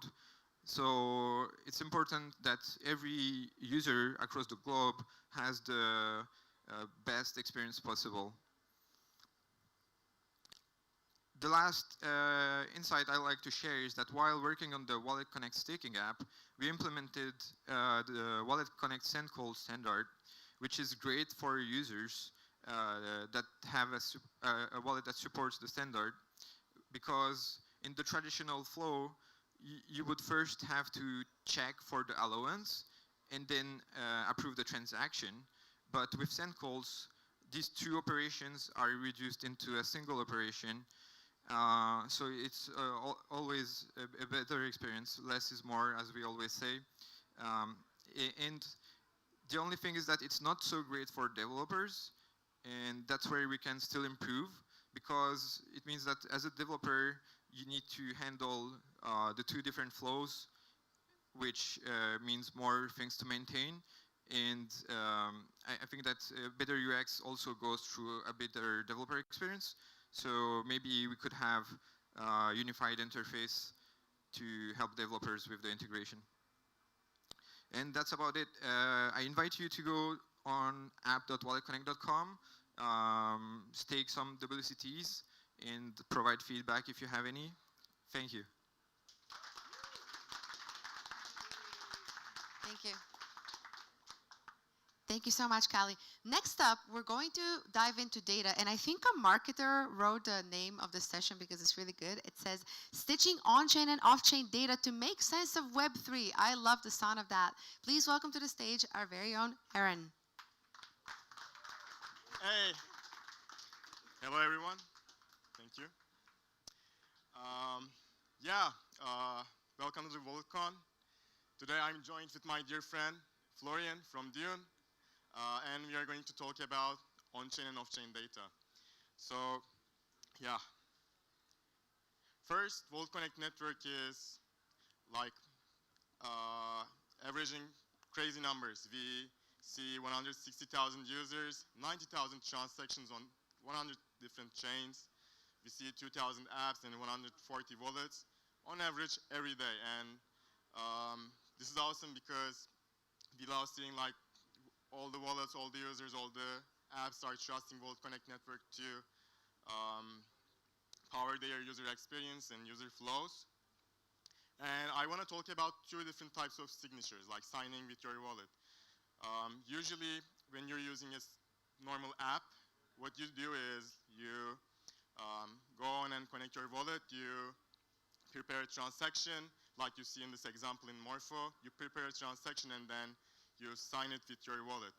And this is actually your way of authenticating your wallet in the blockchain. And I call this the classical route. You sign your transaction and then you change the state of the blockchain, and yeah, you pay gas for it, and it's on the chain. And another route you can take is, for example, in this example, Hyperliquid, you can still start with connecting your wallet, but this time the app is interested in authenticating you as the user.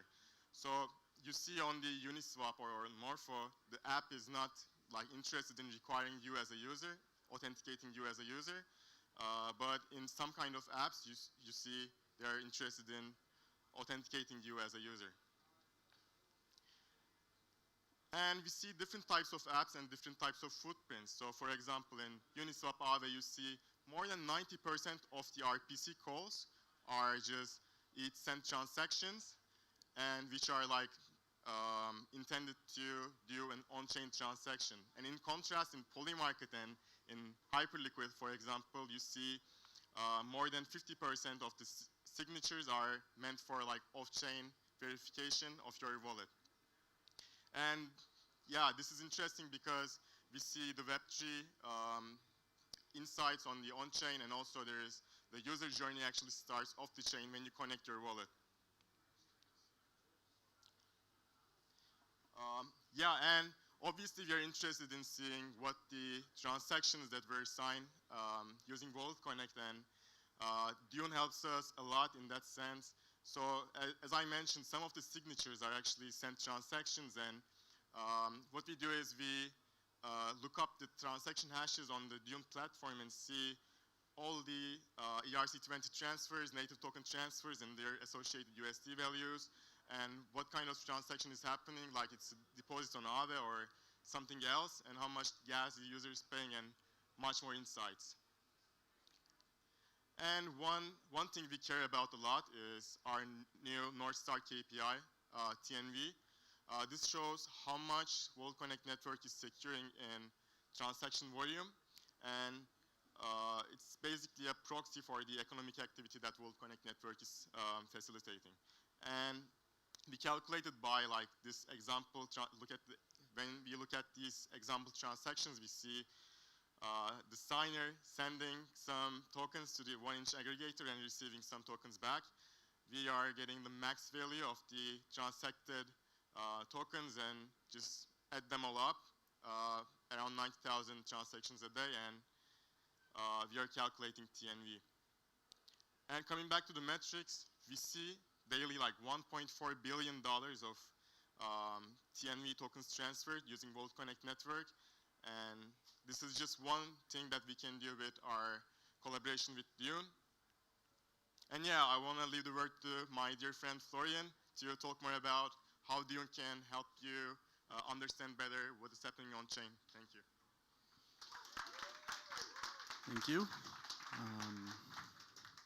Oh, it is very bright up here. Yeah, hey everyone. So yeah, we as Dune have been working together with the WalletConnect quite closely in kind of like making total network value a thing, or being able or enabling them to measure this. But how does this actually kind of like look like in practice? So Aaron invited me, I think 2 weeks ago, like, hey, I'm going to talk about this. Don't you want to like kind of like show us a look behind the scenes of like how are we enabling this? And today I want to talk to you about the crypto data warehouse. So I've kind of like made a diagram of all the internal Dune stack, and then like how the data flows to Dune, and then how it can flow out of Dune. And I think this might be relevant for a bunch of you, and I'm sure this meme template is familiar with a bunch of for a lot of you. I've just been talking about this meme so much, or like my diagram so much, that eventually a coworker made this meme about me, so I thought it would be funny to include it here. But yeah, today we're going to talk about data ingestion, data transformation, data extraction. But first, why would this actually be relevant? A data warehouse isn't WalletConnect's like competitive advantage. Building a wallet is. So Aaron and his teammates, like they don't need to build their own data warehouse. Like, why would they do that? Like, you need to like harvest data, deal with all the node upgrades, deal with all of the like infrastructure and like all of that stuff. It's like, no, like it's really like what you build with your data is your advantage. So that's why, oh god, this is incredibly bright. White on these screens doesn't do well. But essentially, the data ingestion part is really what is hard for any crypto team. Like you call the RPCs, you decode this data, then you try to transform this data, and it's really like you shouldn't do this, because like fundamentally every crypto team works with the same crypto data. So if the wallet team, if the WalletConnect team has their transaction hashes, they can just kind of like put these into a bunch of tables in Dune, and then we can just give them prepared parsed data. You don't need to like do all the aggregations and all the kind of like curation yourself. But yeah, we'll talk about the other parts in more detail in a bit. So maybe we just start with the data ingestion parts, where I've brought a chart of like, hey, these are the chains supported by Dune, and I think we started in 2017, where with just Ethereum basically, and then eventually I think we met the Gnosis, or like the founders of Dune met the Gnosis folks in Berlin, and then it's like, okay, 2020 we had like 2 chains, and then I think Dune added Polygon, but then ever since 2022 and the explosion of L2s, we've added new chains very, very fast. And now we are at, I think, 110 chains, and this includes basically all relevant EVM networks. I'm sure the data team isn't missing any chains at the moment. At least I haven't heard them complain in a while. So yeah, additionally, we kind of like, we decode all of those smart contracts. So blockchain data in its kind of format is usually just raw data. It's very hard to deal with, so it's very nice that we do this decoding, and then we also curate these tables. So one of those curation examples might be how many different decentralized exchanges are in a table on Dune that's called DEX.trades. I think nowadays I think this is like 150. I can't really read this, but yeah, so we have like 200 different decentralized exchanges in which if there's any transaction, we are able to like very easily parse it. But yeah, you can basically do data transformations on Dune either on our app, on the Analytics Hub via just Paris or Matthews, or we have a new tool that's called the DBT connector, in which you can connect your own DBT project to Dune. And then essentially you can take all of this data out via the Analytics API, so just classic like HTTP gateway APIs, then data shares, so like to get into your own data warehouse, it's Snowflake, BigQuery, and then you can also interact with Dune natively just via a Trino connector. So you can literally just like connect your metabase, connect your hex, and just run raw SQL queries. So in that way, whatever your tech stack is, you can really kind of like find your way through the maze of that Dune is today. But I think there's something here for like any crypto team kind of like trying to deal with crypto data. We can really kind of like make this journey easier for you. All right, and with that, yeah, the Dune data warehouse really has all on-chain data. It is optimized for on-chain data. It allows you to do complex data transformations, and it's ready for team collaboration. And yeah, that's my time. I'm already over. Amazing. And you talked about Dune. We love DuneCon. Congratulations on an awesome event. Okay, next up we have Thomas Rocky from WalletConnect and Rion. Take the stage. Yay. There you go. Hey guys. Very glad to be here. I'm very nervous, so bear with me. My teammates left the bar really high, and they're really technical, so I'm just going to take it easy and tell you guys a story of how we went from the EVM world, where we were born, into a multi-chain world. So yeah, that's me, Tomás Rocky. I'm an Argentinian. I live in Spain. I have the pleasure to come back to my hometown to just speak with you guys. I am the Rion SDK technical leader. If anyone does not know what Rion SDK or AppKit is, it's a front-side SDK for connecting to wallets. I'll go a little bit deeper onto that, but my talk today is our journey from transforming our SDK from an Ethereum-based SDK into a multi-chain SDK, the hurdles we had to go through, how we solved them, and yeah, here we go. So for anyone who doesn't know what AppKit is a front-end SDK for the app development, so to very easily allow the apps to connect to all wallets. It handles wallet discovery, wallet connection, and execution of transactions. On top of that, it has like a whole set of features, like embedded wallets, smart accounts, swaps, on-ramps, payments. You mentioned it, like we have a whole stack of features. And if you want me to entertain you with this, I can talk with you at the booth outside, more than glad. But today we're here to talk about cross-chain, because AppKit was born as an EVM-only product originally, and we progressively added more networks to it. Nowadays, AppKit supports EVM, Solana, Bitcoin. Ton is coming real soon, and every new network is a new world. Something we did not expect, right? Like we were used to the EVM world, the EVM standard, user flows, execution path. Each new network like Solana, Bitcoin, Ton has their own paths and hurdles we had to go through to, bring up good UX for the users and for the developers. Because on a front-end SDK, we have two kinds of users. We have users and we have developers. And they both have specific expectations on your product. In order to get this to work multi-chain, we had to do a whole refactor in our architecture. Previously, I don't know if you can see the image here, but it used to be a single model. This is using EVM networks. Currently, as you can see here, we have each wallet has the icons of the networks it supports.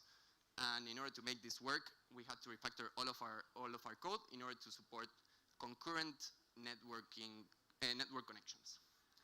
Something I'm going to mention, because I have a specific slide on this, is that WalletConnect has always been multi-chain. And even though we have all the bells and whistles for these specific networks, AppKit should support all of them, because WalletConnect is chain agnostic. So I'm going to speak a little bit more on that and what CAIPs, which is chain agnostic improvement proposals, are, which paved the way for us to bring the product to a truly multi-chain world. So EVM to multi-chain.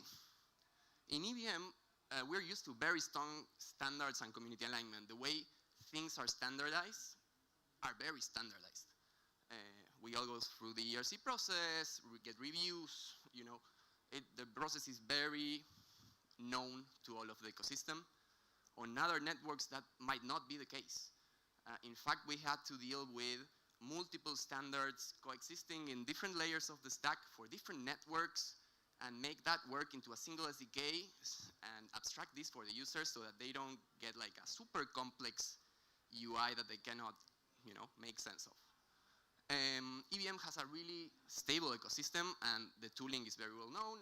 Most of you should know like VM, WAGMI, Ethers, developer tooling that has been there for a long time, and it's very, established. In other networks, that's not always the case. There are some that are really established, and we'll get to that. But this is something that is ever changing, and we need to work with these networks in order to align ourselves with them and ensure that adoptability is simple, right? Like we want our product to be used in these networks and not fight against the developer community. Something really interesting is that in EVM we have a really clear wallet interface and wallet discovery methods, which are EIP 1193 and EIP 6963. In other networks, that is not the case. There are multiple ways of discovering wallets, multiple ways of executing things, and different interfaces, and developers are used to using different interfaces. So it was a challenge for us on how do we not reinvent the wheel and cater to the community so that we get adoption on our SDK and everyone can get the benefits of a multi-chain SDK working on their applications, right? Some last one, like straightforward gas management. In Ethereum, we're used to just paying for whatever we use. Let's keep smart accounts and paymasters out of this because it's a pretty new topic. But on other networks, we found that that's not really the case. Solana has rents. Bitcoin has UTXOs, which you need to track. There are fee payers. There are like a lot of these weird things that we were not familiar with because we are from the EVM world. So a little bit deeper onto the specific networks. In Solana, there was already like a wallet standard for discovery. And in fact, the ANSA team would work a lot with the ANSA team who had pushed the wallet standard for Solana, had pushed the wallet adapter, which is a UI library for standardizing the way developers interact with the Solana wallets. The addresses in Solana are different. In Ethereum, we're used to OX addresses and encoding over the public key. Solana uses the public key directly. They encode their addresses differently in base 58. And at the same time, they use different encoders for different things, like base 64 for RPC communication because of efficiency. All of these kind of things we have to work through in the SDK, add specific parsers for things, like little caveats over here and there. In Ethereum, we have contracts. In Solana, we have programs, and we not only have programs, we have native programs and custom programs. Something we also had to take a look. And when integrating tokens, you don't query like state, like in Ethereum, the contracts have state. In Solana, they don't. So you need to find out a new mechanism to query the Solana token accounts and their balances. So this was a process. In the beginning, we started with this architecture. This is the old school Web3 model, the predecessor to AppKit. As you can see here, we had like, a single SDK for Ethereum, a single SDK for Solana. This is our first implementation of Solana. And we wanted to move to a truly multi-chain world where these two could coexist. As I said before, we had to refactor our architecture so that we could have both, right? The way this works is we came up with the adapter architecture. Adapters are based off, they are in charge of discovery. How do you know what wallets exist? How do you execute a network request against those wallets? Next slide. The next one was Bitcoin. This one was really interesting because, as I've been saying over and over, we found out that each community has their own standards. In Bitcoin, being one of the oldest chains, if not the oldest one, yes. I found these funny memes where we found that, hey, we have 15 standards. And we talked with the community and tried to get into an agreement. Now we have 16. So it was not easy. We had to integrate against different parts of the Bitcoin ecosystem in different ways. They do have wallet standards like WBIPS or the same wallet adapter, wallet standard interface as Solana has, the same as Bitcoin, but there is no universal agreement on which one to use, so we had to integrate all. And there are a lot of old school wallets that standards did not exist at that point, so they kind of do their own thing, and they're well established, and so we need to support them as well. So we have a lot of custom code in order to properly handle all of these connections. UTXOs, that's funny. In Ethereum, we're used to, you have a balance and that's it. In Bitcoin, that's not really the case. And this is another funny meme I found out.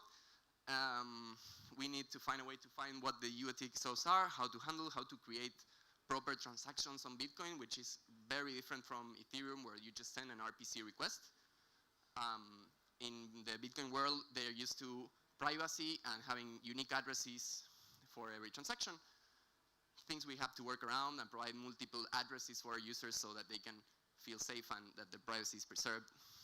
There are new protocols based off BTC, ordinals, runes, stacks. All of these are kind of like supporting BTC, but not really.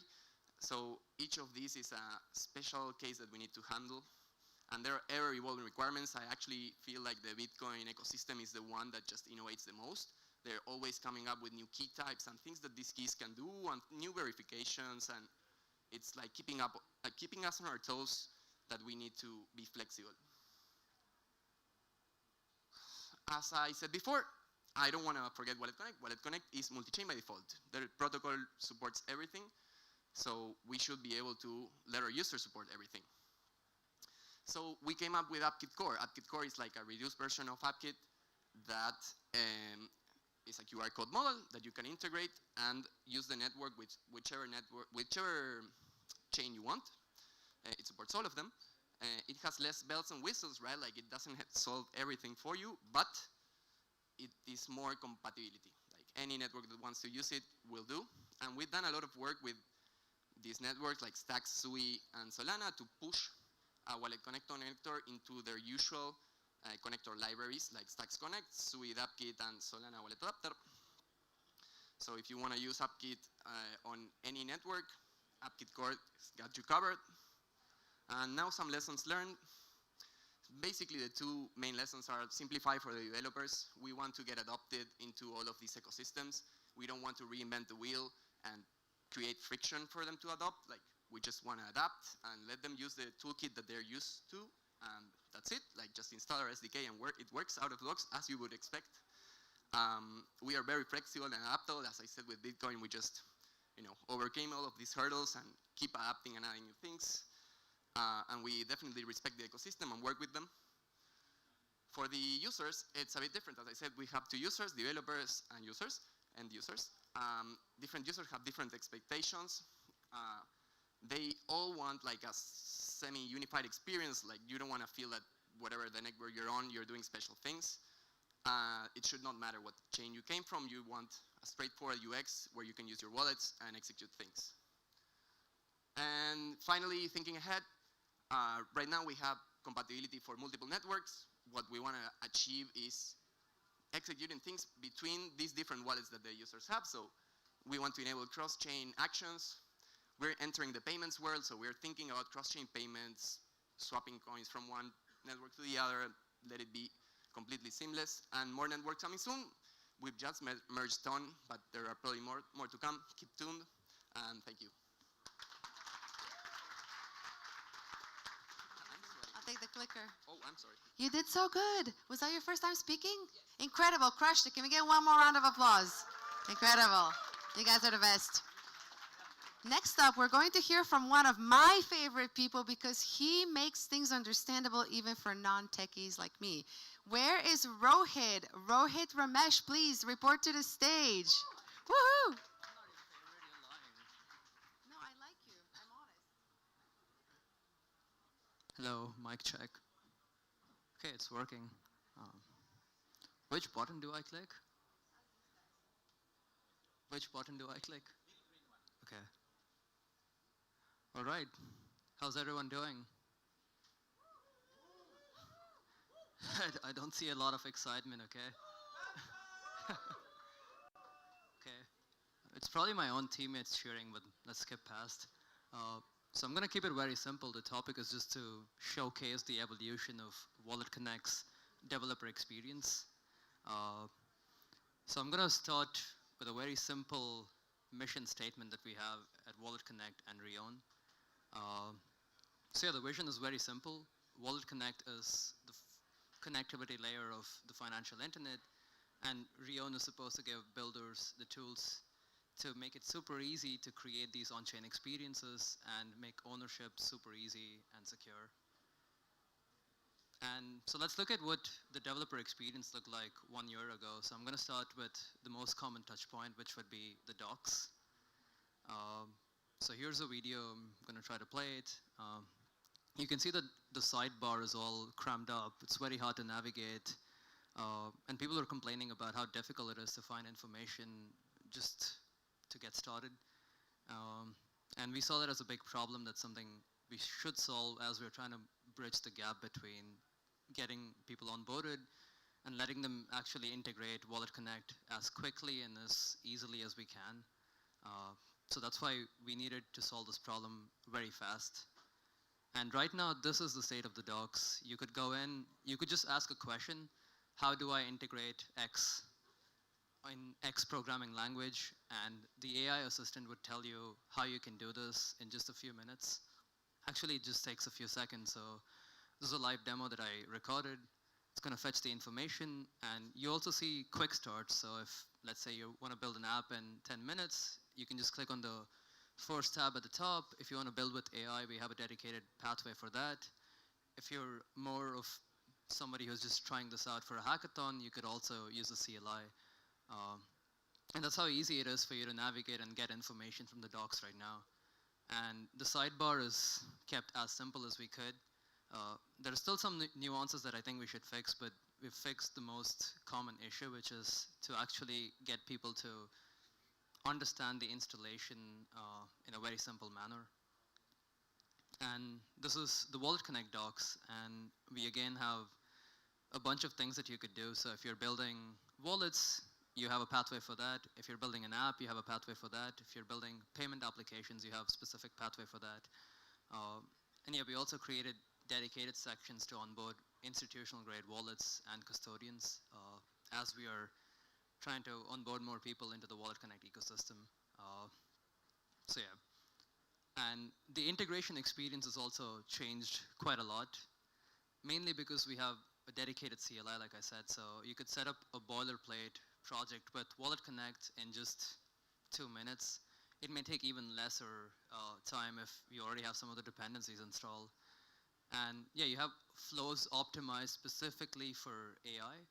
A lot of people these days are building simply with AI, so if they're hacking around or just figuring out how a project works, nobody's going to look at your docs, look at the installation, and do it themselves manually. They're going to use an AI platform or an AI-based IDE. So right now, if you try that and use that to set up WalletConnect, it's going to take you, again, just a few minutes. And even the custom setup has been quite simplified. So you could integrate WalletConnect in just 15 to 20 lines of code. And there's going to be a minimal version of WalletConnect. Again, like you cannot build a financial grade application with this because you're going to have to do a lot more. And we have a lot more covered on our GitHub, mainly for hardcore developers who need to understand how to implement a specific set of features. So what they could do is go to these examples, clone it, and get started right away, and they could understand how this works and then implement the same in their own existing setup. And WalletConnect, as everybody knows, is technically supposed to be chain agnostic, and it is. It is fully multi-chain. So it's now also live on Sui, Stacks, and Ton, but technically it works with any network that exposes a CIAP25 namespace. Then after that, we also have plenty of integration guides, just because we identified this problem that a lot of people don't know how WalletConnect can be used in different ways.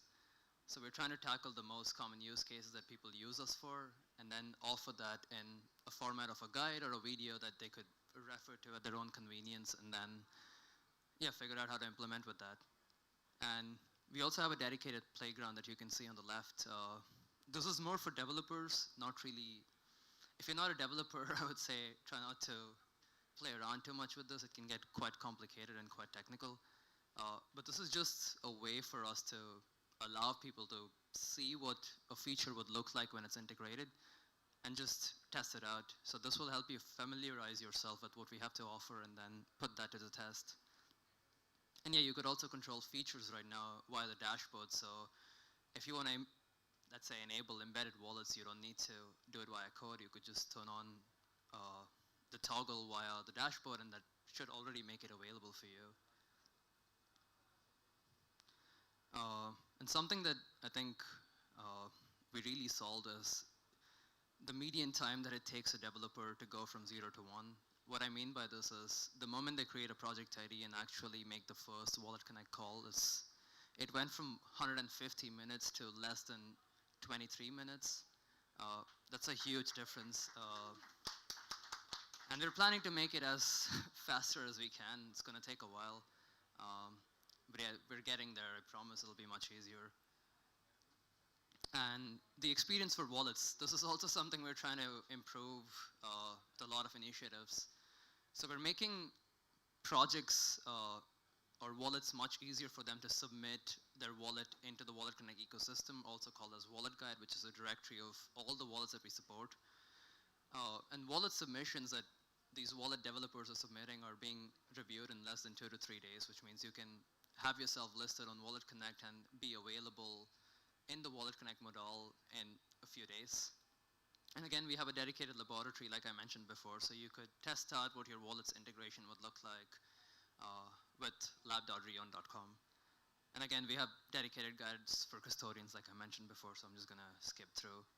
And on the right, you could also see how you could copy basically any doc page and open that in an AI platform and start interacting with it if that makes your life easier. So yeah, the successful onboarding of developers and projects that are trying to integrate WalletConnect using AI platforms like Gemini, Cloud, ChatGPT, and Lovable is well over 95%, which means out of every 100 people trying to integrate WalletConnect from these AI platforms, 95% of them succeed. My expectation or my intuition is that the remaining 5 just don't want to use it. They were just probably messing around. And with the docs being at close to 87%, so that's something we're pretty proud of, and we hope we can push it even further. So yeah, we've been listening to all your feedback, and of course taking notes and improving the experience as much as we can for developers, because they're the ones who are going to make usable experiences and applications that your end users will interact with and the average consumer will touch upon. Yeah, that's pretty much it. If you'd like to connect with me, I have my Telegram and Twitter up here. But yeah, thanks for listening, guys. You should follow him. He is an influencer who's also a developer relations, so definitely check this guy out. Fantastic. We're switching gears a little bit. We have 2 deep dives coming up. The first deep dive is of Trust Wallet with the Trust Wallet team. Please welcome. Round of applause. Amazing. Let's go, guys. This is for you. Here's a clicker. Thank you. And they could give you a second. Yes, a clicker. Hello, everyone. We are representing engineering team of Trust Wallet. My name is Ivan, and this is Hernan. Hernan, please. Hello. Yeah, so we are going to talk a little bit about, of course, AP 7702 and the evolution of regular wallets to 7702 and what we see as Trust Wallet visions that we can do in the future using this AIP. So, at the beginning, of course, we have I will go through a little bit of history and the evolution of the wallets, okay? So at the beginning, we have the external owned accounts, the EOI, as they call it, which are the basic accounts that born with the Ethereum specifications. But at some point, it was very evident that, I think it's, sorry, it's stuck. Ah, no, not stuck, sorry. Yeah. Yeah. Sorry. It's long slides, These are old slides. We sent updated link. Is it possible to get it? If not, we are doing. Okay.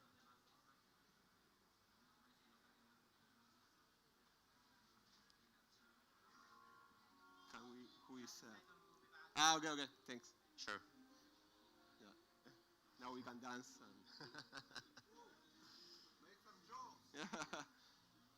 Yeah, that's your work. The jokes or irregular ones? No, let's wait a bit. I prepared jokes in my slides, but slides are not there, so I'm sorry.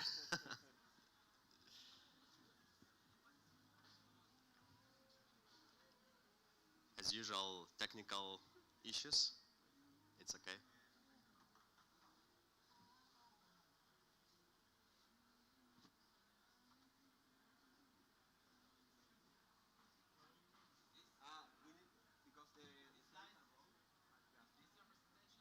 Let me check. No.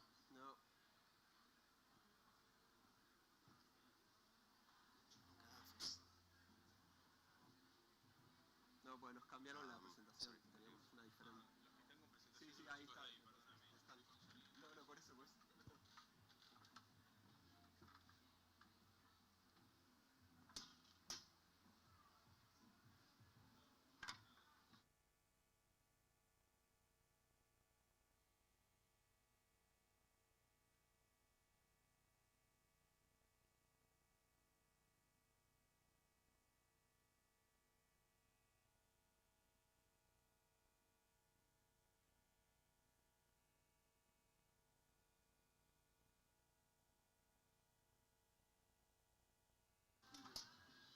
Yeah, we found the slides. Give us 30 seconds.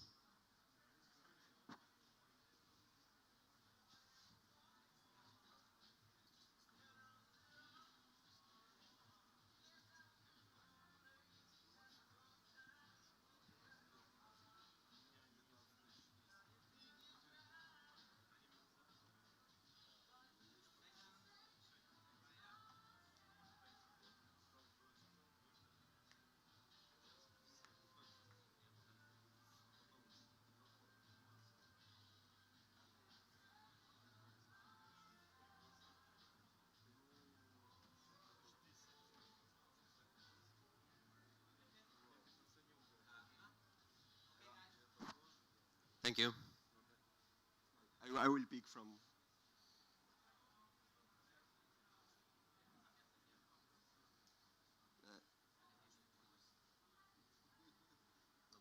It's not loading, I think. No. Yeah.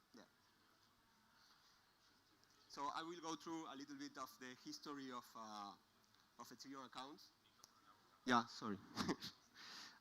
So at the beginning, of course, we have the external loan account, which are the basic accounts that were born with the definition of Ethereum. Around 2020, it was evident that these kind of accounts were okay, but something more was needed to support the friendliness and to make users create a better experience for the users. The account abstractions was born with AIP 4337. This solution was working and gives a lot of power to the accounts, but the problem is that it's not compatible with the old external loan accounts. So based on that, we know that a proposal was created for AIP 7702, which is like more hybrid approach, where the users still have the wallet, the account, but sometimes you can delegate the account to the execution of an external smart contract and get like an hybrid functionality where you have both the best of the both worlds. So let's talk a little bit about 7702 and what it does. It's basically a new transaction type that we create. The idea with this transaction type is that we define an access list, and we provide in this list, because it's different what I say, sorry. Yeah, so this new transaction type for 7702 it's basically an access list where I provide a list of external contracts that I trust. So the user can say, okay, I will trust in this, and this contract.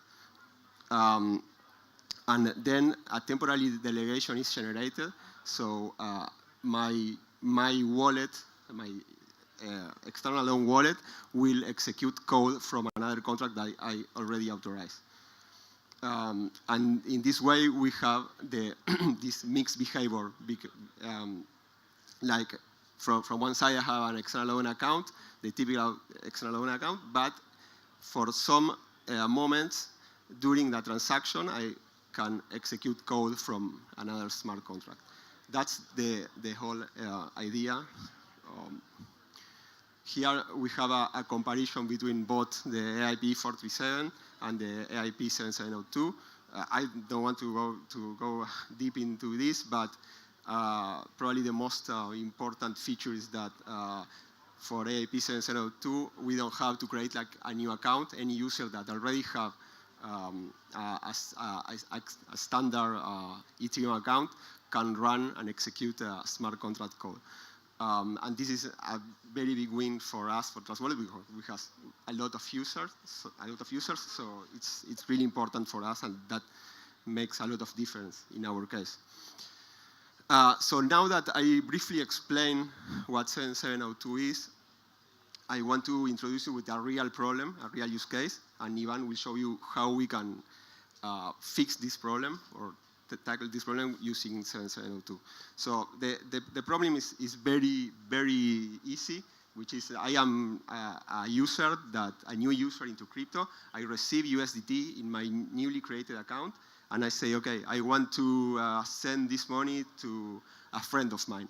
And then I found out that to sending the USDT to another user, I need gas. And for gas, I will need to convert my USDT to a native coin, get a native coin, and then transfer part of that money to my friend. So from here, Ivan is going to... Yeah, thank you, Arden. Go to the X. All right. Yeah, so that's the problem. 7702, EAP 7702, makes it possible for the wallet to behave as a contract. And that's very important. So with this possibility opens many opportunities to improve user experience. Can I go back? Yeah, okay, so in Trust Wallet, we solve this using Paymaster. Paymaster is a term that defines a smart account that holds kind of a logic for paying, like delegating, taking responsibility for paying Ethereum as a gas for the transaction that you are making. And this account will charge you in the token that you want to send.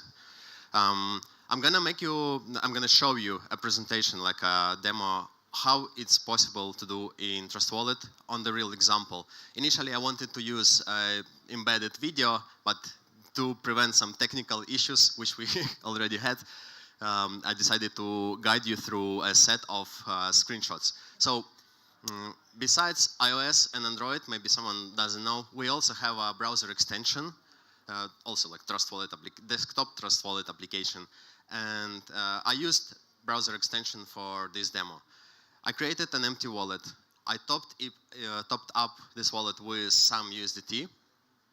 And then when you open the USDT token, you will see that there is only one incoming transaction. If you click send button, that is pointing on the third screenshot, you will go to the next screen and you will be able to make a transfer. So you need to insert address and you need to set amount. Unfortunately, I did this last screenshot after I completed the whole demo. That's why I didn't have enough amount to type in, and that's why the preview button is not active. But if you insert some amount and if you have some money, the preview button will be active and it will lead you to the next screen.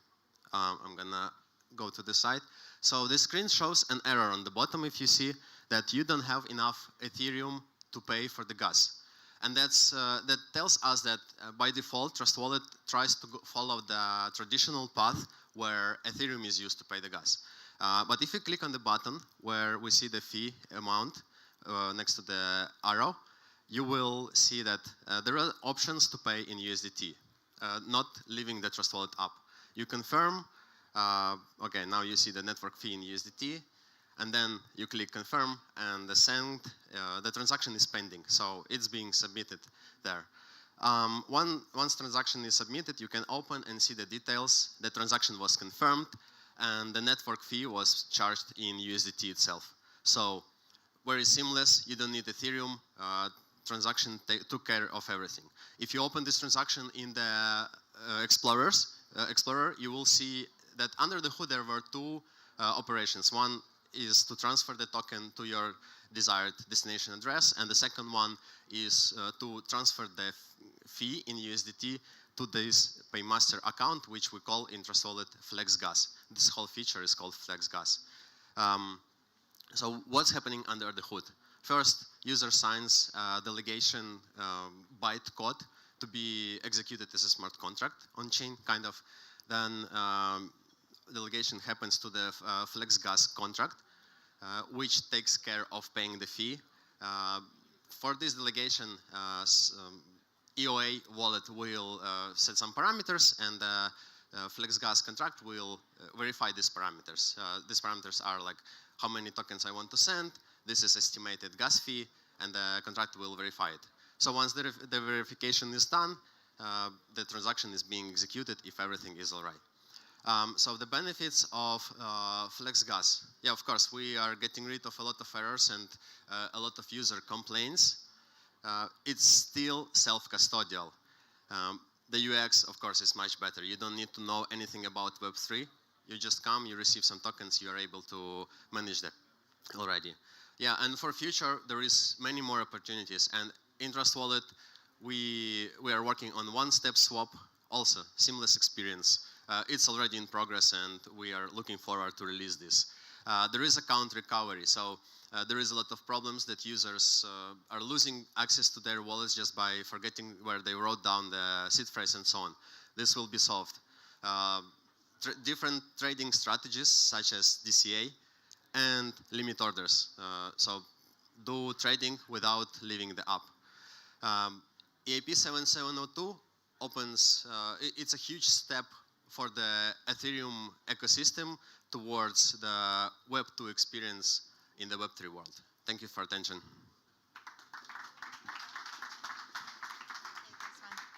Thank you so much, guys. And now we are about to wrap up all of Deep Tech Hour with our very last session of the day. We're going to do another deep dive into Ledger. Ledger, welcome to the stage. All right, thank you very much. Cool, so I'm very conscious that I'm probably the last thing standing in between you and the beer, so I'm gonna try to make it nice and sweet. We're going to talk today about how not to use your crypto. And I think one of the best ways to lose your crypto is signing something like this. And we've all been exposed to such kind of hexadecimals, and Laurent earlier today actually spoke about this. is when you read those things, you have no idea what that is. It could drain your wallet, but it could also be whatever. And that's the whole idea behind what clear signing is, which is the ability to actually read and know what you're about to sign. And so signing this, and what we always say, and I think Laurent took this example as well this morning from the Ledger side, is it really equates to signing a blank check and giving it to someone. So you're trusting that person. If it's a nice person, everything's going to go fine. But if that check falls into the wrong hands, you're going to lose your crypto. And this happens. This is literally what happened to Bybit, and this is how they lost $1.4 billion earlier this year. Is they did everything right, but sadly for them, the front end that they were using got hacked, but yeah, it's a chain attack. And what they did is that they replaced the payload of their transaction right after the transaction simulation. So the simulation said, yeah, all good, it's all fine.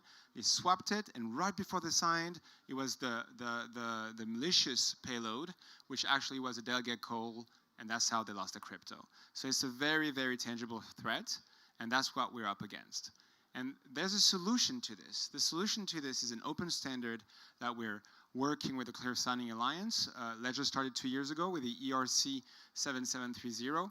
And really the idea is we should all be able to read what we're about to sign. So what we started at Ledger was this standard. It's a draft ERC, so anyone can contribute, and if you want to join in the battle, please feel free to join with us. We talked to Jess, announced the Clear Signing Alliance earlier today, and so this is literally what we're talking about, and we're improving the standard so that everyone in the ecosystem can actually use it and protect our users. And so what the standard is essentially is a set of metadata that allows you to go from this, that's right behind me, the blob, but you have no idea what it is, into something where you have a clear intent, where you have tokens, the right magnitude, so you can know what amount you're about to do, and then you can reject or sign depending on what you want to do. So the way it works essentially is 3 steps. I think the first step is for the dApp creators. And so we're providing a tool to actually write the JSON, which is the metadata that explains how your contract and how their operations and all the parameters, what they mean in plain English. Then you need to submit your JSON to a public registry. Today it's controlled by Ledger, but it's entirely open and it's on GitHub. But we're actually talking with a Clear Signing Alliance of handing this over to the Ethereum Foundation so that it becomes a source of truth for all of us out there, all the wallets and all the dApps. So we're working on this to decentralize it. And then the last piece is we then need wallets to then parse this metadata and display it to the users. So it's really a 3-step process. So here's how the JSON kind of looks. As you can see, you have essentially a path that says, okay, the token is over there. You have a label and the format as to how it should be displayed. So then wallets can then just parse all this and know how to display the transaction in plain English. So here's how it looks like with a real case. So that's what we've done with Aave. To make sure that users can clear sign Aave operations in Ledger. And obviously the metadata is available to everyone, so it works in Ledger, but if you're building a wallet and you want to reuse the same metadata to clear sign Aave interactions, you can do it right away. So here's how it starts. We built a tool called getclearsign.ledger.com where you can actually start by inputting your contract address right there. It's going to import all the metadata.